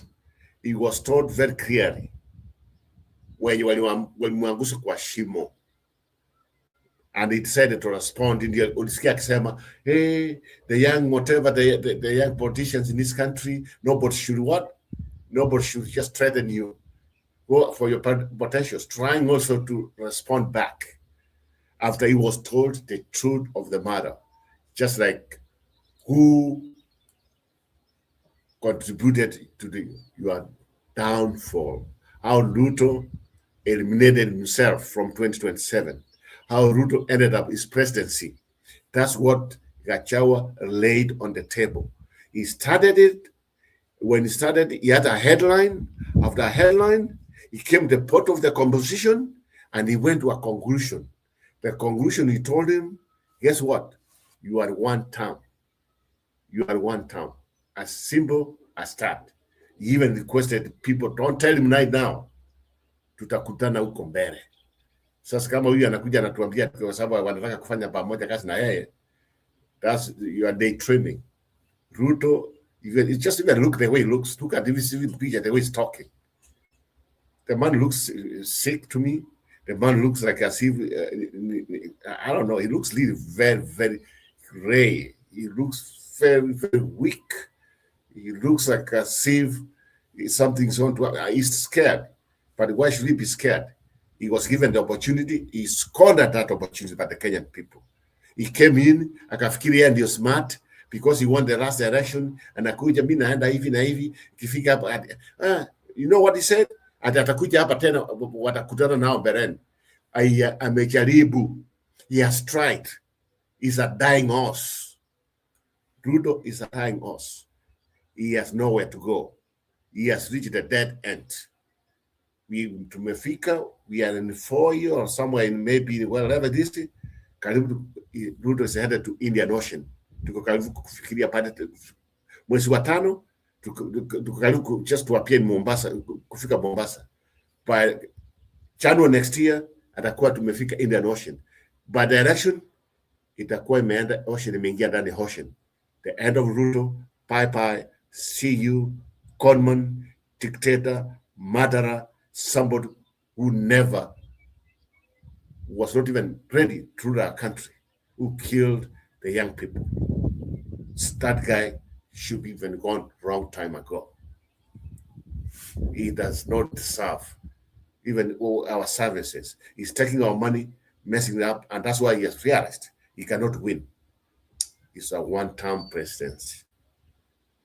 One term. Yeah, wacha nikuulize kidogo bwana Roba nitarudi kwa Otosi kidogo. There is a question for Otosi, but I will hold it a little bit. I want to ask something about Ruto popularity.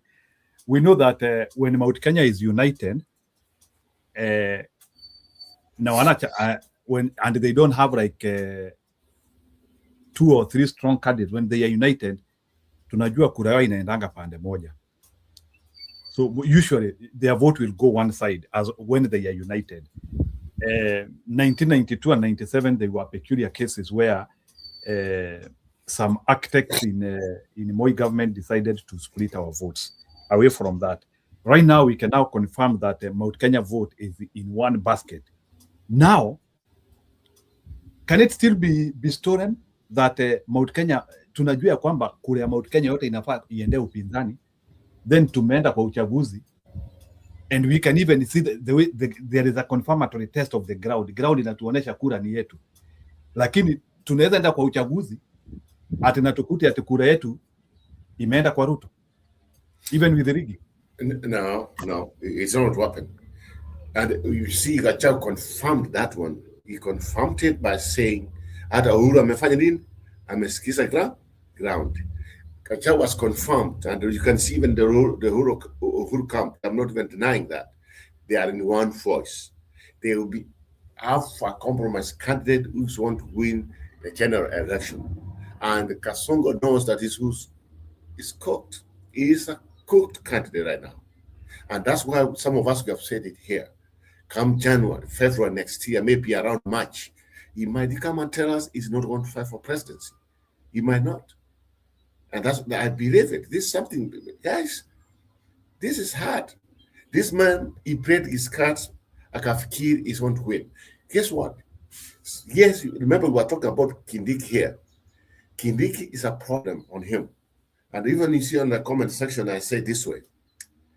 I said, Kindiki might be given money, a package of money to resign, to make it easier for this conman maybe to try another way to win.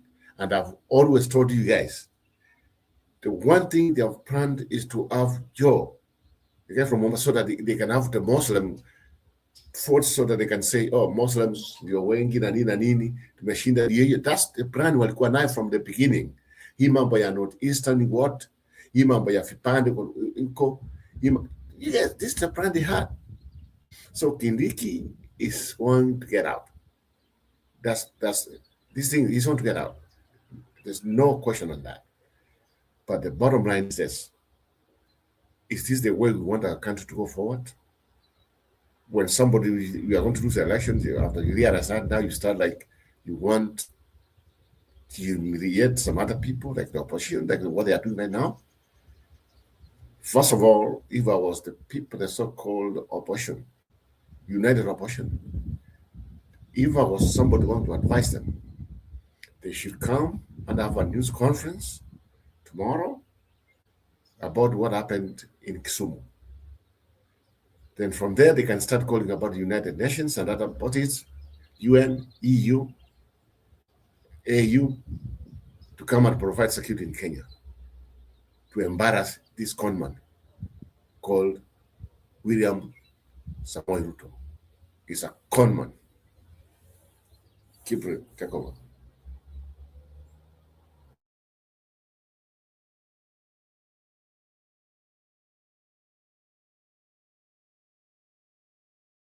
Naona Kiprira but ametuwekea videos ziko hapa, but in fact Robani, kama umesoma swali yangu, one term why is the one-term battalion not in speed to respond to that attack of Kisumu? And that question here. So I don't know why our one-term battalion, they don't respond in speed. I feel their press conference is late. Maybe Jana they were busy, or maybe that issue happened late. But why is it that they couldn't come out and give a very serious condemnation by yesterday when that event happened? Me no wamekaa for real. And in years act like that one, I don't think you ni issue hata inafata ilale. I think a very serious play. Other than Orengo, I feel like Orengo was supposed to be franked by so many other opposition people. And No. Let's not forget about what was happening in Nyandarua. That thing was, people now that have started picking the story. Nyandarua, that thing swallowed everything. That's where everybody was talking about. But now this thing of assault is coming out. And okay, Boehner was right there. Sifuna was right there. We saw how I think maybe Orengo came all the way from Siaya, came and it was just right there. They made arrangements. Also, this right now is in Nairobi already in the hospital. I can in Nairobi. They responded, yeah. But what I think what I'm waiting for, this conman is headed to Kisii region. I think tomorrow, maybe the day after. I want to see what's going to happen. Huyu jamaa anaenda tu zile places moto. Nani amemwambia aende Kisii shwari? Remember they postponed it. It was supposed to, after he left Migoli, it was supposed to go to Kisii. After they realized everything was going against them, they decided, you know what, we are going back. They postponed it. Now, when they went to Kisii, then from there, from Kisii, I don't know what they're headed to. I could like to see what's going on in Kisii, because with Matiang'i and everything, Matiang'i has been also quiet for the last whatever. But for him as a candidate, I'd rather be him at this point. Because sometimes if you want people to know who you are, there are some things here. When you come, you speak once, then from there, you can't be just every day you're out there. Sometimes you might make mistakes. Let's see what happens down there. But if Kisii will be sealed, then from there, we know Kapa will be sealed, the mountain is sealed. Now, Western Kenya, from what's happening, is going to be sealed. How you want to win the election? How? Yeah. And yet, first of all, this ODM, function yake ODM, ambayo anataka kumaliza, they have a civil war right now. It's a civil war going on among themselves between in the ground. That civil war is going to be the break William Ruto's. How many factions are there in ODM? No, right now they are like ODM leader ground. There are two functions, and first of all, it's going to break everything for Ruto. It's going to break for him. It's broken. Yeah, even him about Kwana and someone they want vice presidency. It's not going to happen right now. They are very weak. Yeah, Ruto is trying to even run away from them. I can tell you that free. Zoning. They are very, very weak. And now some of them, they have realized they are way out. They were out to gain maybe a little bit momentum. So let me ask you, Robert. Yes. Let me ask you a question, Robert. With the ODM thing, yeah, I've been telling people that there are a lot of people who've been convinced that Ruto is a good guy. Sindio? They've been convinced overnight. They've been told that he's not a bad person. Tuko government, maendeleo imekuja, national projects, mona malori. Unajua watu ushago na watch news once in a while. Wanaona hizi vitu zinakuja. How easy is it for Buru, Wanga, and Peter Kaluma to say, we don't want Ruto anymore? That is the first question I really want to get. So Ruto in terms of Nyanza, whatever he needed to do in Nyanza in terms of perception of popularity or even genuine popularity is sealed. It is unbroken. From Raila himself, they've said this is what Raila wanted. That is what they've been preaching. Yeah, so I can tell you what, to my opinion. Good night, guys. Okay. Nice listening. I'll join you maybe later or tomorrow. Sorry, today was a bit busy. You don't want to react to what you have been hearing as you go. 2 minutes. Well, I would say one thing I know, I'm very shocked that, what's it called? The interior guy. I grew up knowing that Luos were so afraid of anything to do with death or killing people or the spirits that come with death, you know? There are some tribes that killing is not really an issue because they come from a hunting background. I don't know what. But these fishermen, I just knew they had taroburu. It's difficult for them to kill, for real. But they're also psychopaths. People are also psychopaths. You don't know who they really are. They probably don't have those emotions. Because that was really shocking. Like what you're all saying, yes, the country is becoming like Haiti. It's really soon people, and mark my words, we're going to be having a lot of gangs. People be hiring gangs to protect themselves in estates, protect themselves when they're traveling in their cars in a group, because you can't even be stopped for your gas to be taken. Gangs is going to be a business. You need a gang. You have to hire a gang to protect a row of shops, gangs to protect your estate, protect your school, if it's a boarding school. We're headed there. And these are just consequences of allowing people to steal the will of the people. And we have to remember that these people, narcissists, once they get power, it doesn't matter what you do. They're going to do whatever it takes to keep it until they can't even breathe. Maybe even in a coma, they still want to lead us.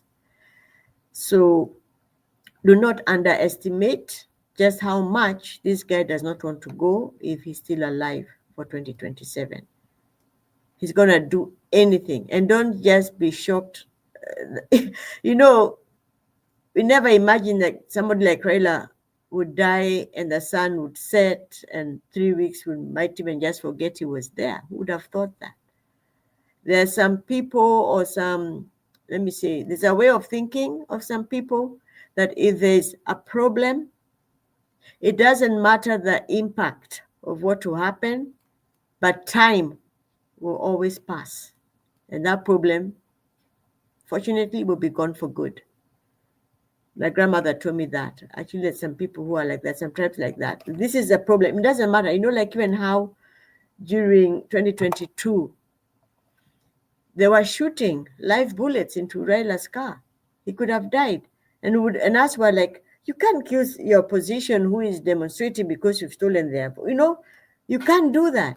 But they tried their best because we could have cried for a month, made a lot of noise, but the guy is gone. Chirongo is gone. Yes, So people who are saying that, Sikuogopi, you don't tell a narcissist that. He can't sleep. He's having dreams of how he'll kill you. That's all I can say. We do not push people over the edge if you know their diagnosis. That's what I would say. We have to use a different method to arrive at where we need to go. We might need outside help to help stabilize. But who do we go to America? We have our own Kasongo here. I can say that. But yeah. So that is what I would say. But of course, they always say, like Germans say, hope is the last to die. We can still remain hopeful. But we're dealing with a very, very dangerous people who have tasted. It's like what? The Savo Manitas. I remember when I was learning that lesson, I think I was in 4th grade, it really stuck in my mind how after they those lions tasted that Indian blood, which had probably some spices, I don't know. They could go for miles hunting for another Indian to kill. They've tasted it. It was like that. So these people have tasted power, people who have grown from nothing. They have everything. They're just doing it. I can't imagine one day, people just saying, I'm going to buy a house, 400 million cash. Or they come in and find, I don't know, $100 million. Maybe it could even be dollars, I don't know, in your house. I know even just trying to buy something for 10 million, how many things you have to answer to the bank when you got 10 million or even 5 million? or even 2 million. They want to know where you got it from. I think it's from 5 million. Yeah, they really investigate and ask you where, what, then to know the sources. So when somebody says that they have got 500 million, it's a problem. In a country where, like Manyara says, we have kids still going to school with jiggers. We have people today who may have died because they had no food or could not get treatment. Kids dying from fever. Can you imagine? You get some of us have had kids. Your kid has got high temperature, rushing to hospital. You're trying to give them, put them a wet towel. You give them all the Tylenol and everything. Imagine kids dying because you can't bring down the fever. Imagine. And they go unreported. So where we are, it is such, it's scary, but it's good to study countries that were where we are now and what those countries did to survive, and those who did not survive, how they went down. Yeah. Kenya is a very rich country, very educated people. We've got all the resources. We've got a whole ocean there. We've got 8 different climates. From snow, we have the Rift Valley. We've got everything. We've got soil. We've got everything. But guess what? Now people are coming there. I just landed on a YouTube and I saw Israelis are coming also. People are coming from everywhere. And that's how Palestine, they took over. They just love it. See, this place is lovely. It's good. It's what? The next thing, they'll be fighting us to get out.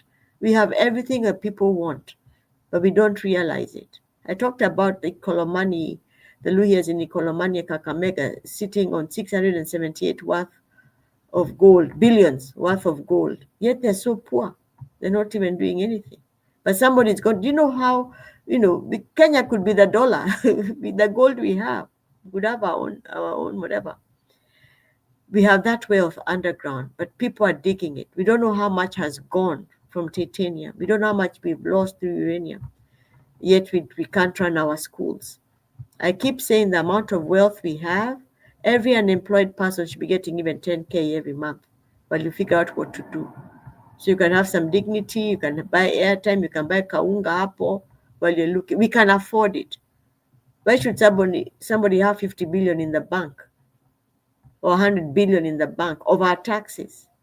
That means we're a rich country. We're very rich. If we are unemployed, yes, but we can afford to pay people who are unemployed, give them health care and educate their kids as we create employment. Why are they building all those hotels in the parks, grabbing land to build? Who's going to be eating in those hotels or working there? We need deep thinking, big thinking. We need to draw a new blueprint for our country. Sit down, get all the think tanks, see how we can hit reboot for our country with a 100-year plan. Yeah. So let's keep the fire going. I'll probably listen on my way home. They're cleaning the place. I'll listen on my way home. If I can, I might join in. Is that okay, guys? Is that okay? Or was I on mute? Anisa, kabla nilete Stone PK, thank you very much. Kuna story nataka kuonesha hapa because history repeats itself. Yep. Okay. Of a Portuguese dictator, 1933 to 1968, who did exactly what Ruto is doing, and I'm doing it for the purposes. Actually, before he died, okay, I will allow him to say, maybe nitaachana na hiyo kwanza. Stone ni kama umengojewa sana, public demand. So Stone PK, go ahead. React to what happened today. Yeah, I have to hear watu wakisema. Habari yako Njiru, Julia, Comfort, nice to see you. Keep tulikesha na yeye hapa hivi, and Njiru tulikuwa tunafunga tukifungua. Yes, Keep. I stand corrected, Stone, you are right. I have to admit. Unaona, mtabadilisha jina yangu muniite Mogo wa Kibiro. Unajua nimetoka mahali kunaitwa Uvarire. Uulize Njiru Uvarire ni wapi, atakuelezea. Tony PK, kama kwenyu ni overlidi, hata nitafuta namba yako.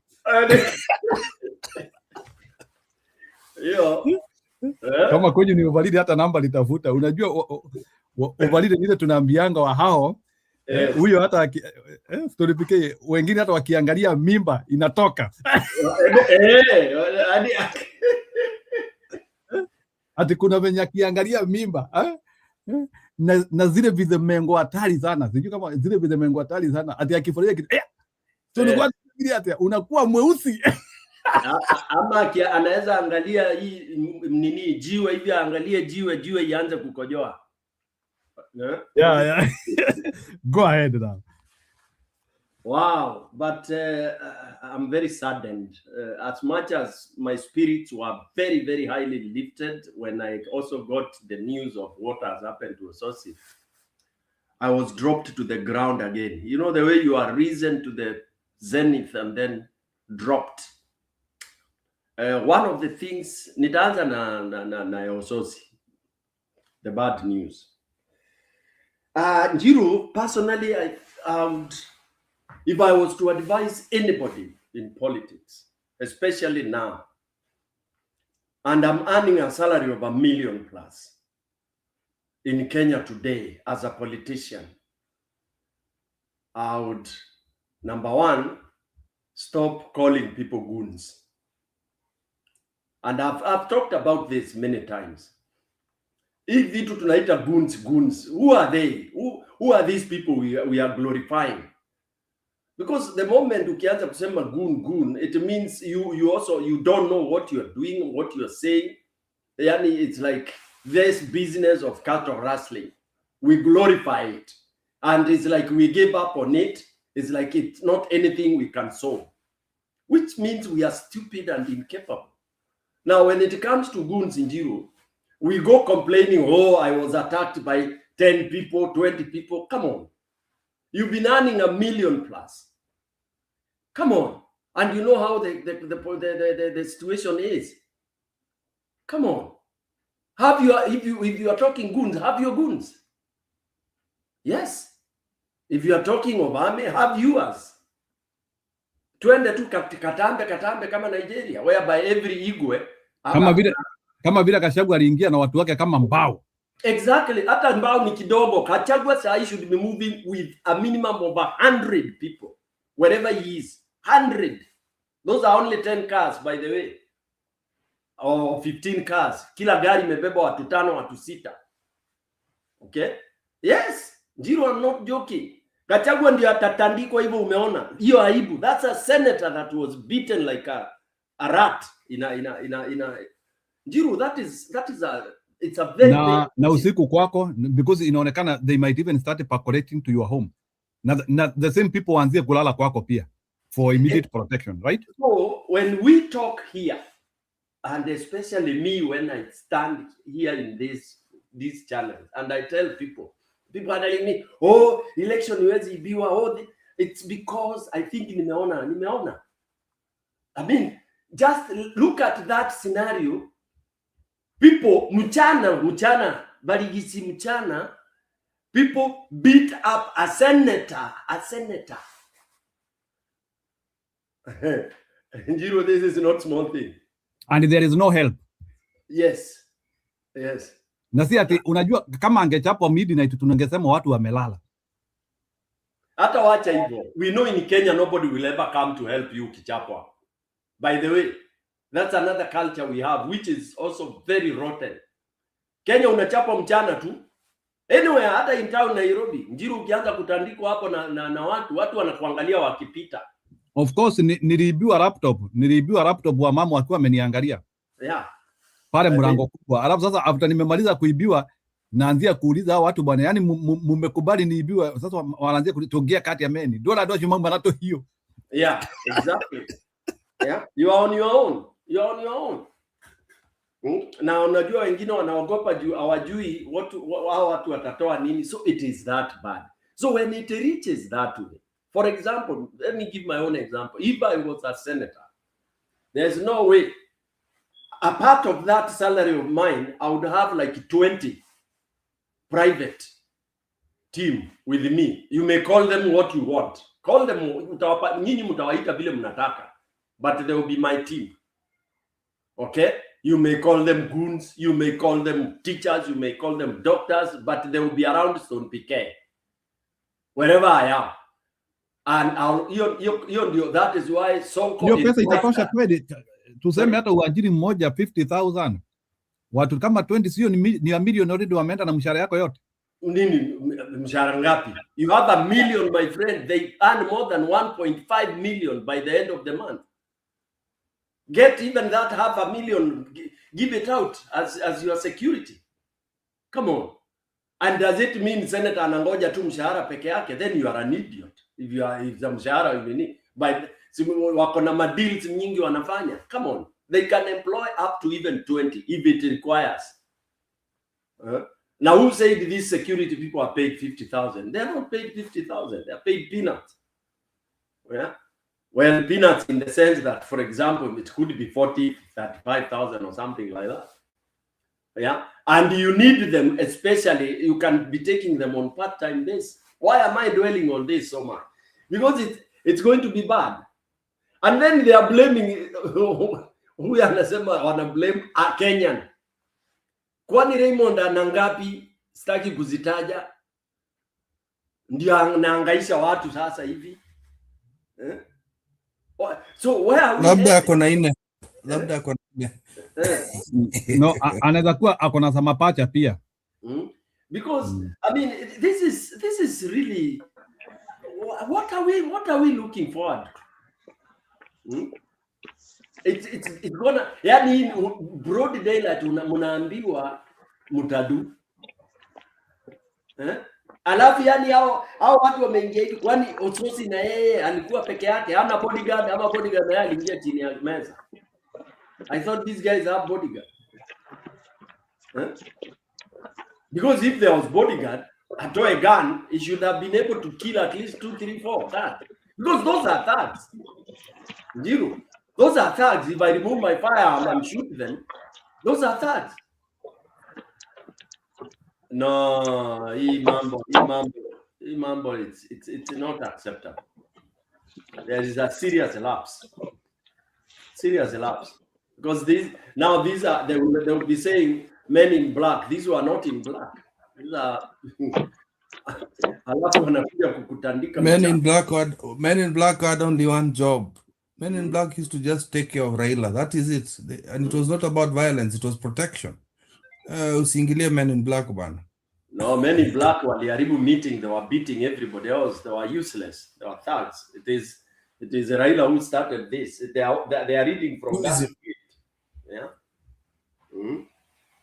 Oh, they are your same script. So me, I'm saying, let it be an eye for an eye.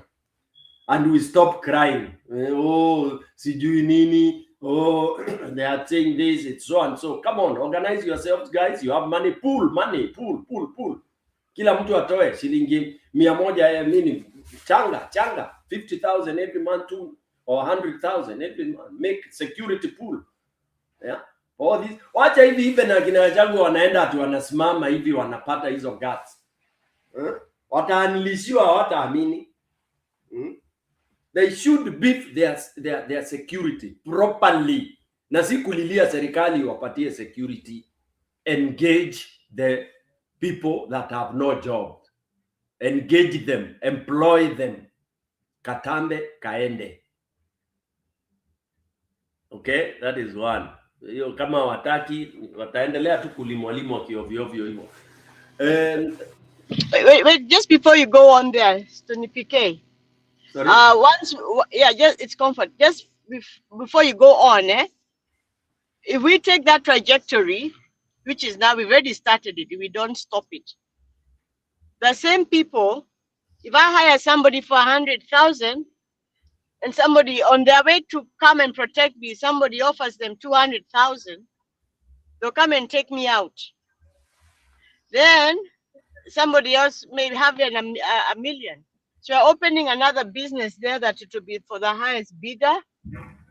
Even you think you've got your bodyguards, somebody pays them a bit more in the M-Pesa, they kill you, they're already inside your house. So, I mean, it's kind of like scary, but that's where we are headed. We're going to be having, you can't sleep. Even if it's you're going to work, people be going in groups. You go 3 cars, the first car in front there can be stopped. I'm telling you, it's going to be a Armageddon if we don't stop something. Back to you, sir. Thank you. I hear you, but for me, you know, I always go the extreme way. What I cannot stop, I prolong. Kama moto siwezi zima na yoasha, unaongezea kuni ichomeke, ndio ichome kile inachoma. You know, we are not able to stop this. Who is gonna stop it? Because the perpetrators are who? Comfort and the others. I'm coming from a standpoint whereby this is what has been started by the regime and is what they want. This is where we are headed. Those of us who say Kenya has already lost the traction and is already headed in a very, very wrong direction at a very high speed, we are getting what? It's getting confirmed now. All right? Because when you have such a thing, you know, you might think it's one of each. Imagine people sitting, planning, and executing. That's a big thing. So then you want to tell me who should, we start crying and saying it should be stopped. I want people to tell me who will stop it. It's like when people want to simama unaanza kusema oh serikali, when it's serikali that is doing what it's doing to you. What are you gonna do it? This tells you this is where Haiti was.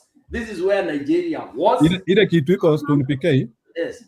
Ile kitu iko, we need like private companies to come up. There you go. Now you're starting. The cancer is now starting.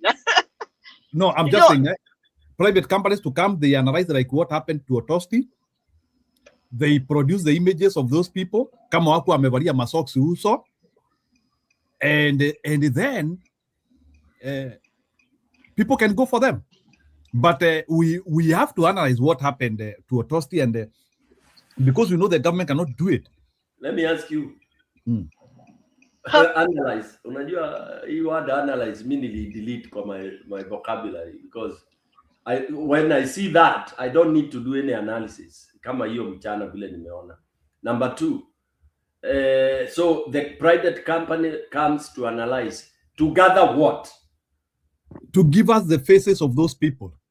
The faces. And then what? Yes. And then what? And then what? To take him to a magistrate who is being paid no, not magistrate. Then from there. Yeah, you didn't hear that part. You're taking them to a magistrate. Let's say who's being paid even 200,000 a month. That magistrate is visited in their house with 2 or 20 million. You think a person is going anywhere? They're starting something we can't. And you know, Kenya is a country where they copy businesses. I remember when we had like a go down somewhere, those sides of Outer Ring Road. And then there's somebody who had begun, who thought of going to Athi River to get changa and bring it in a lorry and sell to people with debe as they build houses in Dandora and those places. Within a week, there were piles of sand coming from Athi River. Everybody copying. We're copy. There are no copyrights. So now this is a new business, and we are in a country where we have the right combination. Very educated people, very smart, to be even at different levels. It's not even like Haiti. You got very smart people who are desperate and they have needs. That combination and technology and all that, and then people can be bribed. So it's a matter of upping the amount. That is what makes it so dangerous. You go to some of those watchmen's houses in Kenya, and you see them making a kaugali there and making a kachai there, what. Those are people guarding you, and that's what you're giving them. What will happen when somebody now comes and tells them, now you see, you've been working there for how long? We can do this, we can do that. Just make sure you leave the gate open or do this, or don't open the gate quickly. I'm telling you, we are in trouble. We need somebody who's going to be so tough. We need to have a square where when you do these things, you're just short. Make it very expensive to do such a business. Back to you guys. Yeah, that's what I was saying. I was saying we analyze those people. Kenyans to look, either somebody with the authority to look for vile tutaendea hawa watu. Like who? When you say somebody, let's be specific, Njiro. Who do you have in mind? Hata hawa akina Orengo sasa ambao sasa rafiki yao wamegongwa. So wafanye like what? We give suggestions. What would they do? Hata kama ni kutafuta vijana waende na wao wachape hao majamaa. Something has to be done. Like these people have to pay for their acts, not through the criminal law, but through the action law of people. That's what I'm saying. Something has to be done. Hao watu watokezewe. Aha. So now, yeah, we are together. So you are now where I am. Yeah. When including hata kutumaniwa wapigwe risasi. So what that is what I'm saying then, because how would it be mysterious? From even would that be mysterious? You stand on a rooftop or wherever you are, you start saying ni Raymond Omolo nini, what are you helping us by just? Can you imagine Stone PK? Yule jamaa aliua Rex Masai, yule ambaye wa Gen Z, yule hata tulionyeshwa uso yake. Yes. Yule ambaye alienda akaenda sijui kwa koti zamu akasema si yeye. Where that guy, he is still roaming free and we already buried the boy. Yeah. Jamaa kama huyo anafaa kukua ashari safe public, and that is why sometimes I love mob justice. Jamaa kama hao tu anapatana tu, and by the way in our communities unajua kuna macrime ukikomite unangojewa na mob justice. Bwana Stone PK. Yeah. I don't know why we don't want to do mob justice. But I've just said that how would you be earning 1 million plus per month na unapigwa kama chokora? Unapigwa kama chokora. Yeah? Njiro, hata we mtaa yako uende kwenyu hapo I don't know kwako whether ni Kairo ama ni wapi. Yaani uende leo upigwe, ndio unaweza pigwa ile ambush. Ati alafu urudi ukishaenda hosi Nairobi, ati urudi and things will be normal. Mimi niguze hapo kwetu, yaani uniguze anywhere within mbele south huko, labda mniue tu, lakini niende nipone. I'll revisit. Not when I'm a senator or an MP or even an MCA. That is why I'm saying we should revisit. Sasa hiyo story tunasema izime kama bangi sasa. Yes. We have localized it everywhere. Tunaizima kama bangi and yes, we react also. Yeah. Unaona ile kitu najaribu kusema hapa. Hao watu wanajiita wakora ni gun whoever they are. The day when we will start killing them, hii tabia itaisha. Yeah. Like wanakuwa lined up. Unaona kama majamaa wa Kisumu wapangiwe tuue kama 10. Because if you look at those guys there, if you look at them, how do you want to level gani? Sini hao akina Gaucho hao, si wanapangagwa sini magunzu akina Gaucho. Wanakuja yani senator anatandikwa, yani do you know that thing has broken my heart like never before, my friend. Nimeona hata venye umekataa kucomment story ya Gachagua. Yes. Naona story ya Gachagua ni kama ama yes, that has beaten me. Kabisa imenitoa booms. Ama that is the reason why they did that. Walisema sasa huyo mtu lazima akuwe attacked, hii story ya Gachagua ikuwe neutralized. But Gachagua huwezi neutralize. That has never happened in Kenyan history. Ule alijaribu, ilikuwa ni Odinga kwa Kenyatta. But Oginga Odinga was not eloquent. If Oginga Odinga Jaramogi was eloquent, he did a similar thing. He did, but then he did it to the wrong number. Unajua Kenyatta alikuwa analipuka one touch. He was not like vinyangarika nyinyi. Alisemaje? Vinyangarika nyinyi. Alisema kuma mama zenyu vinyangarika. I have that. Yeah. Alafu kasema sipokuwa wewe ni rafiki yangu wewe wewe Oginga Jaramogi wewe ukipata moto leo. we react immediately. Now, in fact, when they did what they did, well, it was regrettable, but... So do you want to tell me that Stony PK, akina Gachagua, they played their script also while observing your script ya Jaramogi and to see how to react to avoid such an event? Well, maybe yes, because I heard him quoting a saying that has been said before by Kibaki and quote Mugumo, which means he must have, he has been reading and recalling some history.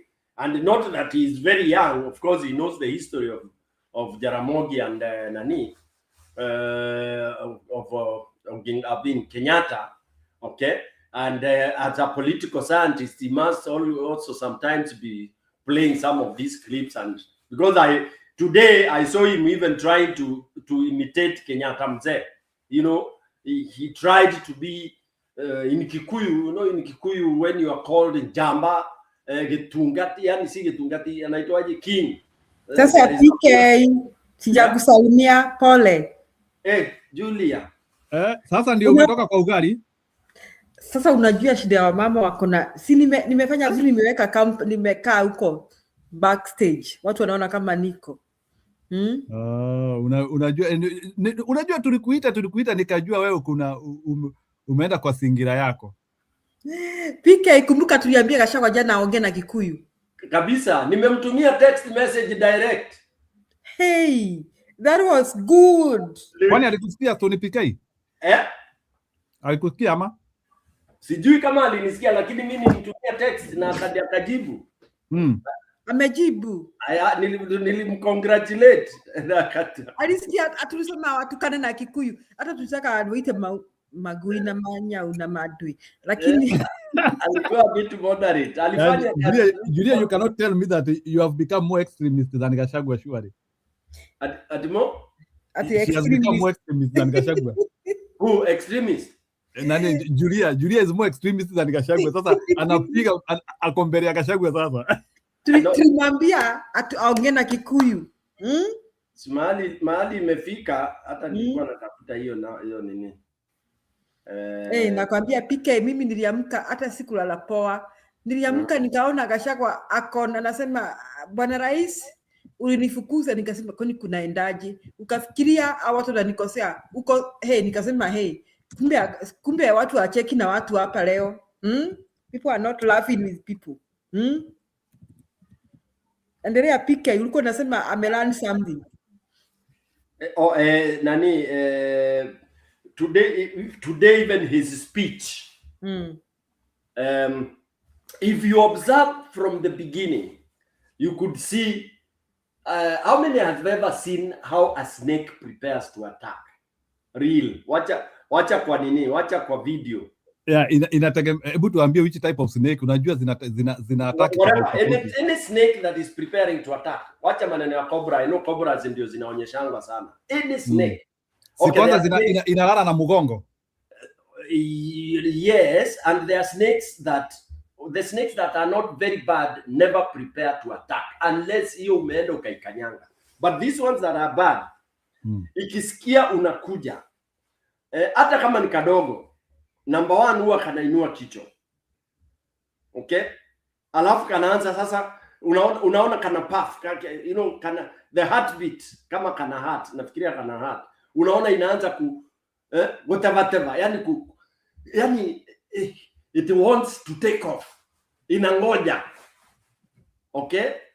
Now that is what Gachagua alikuwa amejaza, kwetu tunasemanga hoshuria. Alikuwa amejaza pumzi kama roli ya Bedford. Unaona? Unajua roli ya Bedford. Na mbona sio Rayland? Unajua kulikuwa na Bedford na Rayland. Why have you chosen Bedford and not Rayland? And they used to be the same generation. Rayland as an engineer, although you are not mechanical, Rayland hazikuwa na hizi pressure brakes. Unaona? Rayland ndio ulikuwa unasikia hazina pressure brake, but Bedford zilikuwa na hizi mitungi huku nyuma ambayo ulikuwa lazima ijae. Unasikia ikishajaa hizo ndio zitakuwa nini? So inajaza ndio ianze kwenda na Fiat. Sasa Gachagua alikuwa amejaza na kajaza because what we discussed yesterday, I think Gachagua was in our show. Na hatujui alikuwa kama unamtumia text mimi pengine anakufuatanga mpaka hapa. Watu wengi sana by this tunipike na sio vile tunataka kukupaka mafuta kwa mgongo wa nyuma. Watu wengi sana wamekuwa kiniuliza huyo jamaa extremist tulimtoa wapi bwana? Some people take you as an extremist. Yeah, which I dispute because I don't know what extremist mean. Extremist, we only have it in Islam. Yeah, why? Because extremists ndio hao wanaendanga commit suicide, hao suicide bombers. For me, if you call me realistic, PK, sisi hatujipangi kujiua. Tell Jiro that. Yes. We are only after Julia, who is now my partner in this, we just call it as it is. That's the simple thing. Yesterday, we did that. And we said, we analyzed and said, how does Gachagua handle this? Jiro ulikuwa. Tukasema, this is the moment. Tukasema, tuliangalia all scenarios. Tukasuggest Ruto asikuje. Ruto or Gachagua, one of them not to attend. Lakini tukarudi tukana Gachagua must attend because of his closeness to the MP. They were buddies. Okay? Real buddies, by the way, ni hata wako ni vile hawasemi, even business, and they did a lot of things in partnership. Okay? They are very, very close, in fact, very intimate. That one of my where I am alisema hata alimudesignia nyumba. Yes, where I am here, I am with one of the, I think it's a nephew to Gachagua. We are in the same area here. Yeah. So we were suggesting Gachagua cannot miss. Alafu tukarudi kipa akatuambia Ruto pia atakosa, na PK yule mwingine akasema Ruto atakuja juu anasemanga yeye ana 4. Atakuja mfanye vile mnataka. So tukasema haya basi. Akikuja kwa hiyo lazima Gachagua amuonyeshe kwanza kwamba huku ni mimi kusema. Unaona? Na ndio alisimama, unakumbuka mahali alisema njamba mbili hazisimamangi kwa nini moja? Gachagua si alinifurahisha leo. Anasema jogo wawili. Adrenaline niko juu bana, sio PK. Ati? Adrenaline niko juu, nasikia yani ukisikia when you are giving a comment na unacheka najuanga you have dosed. Go ahead. Yeah, huyu jamaa nimempatia, nilikuwa nimemtoa marks mingi sana for your information. Nilikuwa nimemshukisha, unajua mimi mtoanga from 100. You know, as a former teacher, I reduce your mark. Leo I'm again if he was to sit for an exam yangu today angepita na ile karibu na flying colors. Jamaa is a political scientist. Yes. Ata Jiro was telling me text that he thinks Gachagua is going to UDA. Jiro ni kama hapo amemsikia yote. Akapanga akasema rais, sijui tumekukaribisha, sijui nini. Yani he spoke like he was not going to speak anything. Na sitaki kusikia mtu akisema ngwe. Hiyo ndio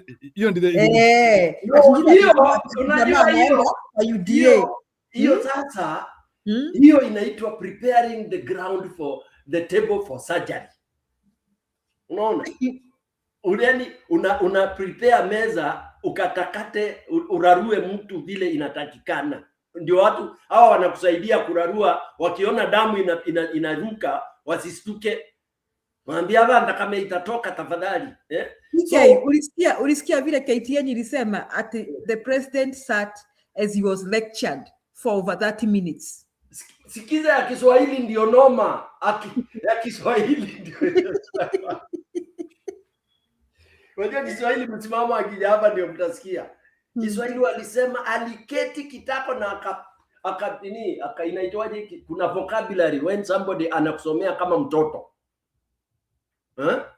Anyway, what was I saying? I'm saying, so when Gachagua prepared and we said if he gets there, he has to use it because they will never meet again, Jiro and Julia.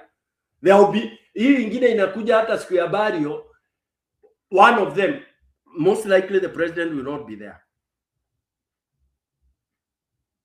Yes. Oh, leo iko Bario? Hapana. Okay. Leo iko Bario. I think, I don't know why they have arranged it that way. Leo anazikwa Friday, kesho kutwa, I think, which is very very unique in terms of the Kikuyu custom. Julia hapo sijui hiyo ni nini. Waliendea mwili na wakairudisha, wataiendea tena Friday. Iko wapi, Nyahururu ama wapi? The burial is in Kiambu. Unaona, let me explain the situation. The guy is an MP in Olkalau. Unajua watu wa Nyandarua, all of them are settlers. Wametoka either Kiambu, Murang'a ama Nyeri. Sasa kila mtu anakuanga na kwao kwenye kule kwao penye ametoka natively. So the burial is in Kiambu. That is why he's going to be buried in Kiambu. Oh, thank you. That one I had not. Sikuwa najua ati the real home iko Kiambu. Okay. So in Kiambu, again we can predict if Ruto will come again, which he can, because sasa unless something else may happen hapa in between ambayo itachemsha Gachagua tena. For me, I think he unleashed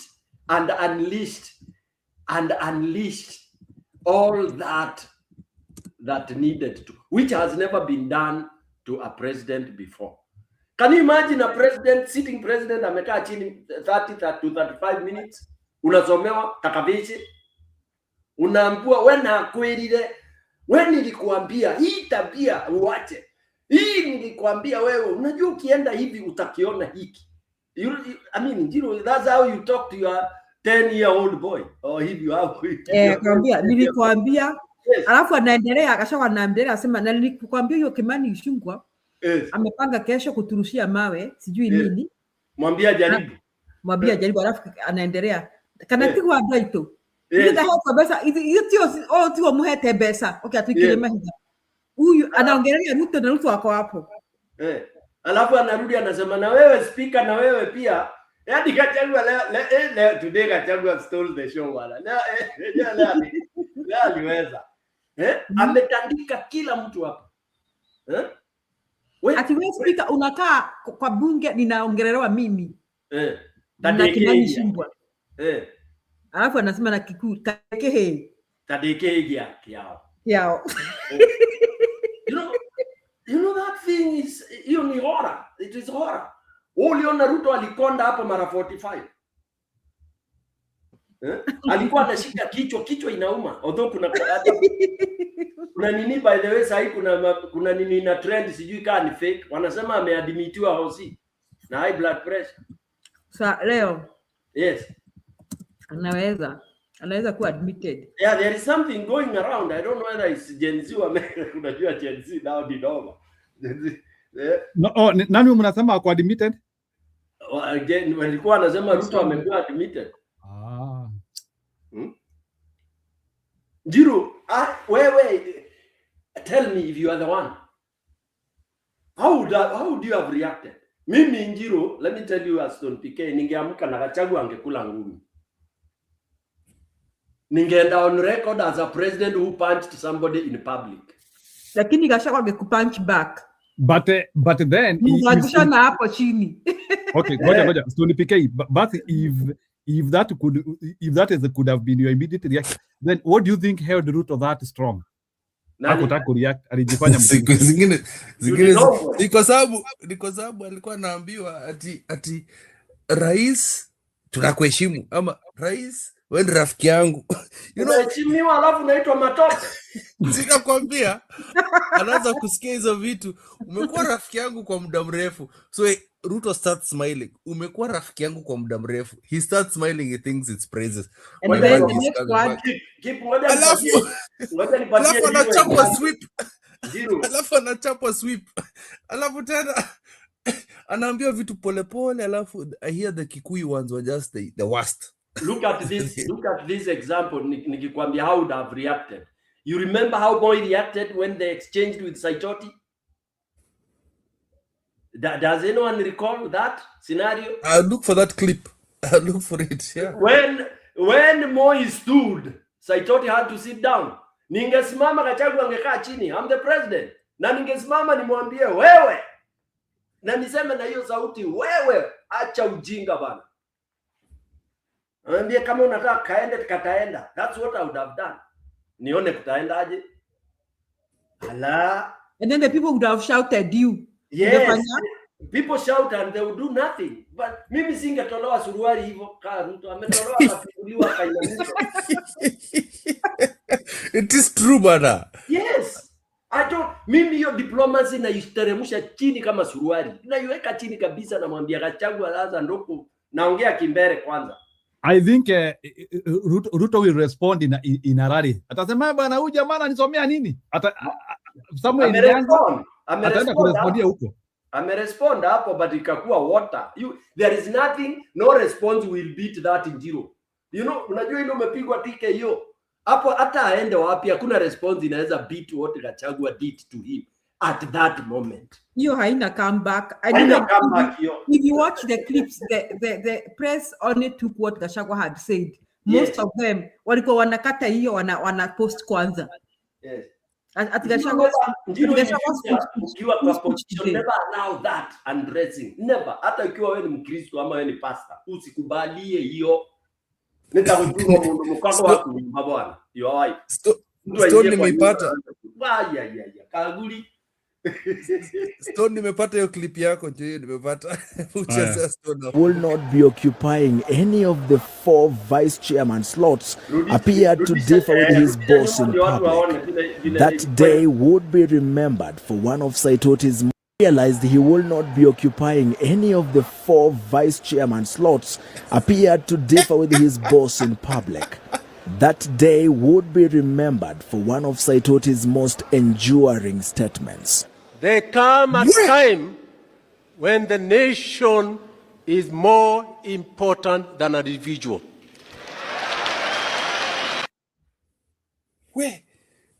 Unaona vile Moi alisimama hapo? No, hukupata ile yenye wacha hii imekatakatwa. Look for the real one.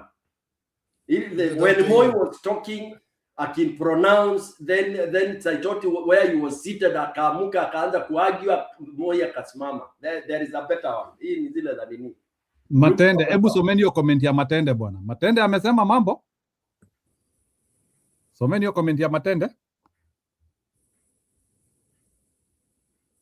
Nani atatusomea?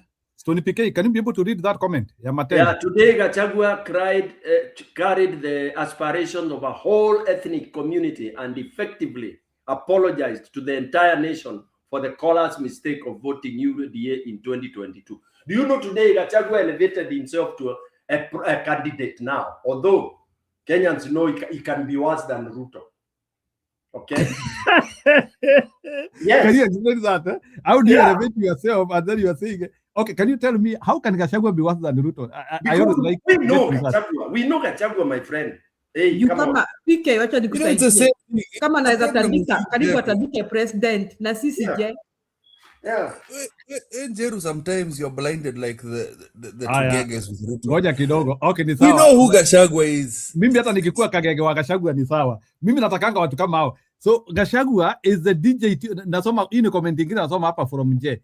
Gachagua is the DJT of Kenya. Huyu ni mtu mwingine anapenda DJT mbaya. That's the same way Trump lectures people and he does not care who it is. I think Gachagua has been watching DJT campaign rhetoric. Okay. I don't think so.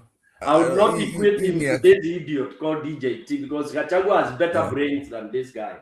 Apple, I differ with, okay. Yeah, behaving that show, yes. But in terms of brain and the way of thinking, Gachagua is better. Hapo. Hivyo mtu wako hana akili, in short, Jiru. Nani huyu huko hana akili hiyo ni. I don't believe but ni sawa. Hiyo ni comment ya Stone PK and I don't want to react on it. No, that's my opinion. Unajua when you have such a point for like 20 or 25 years, I don't think I can be able to tell you that follow this one. Hiyo tu na chatu PK wacha aseme hivyo. Yeah, hiyo ni opinion yangu. That is not even anybody I can go seeking advice from. Nikiambiwa nikaulize advice from presidents. I mean, personally, I would not. He is not in a list of where I can go to even go and do my research on in terms of leadership. That is me anyway. That's my opinion. Can I try and read Njeru a bit? Just 1 second. Just give me a moment, Njeru. Okay, go ahead. I want to help you here so that you understand that it's not that we're playing sides here. It is just remember the time you are looking at people talk about Ruto, and then we are showing people before elections the things that Ruto had done, and then we see them vote for them. It's the same caution we have with Gachagua. We've seen what Gachagua has done in the past. Usikuja kuniambia ati forgiveness. The same thing with the Tugeges when they said let's forgive Ruto, ni mtu wa Mungu. Just because your church is getting rid of Ruto, you're worshiping him. Ati ni mtu msawa. Just because you're seeing the things he's doing right now, oh, sijui amegonga Ruto nini. You still have to know that he's a snake. I am sorry, Njeru, you need to understand. I know you like him right now, but he's not presidential material. I am sorry. Apo lazima, you have to sit down and meditate on that one, to be honest. Gachagua is doing the right thing right now. I know you and Alex like him, but I'm telling you, mtu akishika kichwa, akishika kiti, utaumia. He's the first guy who used to wake up at 5 o'clock in the morning kukuja kutuchapa as people of ODM. Kukuja kututandika vizuri. Anamuka 5 p.m. kutufanyia kazi sasa. To working in the right direction. To make sure we have food, to make sure we have jobs. Si anamuka 5 to make sure things are in order. Now look at this guy. No, why do you want to think that Ujamat ataamuka very early in the morning kuja kututesa? Kwa nini asiamuke very early kutusaidia? Alikuwa anakuja hapa kuchapa Wajaluo na sisi, the rest of us. Wewe acha zako bana. That is the problem with you. No, but no, he can wake up to do the right same thing way now. You're blinded. The same way you're blinded with some of the stupidity that Trump does. You're a purist when it comes to stupidity. That is your problem. Your problem is you look at the man and you ignore the stupidity they have ever done. We're not saying that you should not believe in some because of the I believe that there's no human being there's no problem. There's no problem with just you need to believing. accept. There's no problem with you believing in some of the nice things somebody has done. But you cannot hold hata Musa hakufurahisha Mungu kabisa. Hata Musa hakufurahisha Mungu kabisa. God had to negotiate. Okay, you're brainwashed completely. Mimi nitakuacha tu. Yeah, of course, and it is good by the way to be brainwashed. You know, if you are not brainwashed by some scenarios, you cannot react to situations. Father, no. Keep read, by the way. Life is about being brainwashed. Eh? Hata bibi yako I cannot believe it. That is why I say Kenyans sometimes are stupid. You know, these are the sort of people that the so-called professors. Now we have one right here who will call himself a doctor. That cannot reason. It's good as Kenyans to be brainwashed. Are you hearing yourself talking? No, I did. I did not say that. I really highly respected you. A whole doctor, person with a graduate, unaongea ujinga kama hiyo. I'm giving you the philosophy of life. There are some things in life you cannot handle without being brainwashed. Okay, let me call this meeting to an order. Let's go back to our debate about Gachagua. Sisi leo mimi nimebambika sana. Ni vile tu kuwaita madogi na mapusi nitaka apike hapo. Lakini he did the job. We had recommended that last night, me and PK, and he didn't let us down. So we were asking ourselves, naona Mwamba amekuja, tulikuwa tunajiuliza saizi Ruto Kasongo anasikiaje? PK akasema ati angechapa Gachagua slap kama angekuwa Kasongo, lakini kaambia PK hata ungechapa slap, you think ungechapa Gachagua slap akuache? Sasa hiyo ingekuwa ile wrestling ya come and see. But PK, on a real thing, what do you think Ruto is gonna do next, and what do you think he's feeling saizi?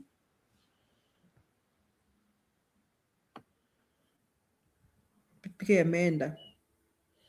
Acha Mwamba ajibu. Mwamba, karibu. Umefuata yaliyo jili leo. I'm not being heard. Keep, are you hearing me? Oh, ndio unasemaje? Nilikuwa nakuuliza so what is Ruto's next move now that he didn't come out to slap Gachagua? you know, that is what we said yesterday, that he will leave that meeting with a very rotten egg on his face. Okay? And for me, now, you know, I always like, you know, putting myself in that situation. I'm imagining now, let me be Ruto. And I want, I look at the scenario, my feeling during the activity, and then immediately after. Okay? Now, for me, as Stone BK, if I was the one seated there, as I've said earlier, that blow is too strong. Hiyo nilipigwa mpaka chini. Flat, I fell flat. And for such a blow, kama mwanaume, I don't want to pretend.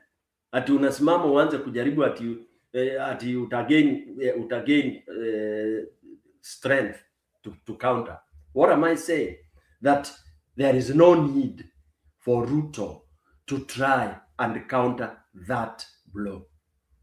Today's that ilikuwa ni mwisho. He made the biggest blunder of his life for sitting there hivyo alikaa not knowing huyu mwanaume anaitwa Gachagua ako na ine. It is, he will live to regret that day. He will live to regret. So what will he do after? If I were him, I would let it slide and melt. I would not bother. What he tried at the scene, hit a big wall. Alijaribu, watu nimeacha wameongea. How do you try to justify yourself kwa crowd ambayo ilikuwa imeiva? It was oozing poison to you. How? Mnasemanga ati his intelligence. Sioni intelligence hapo, because if it were mtu anaka intelligence kadogo, the best thing would have been to avoid that thing, that shit. I mean, I'm telling you, how do you walk into such a muddy and very poisonous, toxic situation just because you are a president and you want to show? Skip. Watu watasema tu hakuenda alituma Kindiki. It would have been better for Kindiki to be there, to be scolded. Just like what he did during Justin Muturi's son, burial. Was it? No, not Justin Muturi. Nani is burial. Kijana wa Lenny Kivuti. You don't walk into such prepared den. Kitanda kinini kimetengenezwa, yani kikaangio kimetengenezwa, ni wewe unangojewa ukaangwe hapo kama samaki ukipinduliwa, and you accept to do that. So Julia, to answer your question, I would not dare to hit back at Gachagua. I would want to be a coward if I were him, and cowards live longer. Angeamuka aseme apasi rambirambi, nashukuru wananchi wa Nyandarua kwa kuwa amani, na aseme Mungu poleni sana. Na poleni sana. Nimekuja kuomboleza mbunge wa nini. Hiyo sasa ingekuwa a very serious counter. Yes, ingekuwa amekuwa statesman. Watu wamemsomea na hajajibu. Exactly. Hata anaweza sema nimesikia. Nimesikia malalamishi, tutashughulikia malalamishi. And then he says, hiyo nimesikia kwa sababu mimi ndio rais wa nchi. Kwa sasa. Unaona? Na nimesikiza vilio vyenu. Ingekuwa sarcastic mbaya mbo. Kilio chenyu wanakachagua, nimesikia kilio chako. Nitakushughulikia. Nitawashughulikia. Nimesikia kilio cha mlima, bado nitaendelea tu kwa sababu alianza kutafuta mabarabara. Ulisikia vile mabarabara yenye mpaka kale Kagashiraka kwetu. So that your question is answered. That's how I would have. Maybe ukaribishe Mwamba. Kwani mnakuanga na university huko Nyandarua ama ni high school? Mimi nishangaa. Wacha Mwamba atuambie university iko wapi. Iko. Nafikiria ijaanzishwa ama ilianzishwa ikakwama. Ilikwama. Ilikwama boss. Ilikwama. Alitaja jina ya secondary school. Kulikuwa university ilikuwa sijui ikuwe hata na nini na JM karaoke things and all that. There was a proposal. Mwamba disappeared on us. Yuko ametoa speaker. I mean mic.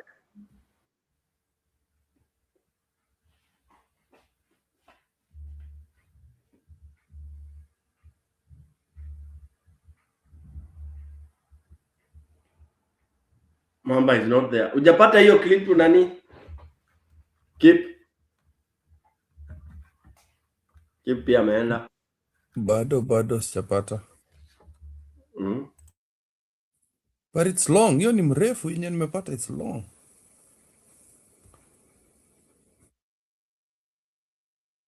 Let me see if I can find one for 3 minutes.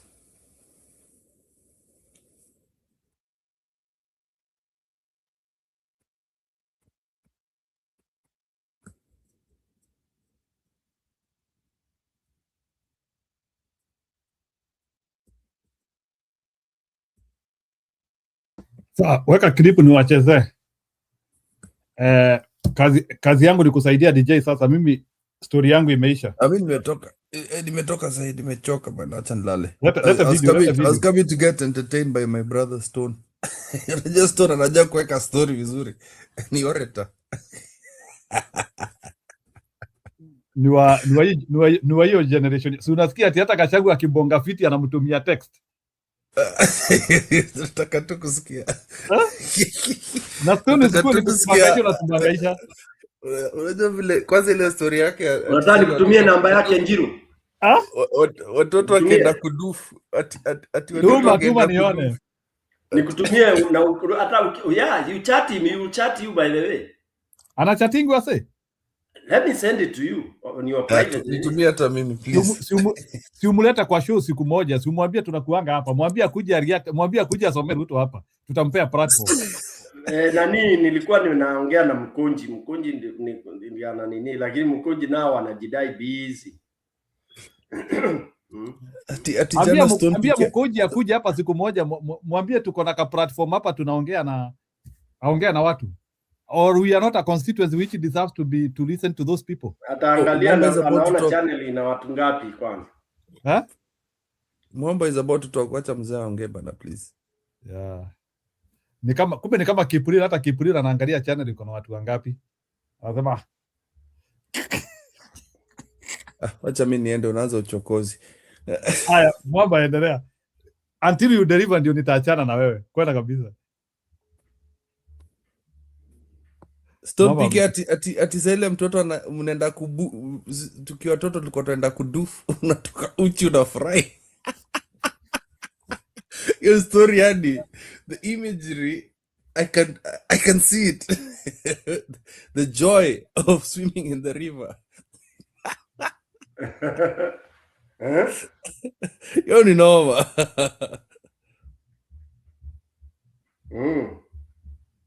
Yeah, kuna mtu anasema we forgot to ask people to subscribe. Freedom. Kuna mtu alituambia tuache kuambia watu wa subscribe kwa hiari yao. And that is why we stopped. Somebody said that telling people to subscribe is very nagging. Yeah, but that's how people get subscribers, huh? It's not bad. Anyway, out of these 66 people, kama kuna mtu haja subscribe, you can honor us with your subscription anyway. Yeah, Mwamba endelea. Subscribe. Subscription is not bad. Nimepata video mzuri ya Sifuna akitoka kwa ndege. Coming out of the plane. Njiru umepata ndio hiyo? Umenitumia kwa message? Nimetumia kwa WhatsApp yako hiyo. Yeah. Hebu nipatie dakika 13 tuone hii message ya Sifuna. Lakini naona Mwamba ashafungua nini? Microphone. Amutataka Mwamba aongee kwanza. Mwamba sema.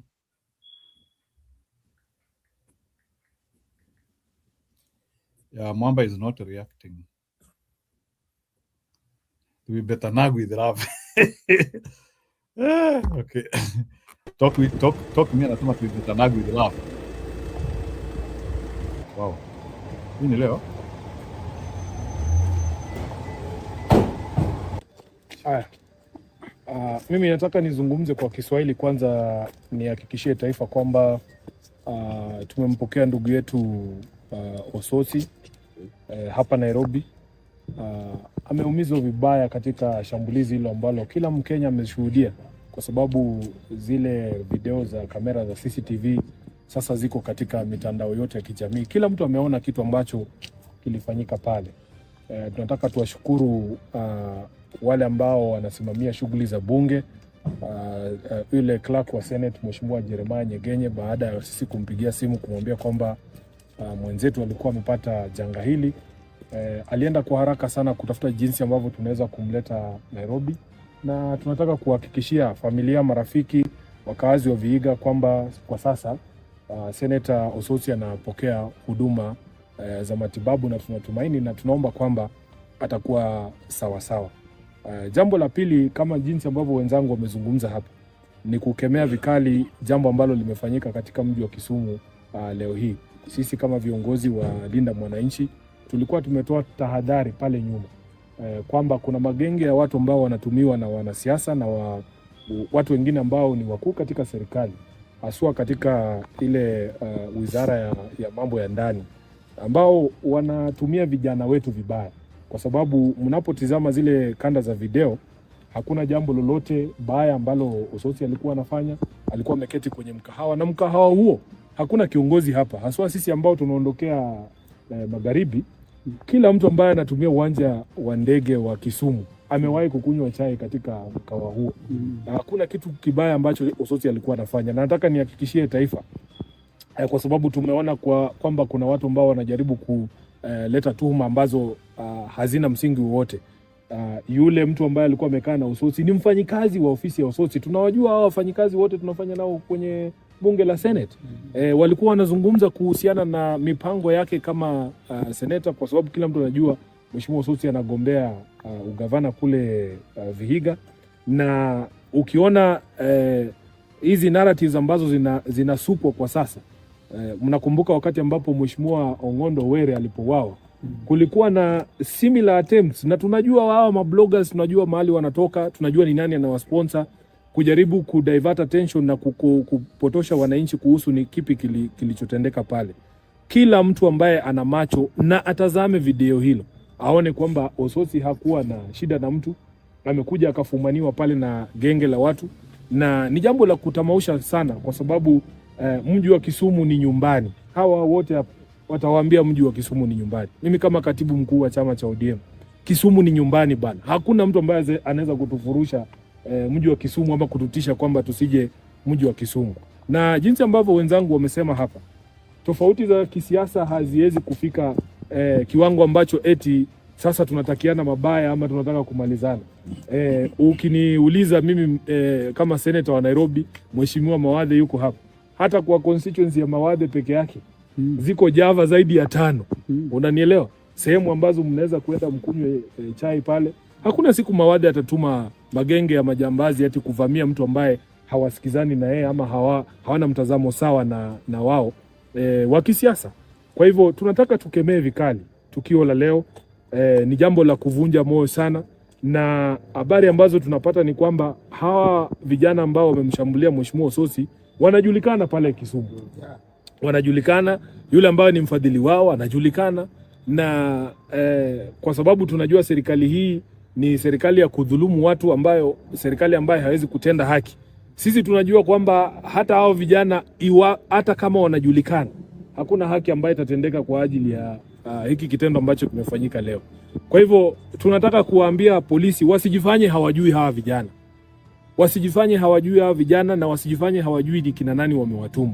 Mji wa Kisumu ni mji wa kimataifa, na ni mji ambao lazima sisi sote tuwe tunajihisi kwamba tunaweza kuwa pale, tunaweza kufanya mambo yetu pale.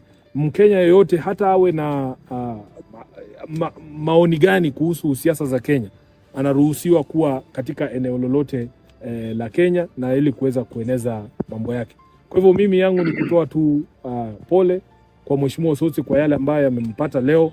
Hakuna makosa ambayo Mheshimiwa Osotsi amefanya. Hakuna kitu ambacho amefanya ili deserve yale mambo ambayo yamefanyika hii leo. Na niwashukuru wa viongozi wote ambao wamekuja hapa kusimama na Mheshimiwa Osotsi, na wengi wengine ambao mtawaona hapa kesho wakimtembelea.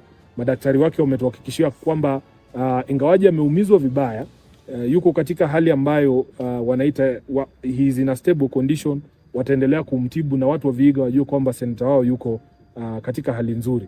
Kwa hivyo nataka nimkaribishe tu ndugu yetu mmoja yuko hapa, Mheshimiwa Eugene Wamalwa, na yeye aseme jambo kuhusu swala hili, lakini kuu zaidi ni kwamba sisi wanalinda mwananchi. Hakuna kitu itatutisha bwana. Mutatuua sisi wote. Hata hiyo Kisumu tunaenda, in fact tunataka tuzungumze tukimaliza Nakuru, sasa tukuje Kisumu. Kama wanataka kutuangamiza sisi wote, wajaribu kutuangamiza, kwa sababu Kenya ni huru bana. Kenya ni huru. Wewe sema yako, ukimaliza mwingine aseme yake. Lakini hatuwezi kuwa katika mandhari ya siasa ambayo eti ukizungumza kitu unaweza kuvamiwa na magenge ya majambazi hata ukiwa katika starehe zako. Unanielewa? So nataka niwaombe wakazi wa Kisumu, kwa sababu kuna watu ambao naona ni kama wanataka kuwachafulia jina. Mimi najua wakazi wa Kisumu. Nimekuwa katibu mkuu wa chama cha ODM miaka 9 bwana. Hakuna siku nimevamiwa Kisumu mimi, hata katika hiyo eneo la Java hiyo moja ya hapo Acacia. Hakuna siku watu wa Kisumu, in fact ukitoka pale wanakusalimia, mnazungumza, mnaenda. Watu wa Kisumu ni watu wa amani. Kuna mtu tu mmoja ambaye anajaribu kuharibia eneo zima la Kisumu na Luo Nyanza sifa kwa kuandaa haya magenge ya vijana kuweza kuwashambulia watu ambao anaona kana kwamba hawana maoni sawa na yeye. Na sisi tunaomba wakazi wa Kisumu, sisi ambao tunawalinda nyinyi wananchi, na nyinyi mtulinde. Na nyinyi mtulinde. Sisi hatuna uwezo wa kuweza kuzuia matokeo kama haya, lakini wananchi wa Kisumu wenyewe wajue kwamba hawa viongozi wote na wanalinda mwananchi. Hatuna ubaya na mtu yote, tunawapenda. Na sisi tunajua mnatupenda. Lakini wale wachache ambao wanajaribu kuweka nyufa kati yetu na nyinyi, tuwakataze, tuwaambie siasa kama hizo zilipitwa na wakati. Nataka nichukue fursa hii nimkaribishe Mheshimiwa Eugene Wamalwa na yeye azungumze jambo moja. Thank you very much, Senator Sifuna. I've come here to say pole to my friend, Senator Otsotsi. We thank God that he has been received here at Karen Hospital. He's receiving good medical attention, and we're happy the doctors tell us he's in a stable condition. We're very concerned about what happened in Kisumu City today, at Java restaurant. Kisumu City is one of our favorite cities. As Senator Sifuna said, it's our home. Some of us grew up there, went to school in Homa Bay. It was our city from our youth. And Java is one of our favorite restaurants here in Nairobi, Kisumu, wherever, Mombasa. So what could happen in Java to a senator of Otsotsi standing in broad daylight was really shocking. We've seen the statement by the DCI and CCTV cameras. Those goons were known. In fact, by now, the DCI should be telling us that they have arrested these goons and they are taking them to court. So we demand immediate action against the perpetrators of this very heinous offense. We also thank Governor Orengo. I think he was the first one to attend to our brother at Aga Khan in Kisumu City. We thank Senator Sifuna and the entire team here who have received our brother here and brought him here. And what we want to urge is that we must not have political intolerance getting to this level, especially something like this happening in Baba City, Kisumu. We know that one thing that made Baba great was that he was a Democrat. He could disagree with you, but he believed in what the philosopher Voltaire said, that I might disagree with you, but I will defend unto death your right to say what you want to say, even if I disagree with what you say. So this level of intolerance must not be allowed. And those who are behind this, we want them brought to book. Otherwise, we're here in solidarity with this team, with the Sources family, the people of the great county of Vihiga, and we want to urge our brothers not to be intimidated and to fight on and let justice be done. Asante. Thank you. Kuna maswali mko nayo? Hamna? Asante sana. Nataka useme one time. Oh. Ashasema. Hiyo Kisumu ndio tunaelekea. Thank you so much, guys. The Commander-in-Chief, the IG, and the Murkomen to tell us if indeed he's in charge of this country. It looks like they are not in charge and goons have taken over. This cannot happen in a city called Kisumu. And Kisumu is a city of all of us. When we were going to have our rally in Kakamega, goons took over the airport. We looked for the alternative way to Western. And this could have happened on all of us using the flight. I want to say that it is indeed bad. And we're not going to accept this. Because actually Honorable Sosi was one removed. He never complained from the party ODM. Ososi was not in the ODM uniform today. He was in his place walking around as a Kenyan. This cannot be condoned, cannot be agreed. We can't. We are expecting answers in 24 hours. The commander-in-chief, who is the president of this country. And furthermore, it is happening from a region where the PS Interior is coming from. Is he one aware of this? He must be aware. If by tomorrow noon nobody has been arrested, then we shall be assured that Raymond Omolo is the one who knows what has happened. Thank you.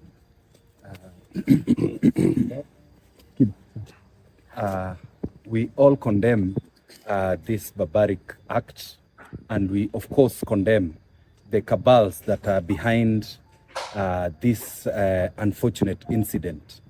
We know we belong to different political formations, and this is provided for in the Constitution. It shouldn't lead to such acts of violence against such a member of the Senate. And for this matter, we are calling on the Interior CS, to quickly arrest the people that were involved in this. And you need to know, if up to now you haven't given a statement, it gives us indicators that some of the things you have done in the past are things that had been planned by these people. The other thing that is worrying me, government-sponsored bloggers, Interior Ministry bloggers have quickly come up with a narrative trying to tarnish the name of Senator Osotsi, that he was being, he was violently attacked because of a love triangle. This is a weak scheme by government. We know this is what you run to each time that you're cornered. We will not allow you to continue doing this. And next time, don't use this element of surprise. You need to advise us in good time so that we organize ourselves. We will not allow you people to continue intimidating us.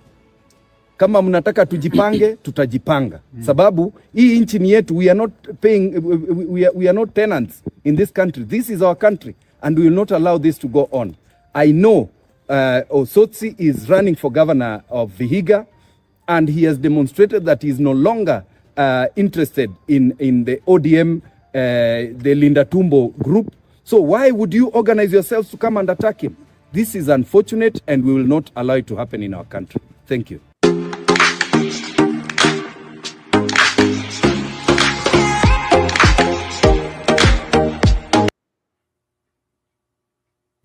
Sawa Mwamba, take over. Hello. Sasa umenisikia? Pole. Me, I'm having a problem with my phone. The mic is not working. So I've joined several times unakataa kunisikia, so I just have to connect again. Sawa, lakini hata habari zenu akina Julia, Kip na Jiru na Stone. Wow. Sasa mimi yangu sio mengi leo, other than to say that today I saw a political scientist really take a control of a very thorny ground, and he did it so well. I'm even surprised. Actually, today, as Stone PK says, Gachagua amepata marks mingi sana because he was able to do crowd control, talk with a lot of discipline, and pass the message very effectively, very courteously, without insulting anybody. Mpaka sasa rafiki yenu alishindwa what to say. Today I saw a political scientist, very, very articulate, and wow, Gachagua hapo, leo ameuma namba. Then I saw a president who has a temper, a character, a guy who cannot be able to control himself when he's beaten, and he cannot fathom a quick way to get out of a situation. Did I see Ruto saying akisema that he does not need to be akisema hataki mtu amuongeleleshe or somebody to support him. He is the boss of Kenya. He is the president of Kenya, so he can be able to speak anywhere. That was very poor of him. I think he should have taken the cue from Gachagua and be courteous, agree that when he is beaten, he was beaten properly, and at least appreciate that the situation was taken control by Gachagua. Gachagua took control of that place. Otherwise, it was going to be messy, but he took it very well. Akakontrol hao watu, wakamsikiza, he said what he wanted to say, and I think, my goodness, I today admired Gachagua. Medhu is taking a big chance. He should be very careful of himself. He put and inject na kila kitu, at least he said all those things, but now, even seeing now what is happening to his colleagues, senators akina Ososi, he should be very careful. They should up their security and they should know where they are going when they are not secure. Otherwise, Medhu naye ni kali. Today was a day, Kenya has made a turn. It is so sad to see a whole senator, Maze, being crowbarred in front of everybody and nobody does anything. Hii uoga tutawacha. We have to start being courageous, because you can't tell me in that Java place there was nobody who would come out, at least hata kama hata rusha kiti aongee na hao jamaa waambie wachaneni na huyu mtu. How do you get crowbarred like that when everybody is watching, almost cheering? Yeah, that was very sad. I'm so saddened to see that guy, the way he was crowbarred by those two gentlemen. Na ni wanaume wawili, although that one with the white thing looks like he had a gun on his hip. He kept on like going for it and then thinking twice. But it is a pathetic sight even to, oh no, that's terrible. That is the limit of intolerance of any kind. And when we start saying that we know who sent the goons and there will be nothing that will be happening and those guys will not be arrested, Kenya is going to the dogs. Honestly, it's so sad. My take for now.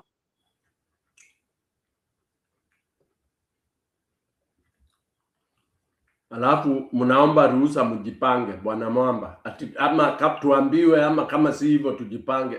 Unaombanga ruhusa kujipanga? That is the hate of nonsense, bwana PK. Sasa mnajipanga nini? Mnajipanga nini? Mnajipanga nini? I'm even surprised. Even, you know, when these other people, the likes of Siguna and everybody saying, we know who did this, they are lawyers. And if they have evidence, what do they do? What action do they take? Who is to fight for who if they can't even fight for themselves? How will they have fight for a mwananchi? Can you imagine if it was a mwananchi who was clubbered there? Sasa angekuwa nakufia huko corridors ya Kisumu Hospital.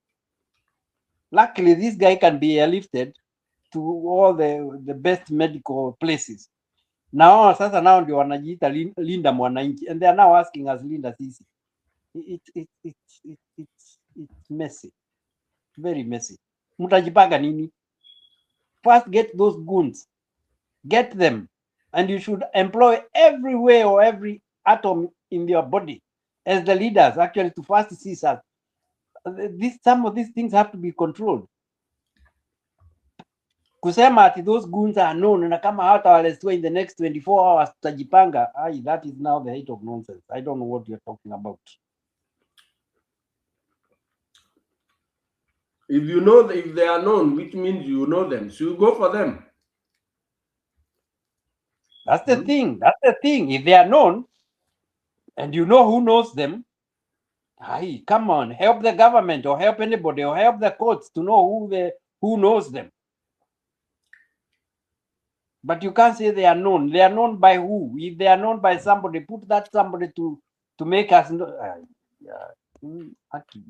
It's so frustrating. Honestly, it's so frustrating to see some of these things. During daylight, mchana. And it is not just anybody, it's a senator. For goodness sake. Being picked up somewhere, people hata hawaogopi kuna CCTV. That was Java, sio ati kioski ya Karumaido. No. Kenya is becoming worse than Haiti. Senator anakanyangiwa chini kama takataka bwana. Hapa US inaweza fanyika Njiru. Unajua nimeona hiyo video saa hii, sikuwa nimeiona. I actually heard you guys talking about those, sikuwa nimeiona. So I googled it quickly. Woi. I'm also haki nimeona mbaya. It's so bad. The guy was so helpless. Ametandikwa mateke. Nini wote. Anavurutwa nyuma. Ai.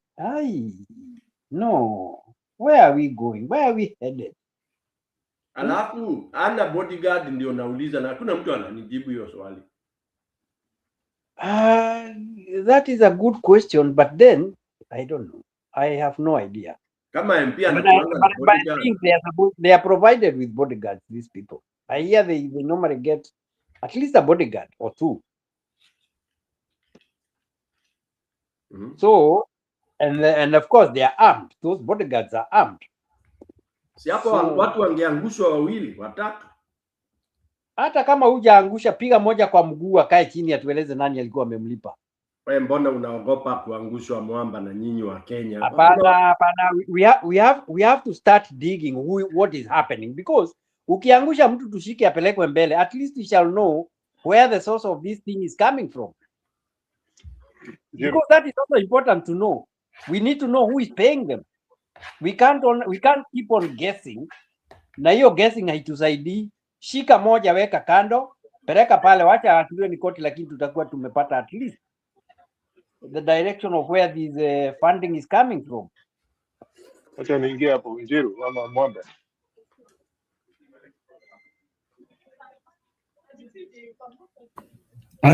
Mambo umemalizia, naona Mr. Iran anataka kuongea. Haya, mwingine aongee pia. Okay, Njiru. Hapa hivi tuko na shida ile ya political supremacy, ile supremacy battles ya viongozi. Wapi, where you are ama Kenya?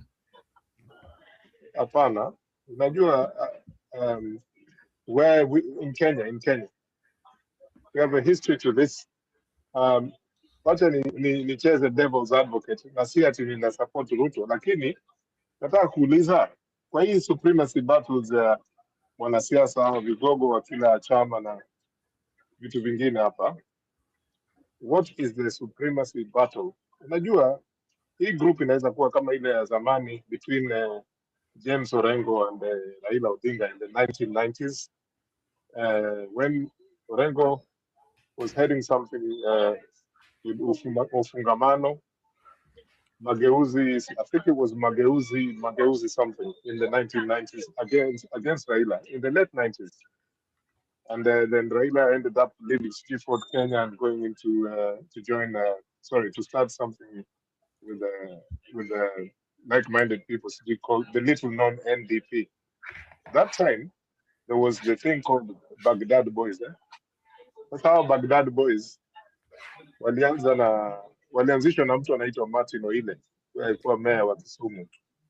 That one he fought anything and everything in his way, and including Raila. He fought Raila Odinga as well in Kisumu. These Baghdad Boys, they have never really disappeared, from the Kisumu political landscape. And they were hired, I remember the Baghdad Boys were brutal. Yani hao watu wakiwekwa kwa matatu, a full Nissan, to follow a convoy, pengine wanaenda Migori, wanaenda western part of Nyanza, with different parts of Nyanza, they would unleash terror as a supremacy battle between this or that politician.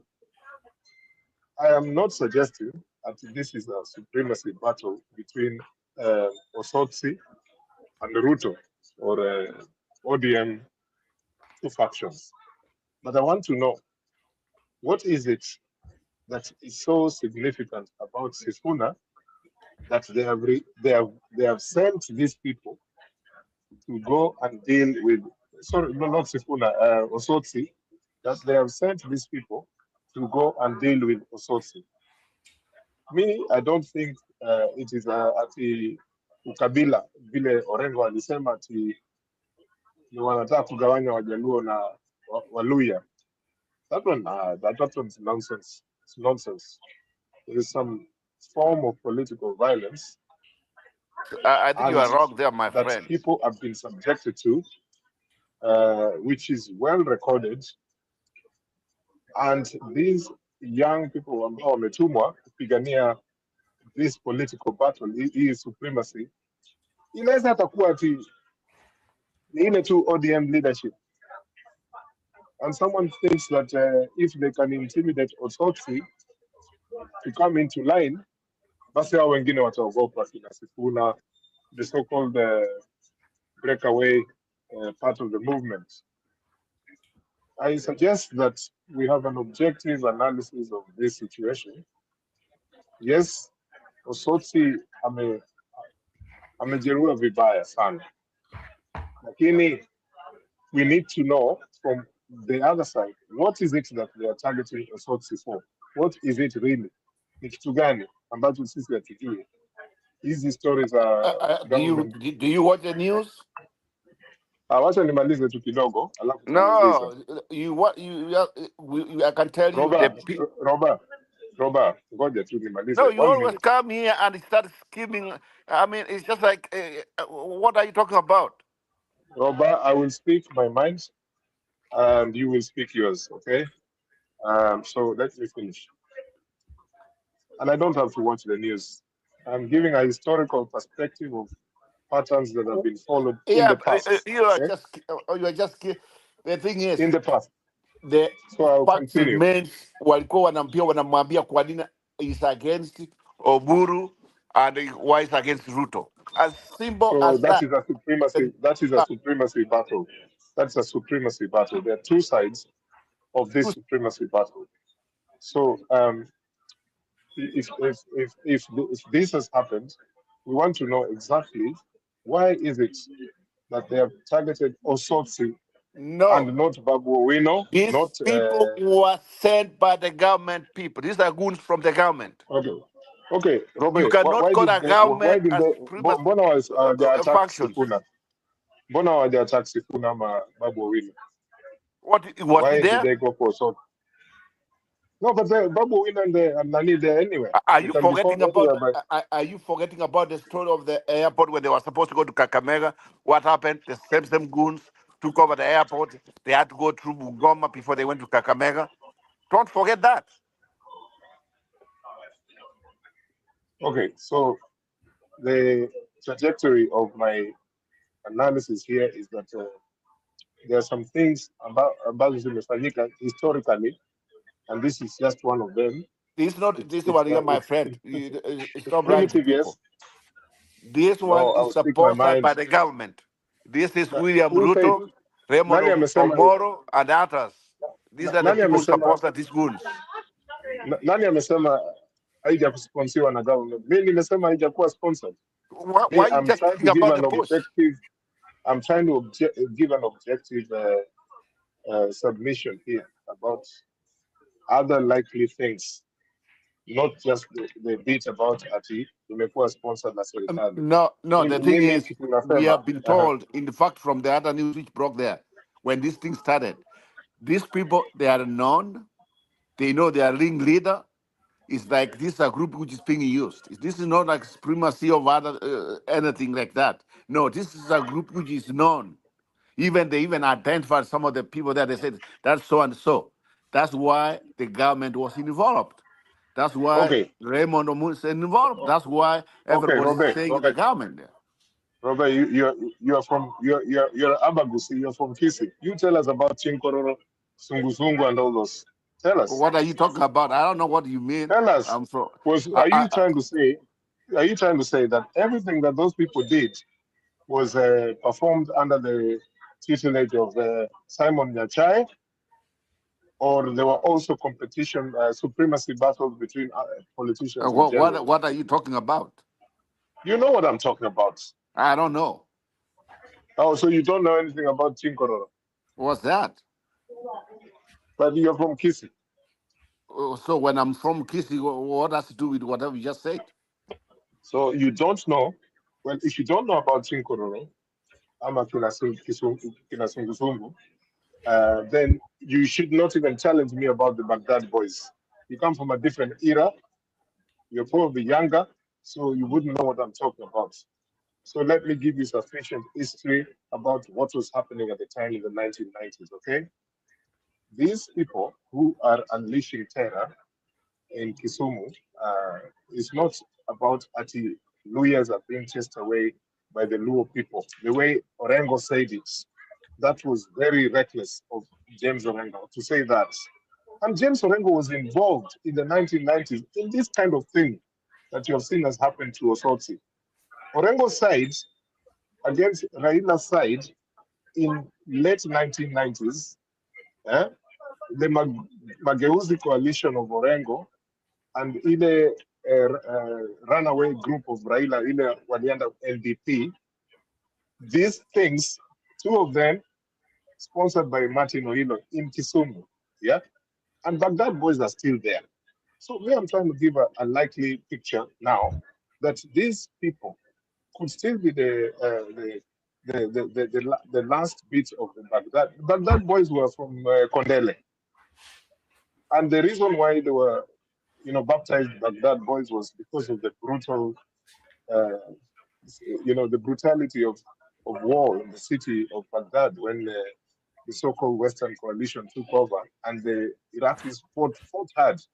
So Baghdad boys were seen as a certain group that could do anything on behalf of politicians in the 1990s. If you don't like history and you're commenting about history, what is the point? Even God knows that's why you're just It off. does not mean. When you mention God, me, I'm an atheist, so I can't hear so I don't really.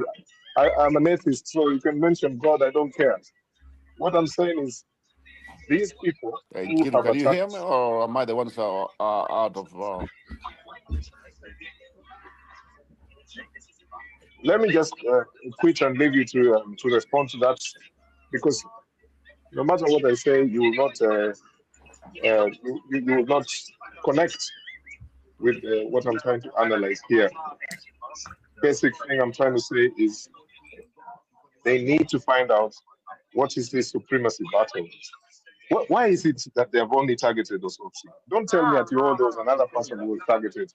Wamemvamilia huyu mtu wakampiga hadharani. Thank you.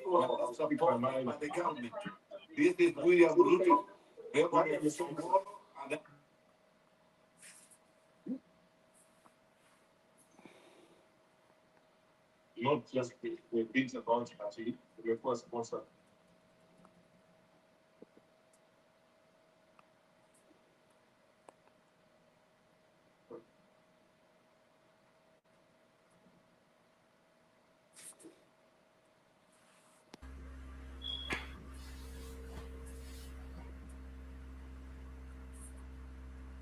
What's happening?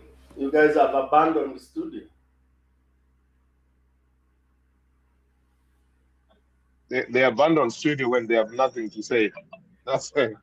Tony, hata mimi na wewe huwa tumechapana hapa kwa studio, but it doesn't mean atusikilizani. Mimi, I was just trying to give a historical perspective about political games. Wale wengine wanapigana, it's dominance in politics. Hata wale wa chini kabisa, they will fight back using their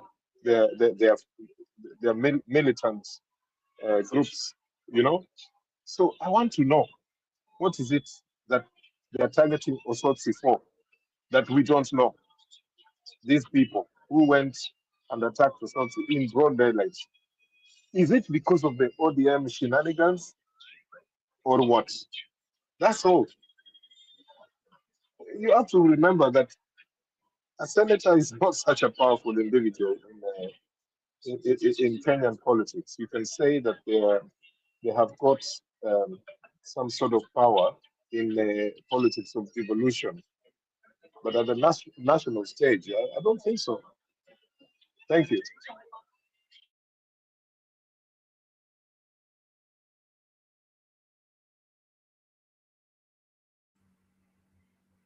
Yeah, Eli, remember ODM is a party of goons. Okay? And every Kenyan political party mainstream are a party of goons. So wachana na hiyo wewe. Huwezi kuniambia niachane. That's my opinion.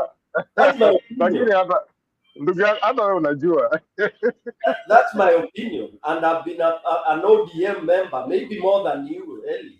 I mean, Me, I've never been an ODM member. yeah. So when I talk, I'm talking as a member and even a candidate that has ever vibed using ODM. So when I say it's a party of goons, ODM, Waizi, Wakora, that is what we were and we are. We don't go with reason. There is no reason in ODM. There's no logic in whatever ODM does. Okay, the emotions too. All right. Yes, other parties could be doing the same, but it's extreme with ODM. All right, you differ with whatever. Even now, violence in Akuja. I know you're asking why are they not targeting the other. Sifuna will receive it soon. I'm telling you, Babu will get it very soon. All right, it's in Akuja because they are timing when you have less security, you have fewer people, and I'm telling you, you mark my words. Okay, you are cornered immediately. Umeonwa, umespotiwa, simu zinapigwa, wisha, people are unleashed. Kwanza Kisumu. Kisumu. Oh my God. Yeah. So But Stoney, yeah. you know how security works in Kenya. You know very well. Tangu sijui mwaka gani ile, the MPs and the senators and other public officials or officers wanapatiwa security ya serikali. So anytime they want to wipe you out ama wanakuumiza, ni wale tu polisi wa serikali. That is how even some of the time when these people wanted to get intelligence about Raila's movements, his bodyguards, they were armed police officers. Sasa, acha nikuulize, if we are trying to say that the ODM is the party of violence, na kila mbunge yeye akona security kutoka na serikali, what are we saying? So if you tukianza historically, party of violence ilikuwa ni nani? Ina nani huko 2007? Ilikuwa kina PNU. PNU was violent nationwide, vibaya sana.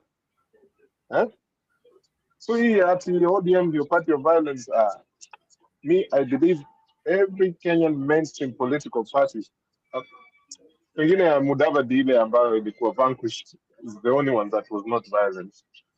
But all these parties are violent, especially in the local scene. Bro, unajua hiyo. Usikimbie kwa hiyo. So what's the problem here? Whether all of them or one or whatever is Moja is mentioned, it's the same. The answer is the same. They are parties of violence. But now you're talking. We know currently the biggest violent party is ODM. That is number one. The biggest party south of Limpopo, north of whatever nonsense it is. It is that. And right now the violence is vetted in ODM as we are talking today. That's why there are two splinter groups. Okay? And it's not easy whether we want to bury our heads in the sand or not. I'm trying to give a trajectory here that we are going to see more. We are going to see more. You saw what happened even during the Kasipul Kabondo by-elections. Okay? We are going to see more until mpaka uone wengine watakuwa abducted. Kwanza ngoja ikuje maneno ya certificate ndio utaona kivumbi. Okay? You will see kivumbi. That's why if anybody is clever, you don't ngangania hii maneno ya ODM. If I were this group of Sifuna and all that, I would say to hell with what is in a name anyway. What is so special about ODM? It's nothing. What about if we say there is an economic, rational choice thoughts about what is happening? Because you look at the people who will commit that violence. Hao watu ni vijana ambao wengine hawana kazi, wako na hiyo poverty, wametumwa kufanya hiyo kucommit hiyo offense. That's the way, another way of looking at it. It's just taking advantage of young people who don't have jobs to commit this extreme violence. How about that? That is not just something which is for me organized.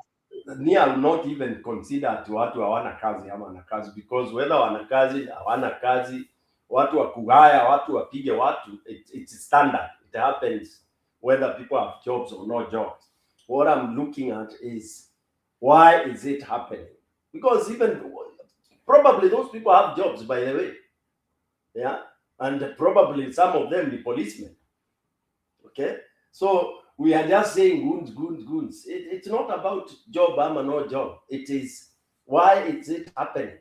Why did they decide one of the disciplining method ni kupiga huyo senator? There is more than meets the eyes. Exactly. That's why we need to find out why is it that they chose Senator Osotsi. Not that question is invalid, Nani. They don't choose two people at the same time. I told you it's a series. Osotsi will be disciplined, Sifuna will the Nani hiyo wing yote hii linda mwananchi. You will see what will happen to them. They have to be beaten. Either I don't agree. Sorry? I don't agree with this love affair thing, which they use the love affair thing to talk about Dr. Odhiambo ule aliuliwa wakati wa Kibaki, the devolution guy at the Bomas Katiba, and they say that it was a love triangle. Ndio maana waliua ule Dr. Crispin Odhiambo, and they're trying to say the same thing about why Osotsi was attacked alilala na bibi ya mtu. Hey, hiyo mimi sasa sijui, lakini I want to know more. Kama ni ukweli pia tunataka kujua. You know, you have to have an open mind. But how would you know more? How in Kenya, Eli? Si unasikia government propaganda bloggers wanaweka kitu hapo ati sijui ati alilala na bibi ya mtu. I don't believe it, but if it is true, let us hear a bit more. Why would you not believe it? What would you believe? No, I don't believe that story by our kina who blogger naitwaje. These state bloggers, these government bloggers, I don't believe their story. But now that they're saying, yeah, kina Itumbi. But now they are saying it. Nataka kusikia ni kitu gani wanasema. Pengine kuna kitu hata sijui, pengine kuna kitu, pengine hakuna kitu. Eli, some of us who have been in this space, we know what happens. You know, I cannot rule that out as Stone PK. I can't rule that out. Exactly. Yes, I can't rule that out. There is so much. You can't rule people sleeping with other people's wives. It's rampant.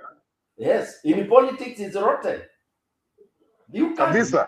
Oh, yeah. What happened to... Listen. What happened to this huge scandal? Yawanga? Would you still deny that? Ganio. Hey, you don't know what happened with... Oh, hiyo tumesikia, hiyo Wanga na Ruto. No, not Wanga na Ruto. Hey, man, Wanga na ule na the staff at the county. The biggest... The biggest... Wacha nichekelea. Eli ana story. Eli, and you say... Eli unakuja kupewa breaking news hapa.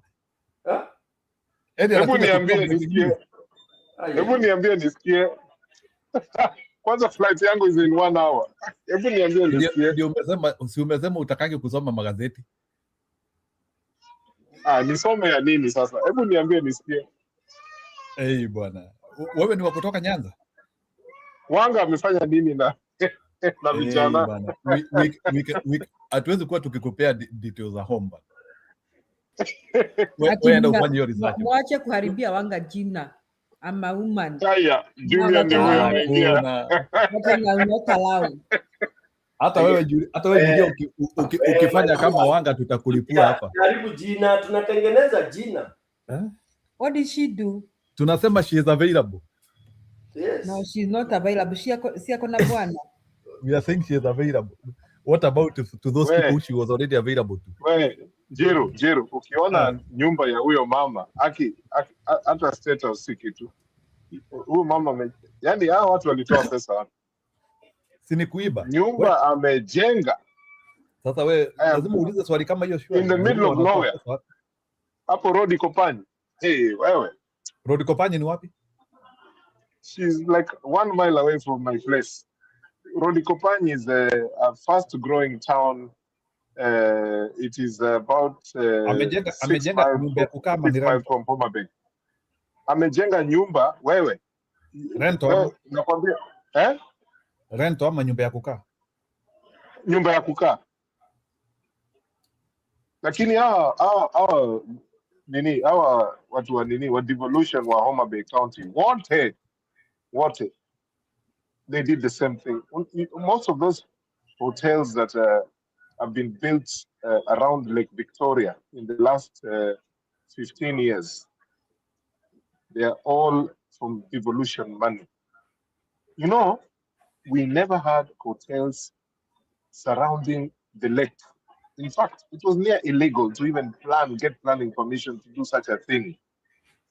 If you see the hotels that have been built around Lake Victoria, and most of the people linked to these hotels, what were, county authorities, county governments. Lakini si kwa ubaya kama Wanga, hiyo ni pesa yake ile as a lawyer, maybe she made some big money, I don't know. Hey, but I've never seen kuna kwani hebu niambie ile kesi ameshikilia ni gani? Imempea multi-million bwana Irano, acha hiyo bana. Hebu niambie high profile case Wanga amefanya. When did Wanga become a lawyer? The husband or the woman? No, Wanga is a lawyer. Oh, the woman. She must be a very lazy lawyer because it's the woman is a lawyer. Yes. Makoti. Well, ndugu yangu, you just need to research it. She's a lawyer.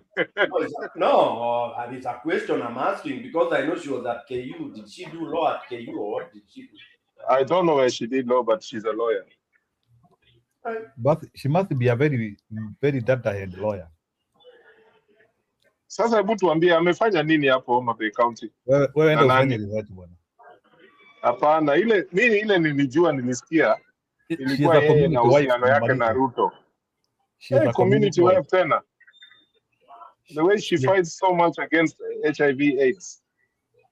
Kwani kupigania HIV and AIDS inamaanisha huwezi kuwa na tabia mbaya? Hata si tabia mbaya. Hiyo si tabia mbaya. HIV AIDS inazuia nini? Hapana, ni tu vile Homa Bay ilipatikana na sifa za really some old boring stereotypes about HIV and Homa Bay. So she decided she wants to clamp down on the spread of the disease. So I'm shocked that kumbe yeye pia akona malavas. Lakini Julia Pole, it's not that we are talking against a woman. It's just a story that has come up here.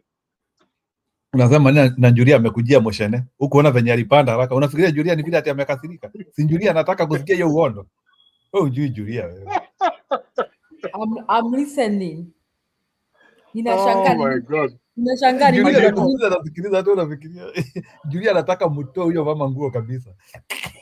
Ninashangaa ni nini bwana yake hana. Alafu unajua in Luo identity politics, yeah? Ukiwa umetoka pale pengine another clan, people despise you kabisa.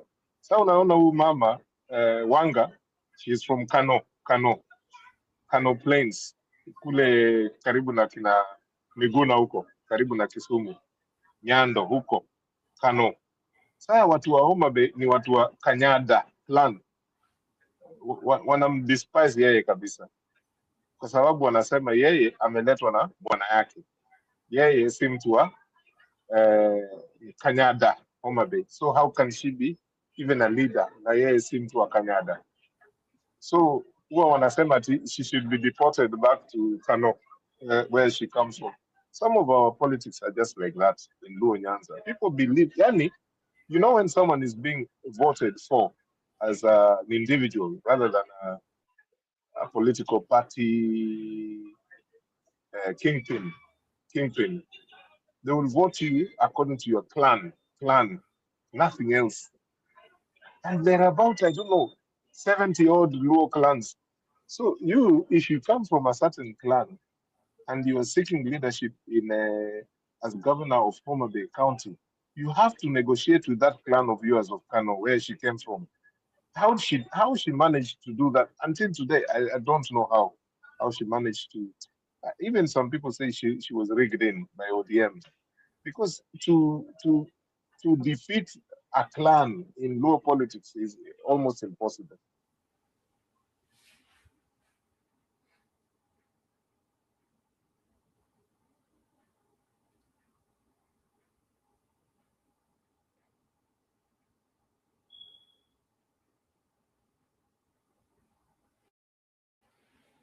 What has happened again? Silent. Story ya content ya Wanga imeisha. Ndio tupatie content ingine. No, Wanga, you guys don't know Wanga. My brother Eli doesn't know Wanga. He doesn't know Wanga well. Me, I don't know Wanga and I don't want to know her. Because mbona unatuuliza basi kama unataka kumjua? What do you mean you don't want to know her?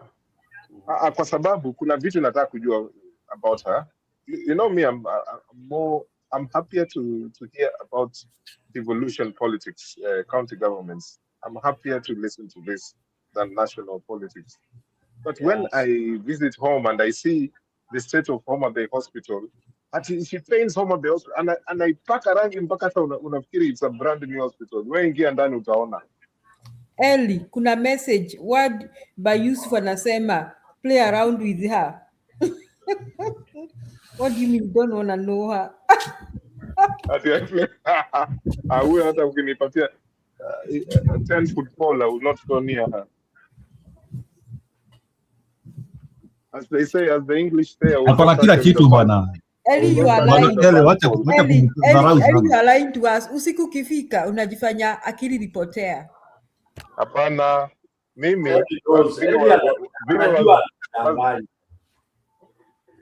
sikia wazungu wanasemanga I will not touch her with a badge pole.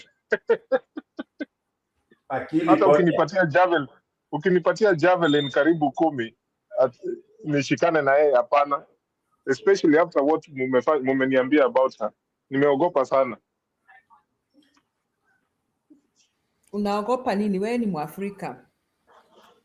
Hapana, kuna vitu hatufanyi wewe. Kwanza unajiita mheshimiwa alafu unasikia tu unasambaza hivi. No, kuna vitu ambazo zinatakiwa watu wakubali. Yaani kwa sababu ni ukweli wa mambo. Katika hali ya maisha na dunia ni ukweli wa mambo. Kama vile kufa, kuzaliwa, harusi, kuoa. Ni vitu vya kawaida tu. Ushirati? Hamna. Ushirati ni nini? Unajua lazima tuangalie. Unasema kila kitu ni ukweli wa mambo. Ndio nakwambia sasa ushirati ni nini? Oh, sasa you're becoming a philosopher now.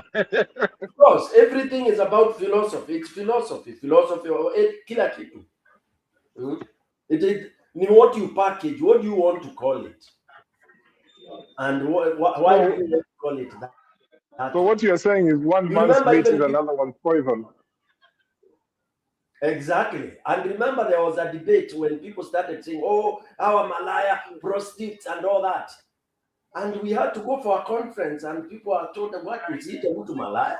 Don't call anybody prostitute. You have to call it. What is a prostitute? Yeah. Hata sijamuita Malaya. No, mimi nimesikia tu story hapa. It's a general thing I'm talking. I'm saying of issues that people have come to review, and now people are very careful to use. Yeah? Hebu acha niingie kwa queue. Acha niingie kwa queue hapa kwanza. Kwa airport. Sawa, safe Alafu waambie hao watu tumewasalimia. Unajua Julia na Njiru, it's good to have information. Ni vizuri kama unauliza, unaambiwa. Siasa, hawa watu wa siasa, siasa is a game. Ni kama when you, like the way people behave wakiwa let's say sports, people are in sports, wale footballers, netballers, so politics also is a set of colleagues and friends.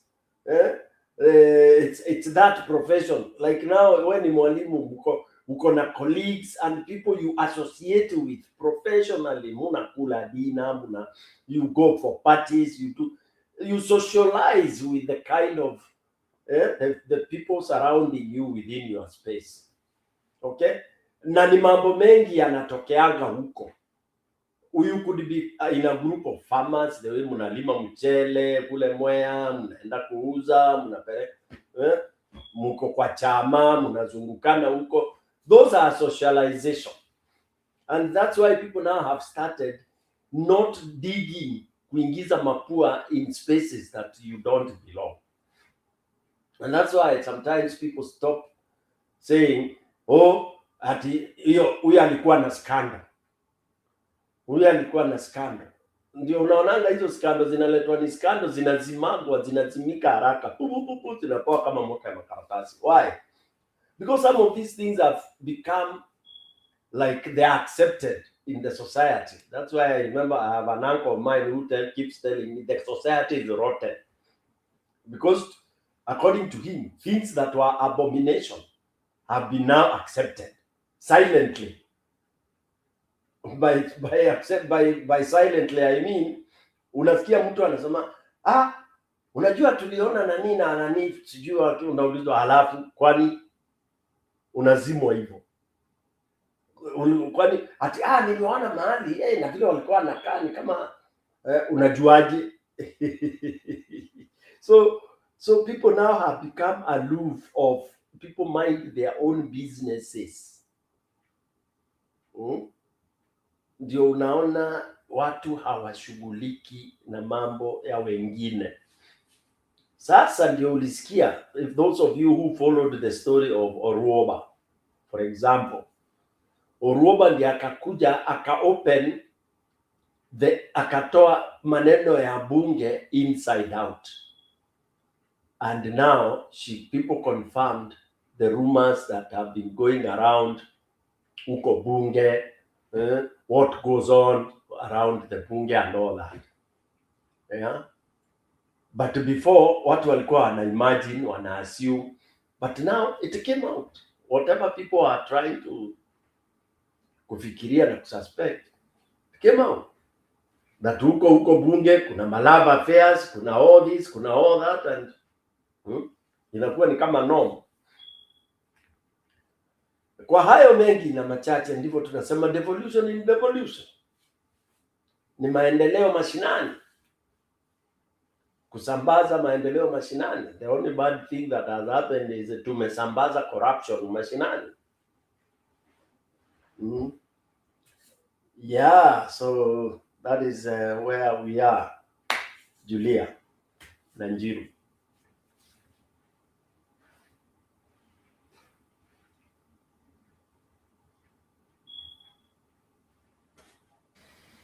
Sawa PK. Njiru, hauna video zingine to analyze? Kuna moja mmeona ya Kevin leo? Oduol. Kevin mgani? Oduol? Ile alifanya, nafikiria alikuwa so excited akashuta haraka akiwa sijui wapi yuko alikuwa. Alikuwa sijai watch. Kevin knew the board, eh? Yeah, the bold. The bold, The bold and the beautiful. Alafu ulikuwa na watch hiyo Julie? And watching him, Nico addicted. Now, I knew you could not have missed kuwa addicted na hiyo. My sister alikuwa wewe ikaibaba. Kwa mama iko kama kaugonjwa. Hata mkiwa meeting yani serious unasikia malizeni haraka tuende bold. Tuende kwa bold. Sasa wanaume wacha tuichukie. Tulikuwa watu wakipendana tunapendana, wakikosana tunakuwa sad. Right.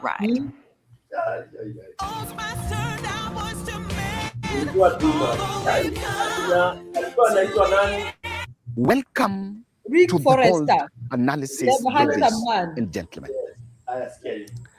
Tomorrow on Wednesday, there's a political event. There is a burial in Nyandarua. No, see before after. That burial ceremony, regarding Gachagua,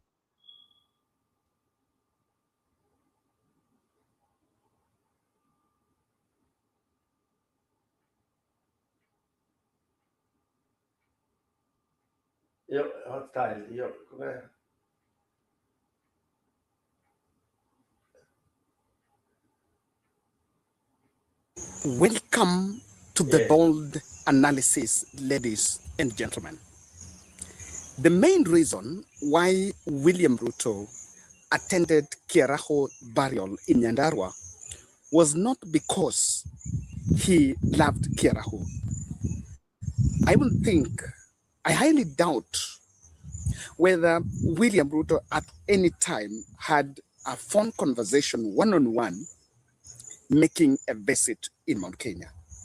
And today, the political fiesta that we have witnessed in Nyandarua during the burial of Kiaraho has pointed a big statement to the president.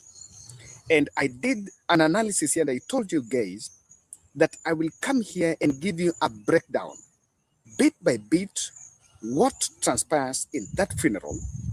And I can report here authoritatively that while this discussion can be canvassed in different forums, it is undeniable fact that Mount Kenya listens to Rigathi Gachagua.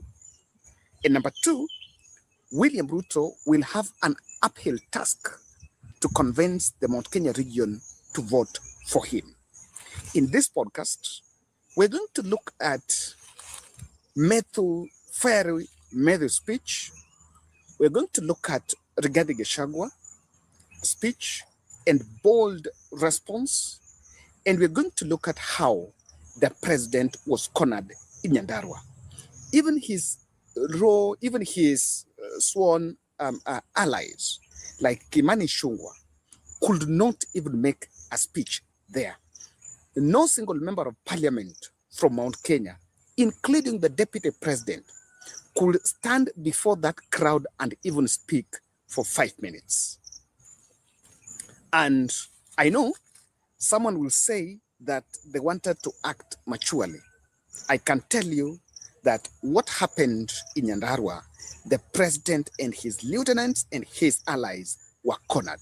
Remember, in this funeral, there were even cabinet secretaries, including the Kabogo, Rebecca Miano, who comes from Nyandarua, amongst other state officials and members of executive. None of them was even given time to speak because Nyandarua was completely hostile for the president and his team. Kindly subscribe to our channel, click the notification bell and like our videos. And thank you very much for supporting this podcast. Now, I want you to look at, starting with this video. This is the moment Rigathi Gachagua arrived in that venue. Ever since my dermatologist recommended use Drink Radiant Tone, I'm kind of obsessed with the results. I just keep getting better.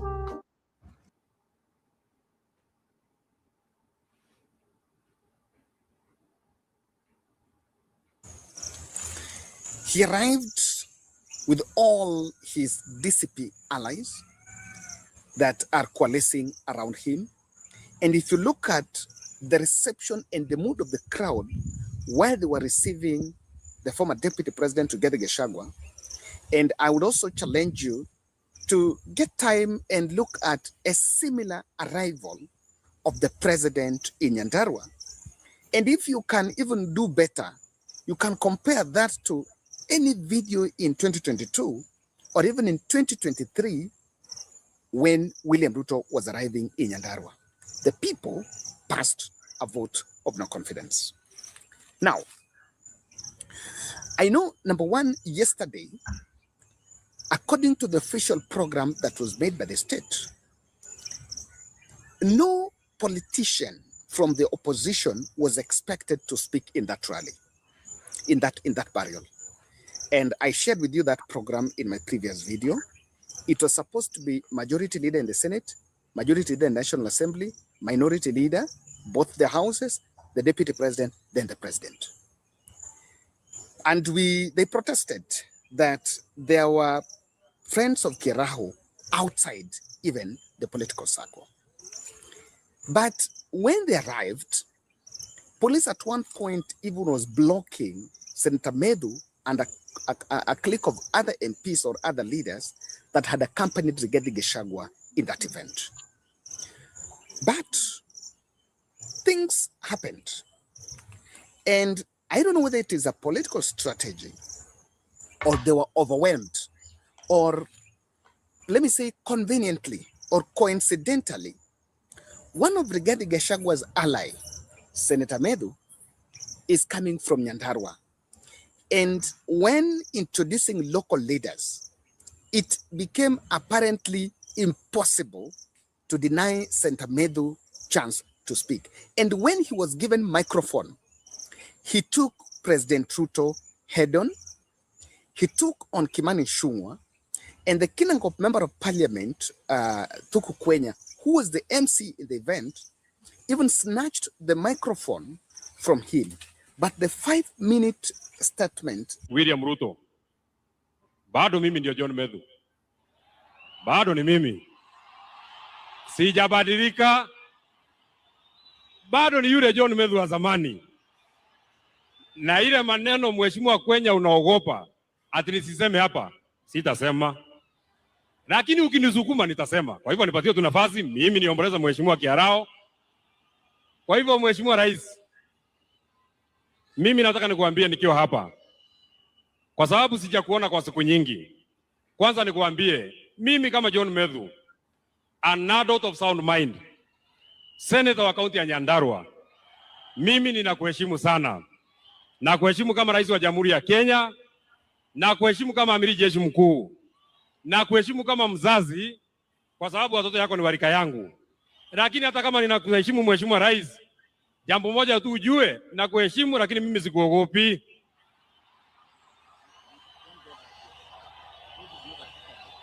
Na nimekubali. Sawa. Nimekubali sana. It is important kusema mimi hata unipige, hata univuruge, hata ufanye nini mheshimiwa Kwenya. Kwani senator wa hapa ni nani? Hata yeye mheshimiwa.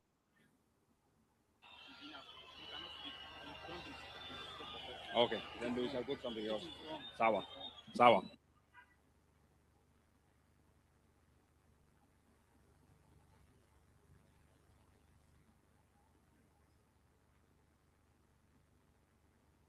Sawa.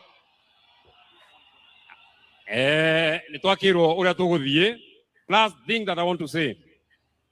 Wakati tunaaga mheshimiwa Kiarao, kiongozi yangu, party leader yangu mheshimiwa Rigathi Gachagua, nataka nikuambie ukiwa hapa Olkalau ujisikie uko nyumbani. Nataka nikuambie ukiwa hapa nyumbani Olkalau ujisikie uko nyumbani. Nataka nikueleze ukiwa hapa Olkalau usiwe na wasiwasi. Nataka nikueleze uliimpichwa huko Nairobi, lakini kwa roho za watu hawa bado wewe ndio kiongozi yao. Na ninamalizia kwa kusema, kwa sababu viongozi wako hapa wengi sana, mheshimiwa Kwenya, kwa sababu viongozi wako wengi sana, na mimi sitaki niseme kuzidi hapo. Kiongozi wa wengi kwa sababu uko hapa.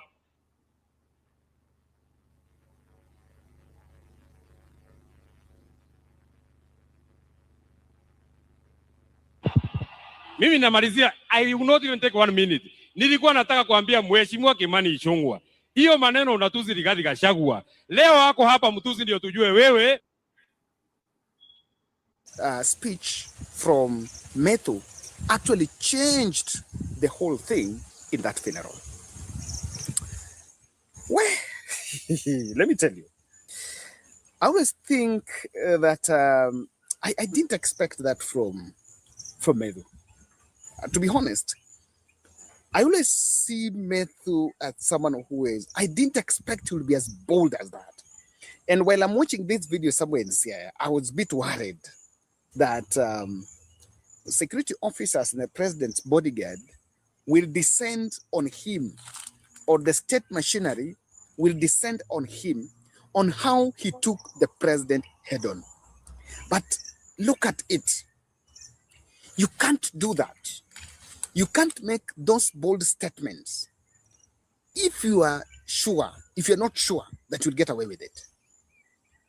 And as bold as he is, if this is the approach that these leaders are going to have when dealing with the UDA or the Kenya Kwanza team in Mount Kenya, then I can say they're going to have a long way.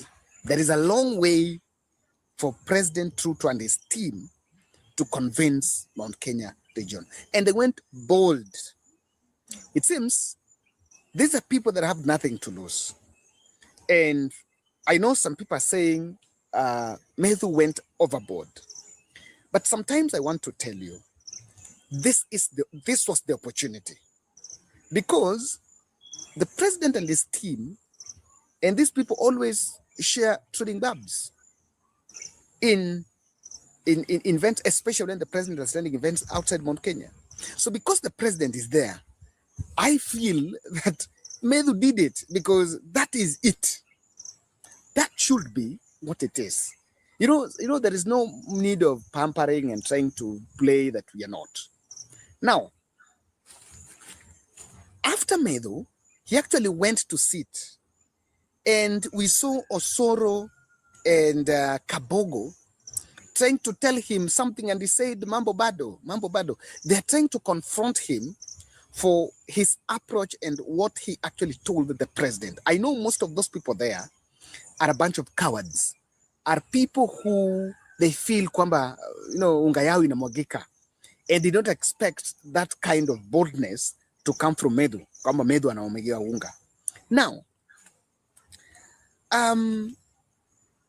from that point, the protocol changed, and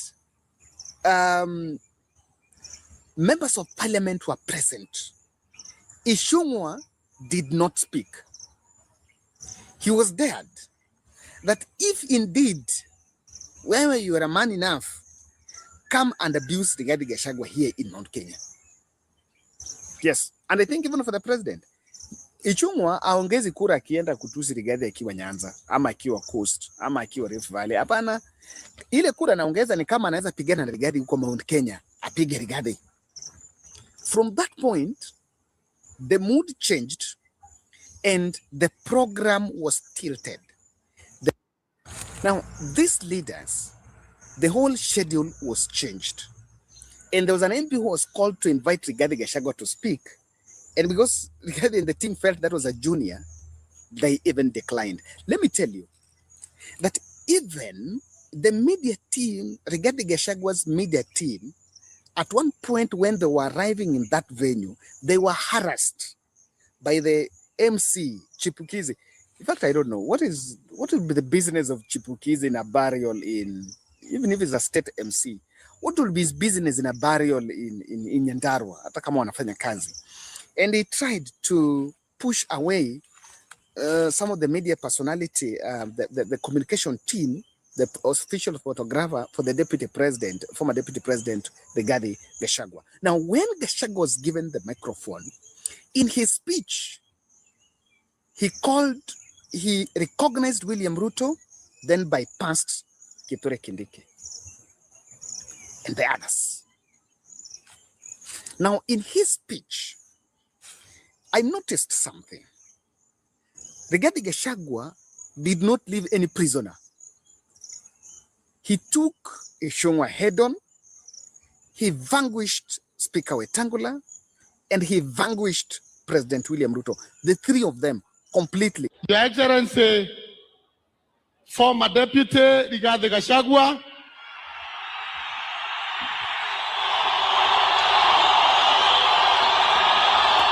Cabinet Secretaries,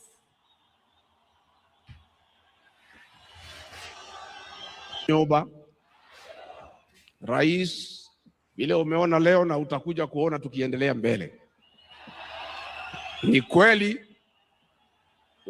kweli ulinitoa kwa ofisi, lakini kunitoa kwa roho za hii watu ni kibarua. Kunitoa kwa roho ya hii watu ya mlima ni kama kukata miti ya mugumo na wembe.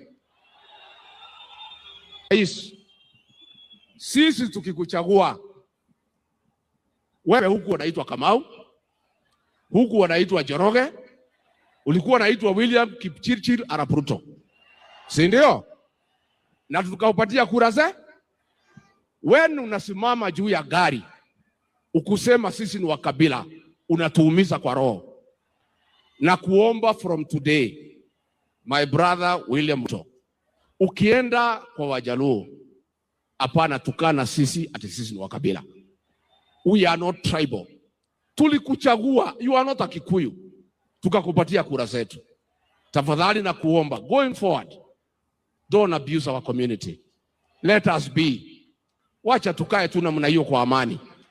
Hata kama hutaki sisi, don't abuse us. Because tukikuchagua, you are not one of us. But we loved you, we supported you, and we can work with you. But hawa watoto wanatembea na hawa kutoa mwelekeo kama kiongozi wa jamii. Nisisikie nisisikie nini? Rais akifika hapa aongee, asikizwe, amalize, aondoke. Tumekubaliana? Netwaiguithania. Kwa sababu rais, sisi tulikupenda, tulile mambo nimesikia ya one time, sitaki kwa hii uwanja. Sitaki. Mmesikia? Hiyo ni mambo yetu ya huko hii nje. Hii ni sherehe ya maana sana. Rais wangepata shida ni hii akina Ichung'wa kama angekuja hapa. Kwa sababu ni wasaliti wa jamii yetu. Na ni watu ambaye wametukana jamii. Ati wanasema sisi ni wakabila na hao ni Wakikuyu. Hao vijana yako rais, nilikuambia kabla hatujakosana kabisa. Nikakwambia hao vijana utembea na hawa watakuweka kwa shimo. Hawa akina Ichung'wa nilikuambia wataweka kwa shimo. Mimi nilikushauri. In one podium, in one venue. I know someone may say that was not the platform. I'm challenging that. Guys, that was the platform. So, nehede Ruto araria na wandu mathikiriria Gachagua mainuka. Ona thigari rauga ni kuinuka irenda kuinuka ni inogire. Tondu akiuga mwathani agocwo thende ciothe guti kindu kia batauga. Ni acio andu makiinuka. Thaici nehede Ruto araria thaici turaria. Andu ni kuinuka marainuka. Andu ni manogete. Ndugiuka kwi handu ati thirikari ri raruta wira na mundu araire ngaragu. Muru wa nyina nake ni arabutirwo gikomba. Urio nake kibanda kia muru wa nyina ri ni kia momorirwo githura. Ithani uge kwi handu mwathani agocu. Me kuria mwathani. Ni one time. Kana teguo? Ni one time. Yes, that was the platform because they were sharing the platform for the first time. And I've always been saying, if you are genuine, and I made that statement in my previous video. If you are genuine, Rigathi is a tribalist. William Ruto was seated a few meters next to Rigathi Gachagua. That was the time to tell Rigathi Gachagua he's a tribalist. Yes. Number two, Rigathi even implored on the people not to heckle the president. After hiyo pressure ilikuwa ishapanda, Na after Medhu kwenda pale kuchoma, Rigathi Gachagua implored on the locals, telling them that yes, everything has happened, lakini tusiheckle the president. I don't want to hear of the one-term politics here. But the crowd was already charged. He took president head-on and vanquished the president completely. I can tell you, if you look at William Ruto's body language, from where he was seated down there, I'm very sure he was regretting as to why he actually attended that funeral. Kuleta Wakenya wote pamoja, na hatuwezi kukubali wale watu ambao wanatuhubiria ukabila na chuki na migawanyiko. You have no space in the Republic of Kenya. You cannot. Hamuwezi kuja kutuambia ya kwamba mimi sina vita, mimi naelewa nilipigiwa kura na watu wa mlima. I understand that. Mimi si wazimu na mimi si mjinga na mimi si mlevi. I know what I'm doing. Na mimi urafiki, mimi nimetengeneza na watu wa mlima hii, sio urafiki ya siku 2, 3 ama 4. Na mimi naelewa mtu asiniletee vita yake, alete kati yangu na watu wa mlima. Mimi I know how to work with the people of mlima. Na mimi nataka niseme hivi, sikizeni my friends. Na kila mtu ajiheshimu na ajielewe. Mimi siombewi ruhusa mahali popote Kenya. Mimi ni rais wa Jamhuri ya Kenya. And I will go any place and I will do everything as the president of the Republic of Kenya. And I am not going to ask for permission from anybody, whoever you are. Siwezi. Sijui kama tunaelewana my friends. Tuko pamoja. Na mimi nataka niwaeleze ndugu zangu watu wa Nyandarua. Cover your hands. Reduce the risk. Find solutions here and get products now. Call, clickgranger.com, or just stop by. When the future first arrives, we often don't recognize it. Interactive Brokers founder Thomas Petterfy brought the No, I'm saying he vanquished him because, and I'll explain why in the whole thing I can see the president was vanquished. You know, Rigathi said things he's been saying throughout. And he took the president head on the issue of tribalists. Now, and when William Ruto came out, I singled 2 aspects in speech. Number 1 is completing the whole continuation of I will do this, I will that, continuation of the promises that he will complete all the projects started at Kiaraho. Okay. Let me say this. This Kiaraho was elected on Jubilee. And even when all the Jubilee members crossed over to UDA, he didn't cross. He remained in Jubilee. He didn't cross over to UDA. Truth be said. That's number 1. Number 2, I don't know what is this capacity. I don't know whether William Ruto wants to tell the locals in Nyandarua, in Olkalau, that it had to take Kiaraho to die to go to funeral to confirm that I'm going to do this, that, and that. And then he says, when responding to the and I realized he tactfully avoided responding to the guy. I'm going to explain that. He took on, I have knowledge and I know how I'm going to do my work. Here, he was responding to Medhu because Medhu had raised questions on the fact that he did not do things. There seems things he wanted he would do for the people, but he didn't do them. That is the question that Medhu had raised. And you know, if you listen to the likes of Kindiki, the fireman was talking about cooling political temperatures. Look at his speech. They were all subdued there. This is the man who just the other day, while speaking somewhere in Embu, was daring Rigathi Gachagua for a contest and was telling Rigathi Gachagua that I am coming for you. And I'm going to show you dust just like I saw you, like that I showed you in Bere. This is the man. In fact, I want to say it. From the events of that funeral, Jubilee should allow DCP to field the one single candidate for United Opposition. Tuambieni ukweli. Let DCP face UDA head-on in Olkalau.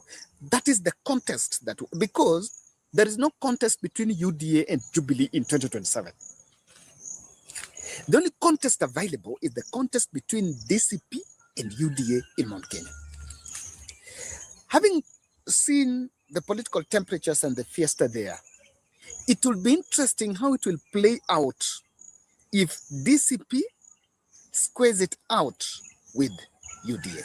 Now, the crowds were mobilized, and I saw actually I actually show photos of school buses that were carrying people taken to attend the funeral. Even Faith Gitau, the Nyandarua women rep, who is William Ruto's ally. In fact, in Nyandarua, the only person with William Ruto is the women rep, Faith Gitau. Did you hear her speak? What did she say? Now, I want to tell you 4 reasons why I feel the president's mission in Olkalau, he was completely vanquished. Number one, he went there with the parliamentary leadership, all of them. Speaker, Majority Leader, Ishungwa. He went there with Osoro, Chief Whip. These are the people that always attack Rigathi Gachagua. He went there with members of cabinet from Mount Kenya. None of them could be given time to talk. They want to tell me they just went there as cheerleaders? No.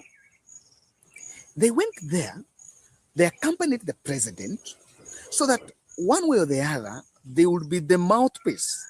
They would be one to sell the president's agenda there. Ishungwa, I'm told, immediately Senator Medu finished talking, Ishungwa sneaked out of the event and disappeared. Even Wamumbi, these are the MPs that always abuse Rigathi. All of them, not even one single member of cabinet. Rebecca Miano comes from Nyandarua. Even if all the others were not supposed to speak, Rebecca Miano was supposed to speak. Even Kithure Kindiki spoke for less than 2 minutes and invited the president. Why? It's not because of political maturity that they are telling you. It is because the ground was very hostile for them. The ground was very hostile for them. Number two, why is it?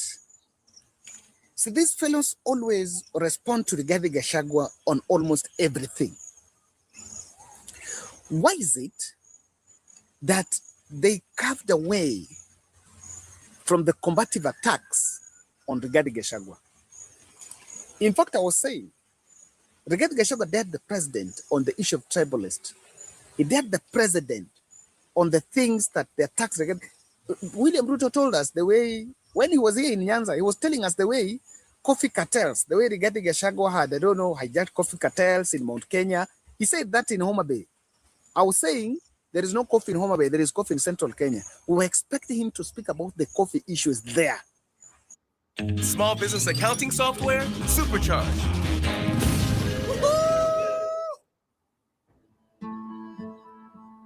If you have tried multiple oral antidepressants and they haven't worked, did you know that after 2, you can try another path? Spravato works differently to rapidly reduce depression symptoms. Spravato is the only FDA-approved nasal spray taken with or without an oral antidepressant for adults with treatment-resistant depression. While the exact way that Spravato works in depression is unknown, it acts on glutamate, a chemical messenger in the brain thought to regulate depression. Spravato can cause serious side effects, including sleepiness, fainting, dizziness, spinning sensation, anxiety, feeling disconnected, breathing problems, increased blood pressure, problems thinking clearly, or bladder problems. Your healthcare provider must monitor you for serious side effects for at least 2 hours after taking Spravato. There's risk for abuse and misuse. Don't take if you have a blood vessel disease, an abnormal connection between your veins and arteries, a history of bleeding in the brain, or are or may become pregnant. Spravato may harm your unborn baby. Don't drive, operate machinery, or perform activities that require full alertness until the next day after restful sleep. Antidepressants may increase suicidal thoughts and actions in people 24 and younger. Spravato is not for use in children. It doesn't prevent suicide or suicidal thoughts or actions, relieve pain, or replace hospitalization. Call your doctor right away about changes in behavior, worsening depression, or thoughts of suicide. With fewer depression symptoms, you may begin to feel like yourself again. Ask your healthcare provider or visit spravato.com. He said that on the fight on illicit brew, Rigathi Gachagua colluded with some of the producers and was extorting money from them. I was expecting that to be said there. And that is the place. By the way, kusema ukweli, kama ni kura ya Nyanza, si kura ya Nyanza ni Oburu Oginga ndiye anafaa lete. Na kama ni kura ya Western Kenya, si inafaa kuwa ni Musalia Mudavadi na Wetangula wafaa lete. So abusing Rigathi in Nyanza or in Western or even in Coast, how is that increasing the President Ruto's ballot in Mount Kenya? No. So if you face Rigathi and Rigathi is your threat and is in Mount Kenya, then it was there to tell Rigathi off and show Rigathi that you have the people.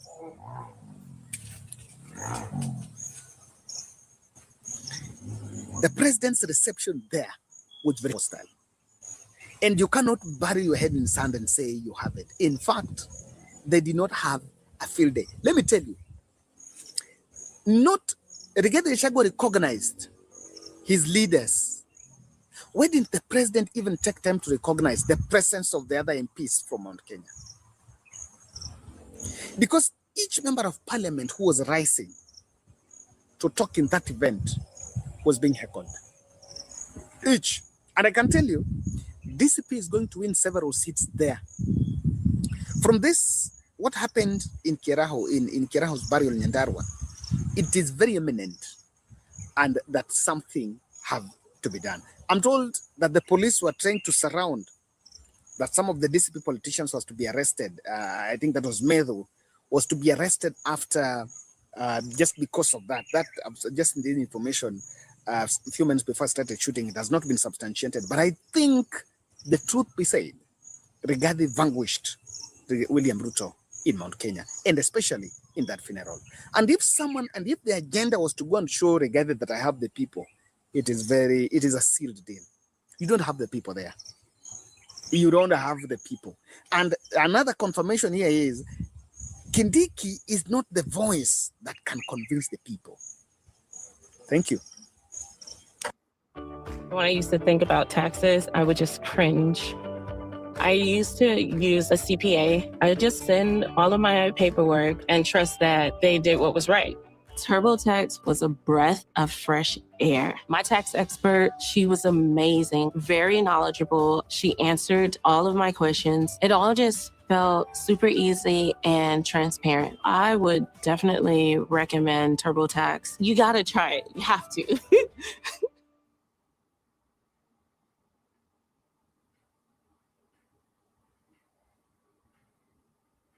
I use PayPal to buy this ticket. I'm paying it off over time. No fees, no interest. You know what else has no interest? Me. You can pay your own way. Excuse me, sir? Yeah. The captain needs you back in the cockpit. Oh, yeah, sir. What?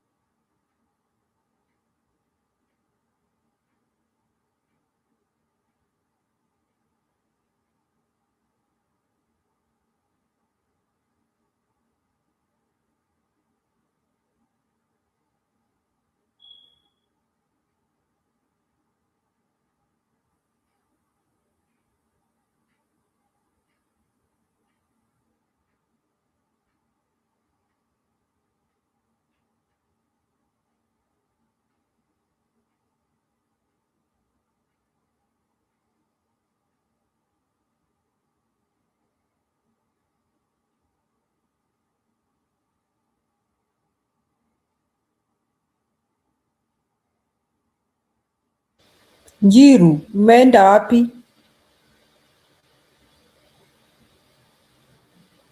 Njiru,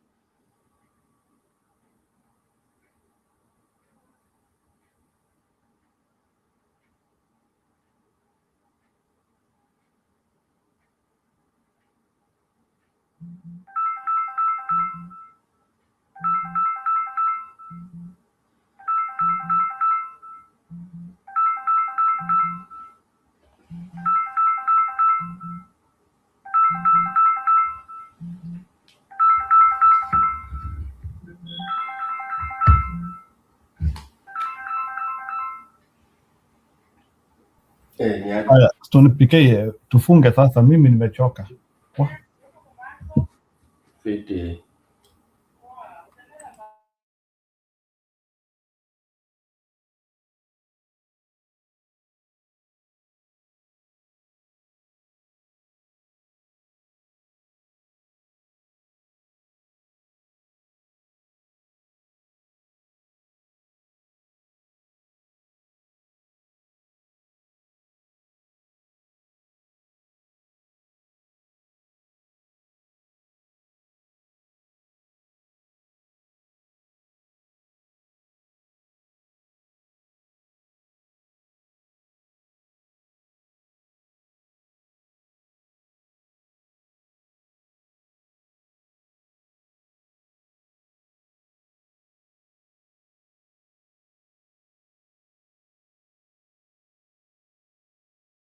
Why's regime thrived on such calculated cruelty, and what drove this man was the architect of a regime that bathed a nation in fear and blood.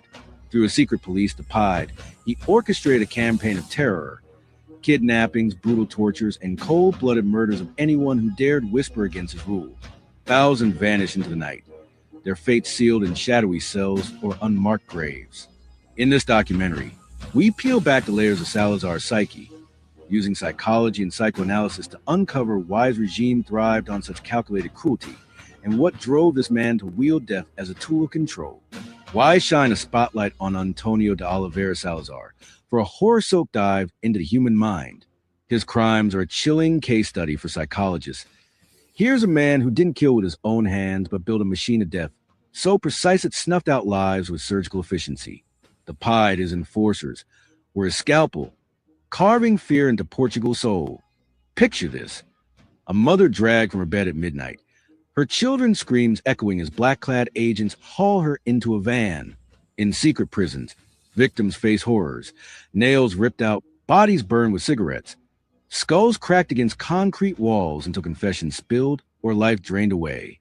Some were drowned in vats of freezing water, their final gasp swallowed by the dark.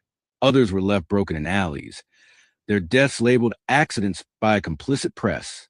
Salazar's genius was his detachment. He orchestrated this savagery from a desk, his pen deadlier than any blade. This cold, systemic brutality makes his psyche a labyrinth worth exploring, a mind that turned a nation into a graveyard to preserve its own vision of order. Let's step into the shadows of Salazar's beginnings to understand how a boy from rural Portugal became a synonym for terror. Born in 1889 in Vimeiro, a sleepy village, Antonio was raised in a devout Catholic family, the youngest of 5 children. His father, a modest landowner, was strict but unremarkable. His mother, a deeply religious woman, instilled in him a rigid moral code. Young Antonio was quiet, studious, almost invisible, a kid who preferred books to brawls. But beneath that shy exterior, psychologists might spot early signs of what we call obsessive-compulsive personality traits, an intense need for control, order, and perfection. He wasn't throwing tantrums or torturing animals like some budding psychopaths. No, his darkness was quieter, colder. He internalized rules, worshipped structure, and grew obsessed with a world where chaos didn't exist. At 20, Salazar entered a seminary, training to become a priest. Here's where things get interesting. Psychoanalysts might argue this choice reflected a need to align with an ultimate authority, God, while suppressing his own desires. Freud would have had a field day. Salazar's rigid adherence to discipline screams oppression, where inner conflicts are buried under layers of control. But the priesthood wasn't enough. He pivoted to law at the University of Coimbra, excelling in economics and emerging as a professor by his 30s. His lectures were dry and methodical, but his mind was a steel trap, every detail calculated, every outcome planned. Colleagues describe him as distant and unemotional, traits that align with schizoid personality tendencies. Not a full-blown disorder, but detachment from human connection that let him view people as pawns. What pushed this reserved academic toward orchestrating mass violence? Psychologists point to a mix of narcissistic traits and paranoid ideation. Salazar saw himself as Portugal's savior, the only one capable of rescuing it from chaos. His paranoia, fueled by a turbulent Europe, with communism and liberalism threatening his conservative ideals, made him view dissent as a personal attack. To him, opponents weren't just wrong, they were existential threats. This is where the Pied comes in, his shadow army, acting out his darkest impulses. Salazar's crimes weren't impulsive stabbings or frenzied attacks. They were bureaucratic nightmares, which makes them all the more chilling. Imagine your private practice a year from today. What's different? I don't take work home with me at the end of the day. I built a sustainable practice that I'm proud of, with more time for myself. Give yourself the tools to get there. Get private practice support at helloalma.com. Kayak told me when to book to get a great rental car deal. Guess we can stop scrolling for travel advice. Who's at the door?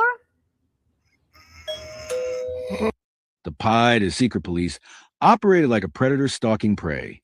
Victims, often intellectuals, union leaders, or anyone suspected of subversive thoughts, were chosen with terrifying precision. Why these targets? Psychologically, Salazar's choice reflects projection. He externalizes fear of losing control onto those who challenge his vision. To him, a poet writing about freedom was as dangerous as an armed rebel. His paranoia twisted their words into daggers aimed at his regime. The methods of murder were designed to break the spirit before the body. Survivors' accounts, documented by historians and sources like The Guardian and BBC, paint a gruesome picture. One witness, a former prisoner named Joao, recalled, "They tied my hands and forced me to watch as they beat my friend until his face was unrecognizable. Blood pooled on the floor, and they laughed." Torture sessions could last days. Electric shocks to genitals, waterboarding, or the statue method, where victims stood for hours until their legs gave out. Some were shot in secluded woods, their bodies dumped in rivers. Others simply vanished, leaving families to whisper their names in terror. Why such cruelty? Psychoanalytically, this speaks to sadistic tendencies channeled through proxies. Salazar didn't need to wield the whip himself. His control over the Pied let him indulge in power without dirtying his hands. This detachment is key. It's what psychologists call compartmentalization, where he separated his moral self from the monster who greenlit atrocities. His choice of prolonged torture over quick executions suggests a need to dominate utterly, to erase defiance from the victim's soul before their life. Who were Salazar's victims? They weren't random. The PIDE targeted anyone who threatened the regime's narrative, communists, anarchists, even moderate liberals. A 1960s report from the New York Times described a case where a schoolteacher, Maria Santos, was arrested for distributing pamphlets. Her fate? Torture for weeks. Her body later found in a ditch, hands bound, throat slit. Another account from Crime Online detailed a student, Carlos Mendez, who vanished after attending a protest. His parents received a letter. Your son was a traitor. His body was never found. Psychologically, Salazar's victim selection reflects a persecutory delusion, a belief that enemies were everywhere, plotting his downfall. This wasn't just political, it was personal. He saw himself as Portugal's father, and dissenters as rebellious children who needed punishment. The brutality, public executions, bodies left as warnings, served a dual purpose: eliminate threats and terrify the masses into submission. This aligns with behavioral conditioning. Instill fear so deep that obedience becomes instinct. The violence wasn't just physical. Salazar's regime gaslit an entire nation, rewriting history to paint victims as villains. Families of the disappeared were shunned, labeled as traitors. This psychological warfare amplified his control, creating a society where fear was the air people breathed. Let's piece together Salazar's mind like a puzzle. From a psychological standpoint, he likely exhibited traits of narcissistic personality disorder and obsessive-compulsive personality disorder. MPD explains his grandiose self-image as Portugal's savior, his inability to tolerate criticism, and his lack of empathy for victims. OCPD accounts for his obsession with order. His regime was a monument to control, from censored newspapers to curfews. But there's more. His paranoia suggests schizotypal traits, where reality bends under the weight of perceived threats. Psychoanalytically, Salazar's actions scream repression and displacement. His strict Catholic upbringing likely buried any unacceptable impulses, anger, doubt, desire, deep in his unconscious. Instead of facing these, he displaced them onto enemies, letting the PIDE act out his rage. Freud would argue this was a defense mechanism to protect his fragile ego. Jung might add that Salazar's shadow, the dark, hidden part of psyche, found expression in his regime's violence. Why didn't he kill directly? This is where his avoidant personality traits come in. He craved control but feared intimacy, even with violence. By delegating murder to the PIDE, he kept his hands clean while feeding his need for dominance. It's a chilling paradox. A man who loved order so much he drowned a nation in blood to achieve it. Let's paint a scene so vivid you'll feel the cold sweat. Imagine a Lisbon alley, 1955, fog curling around cobblestones. A young journalist, Ana Ribeiro, is walking home, her heart pounding. She's been followed for days. A black van screeches to a halt. 2 PIDE agents grab her, her scream swallowed by the night. In a basement cell, lit by a flickering bulb, she's strapped to a chair. Confess! They bark, but she's defiant. They douse her with ice water, her body convulsing. Then the pliers come out, nails ripped from her fingers, blood dripping onto the concrete. A police report later leaked and cited by The Guardian described her body, mutilated beyond recognition, multiple stab wounds, signs of prolonged torture. Her crime? Writing an article questioning Salazar's policies. Witnesses tell similar tales.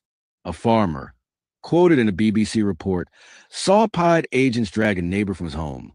They beat him in the street, his wife begging, his head at the pavement with a crack. They drove off, leaving him bleeding.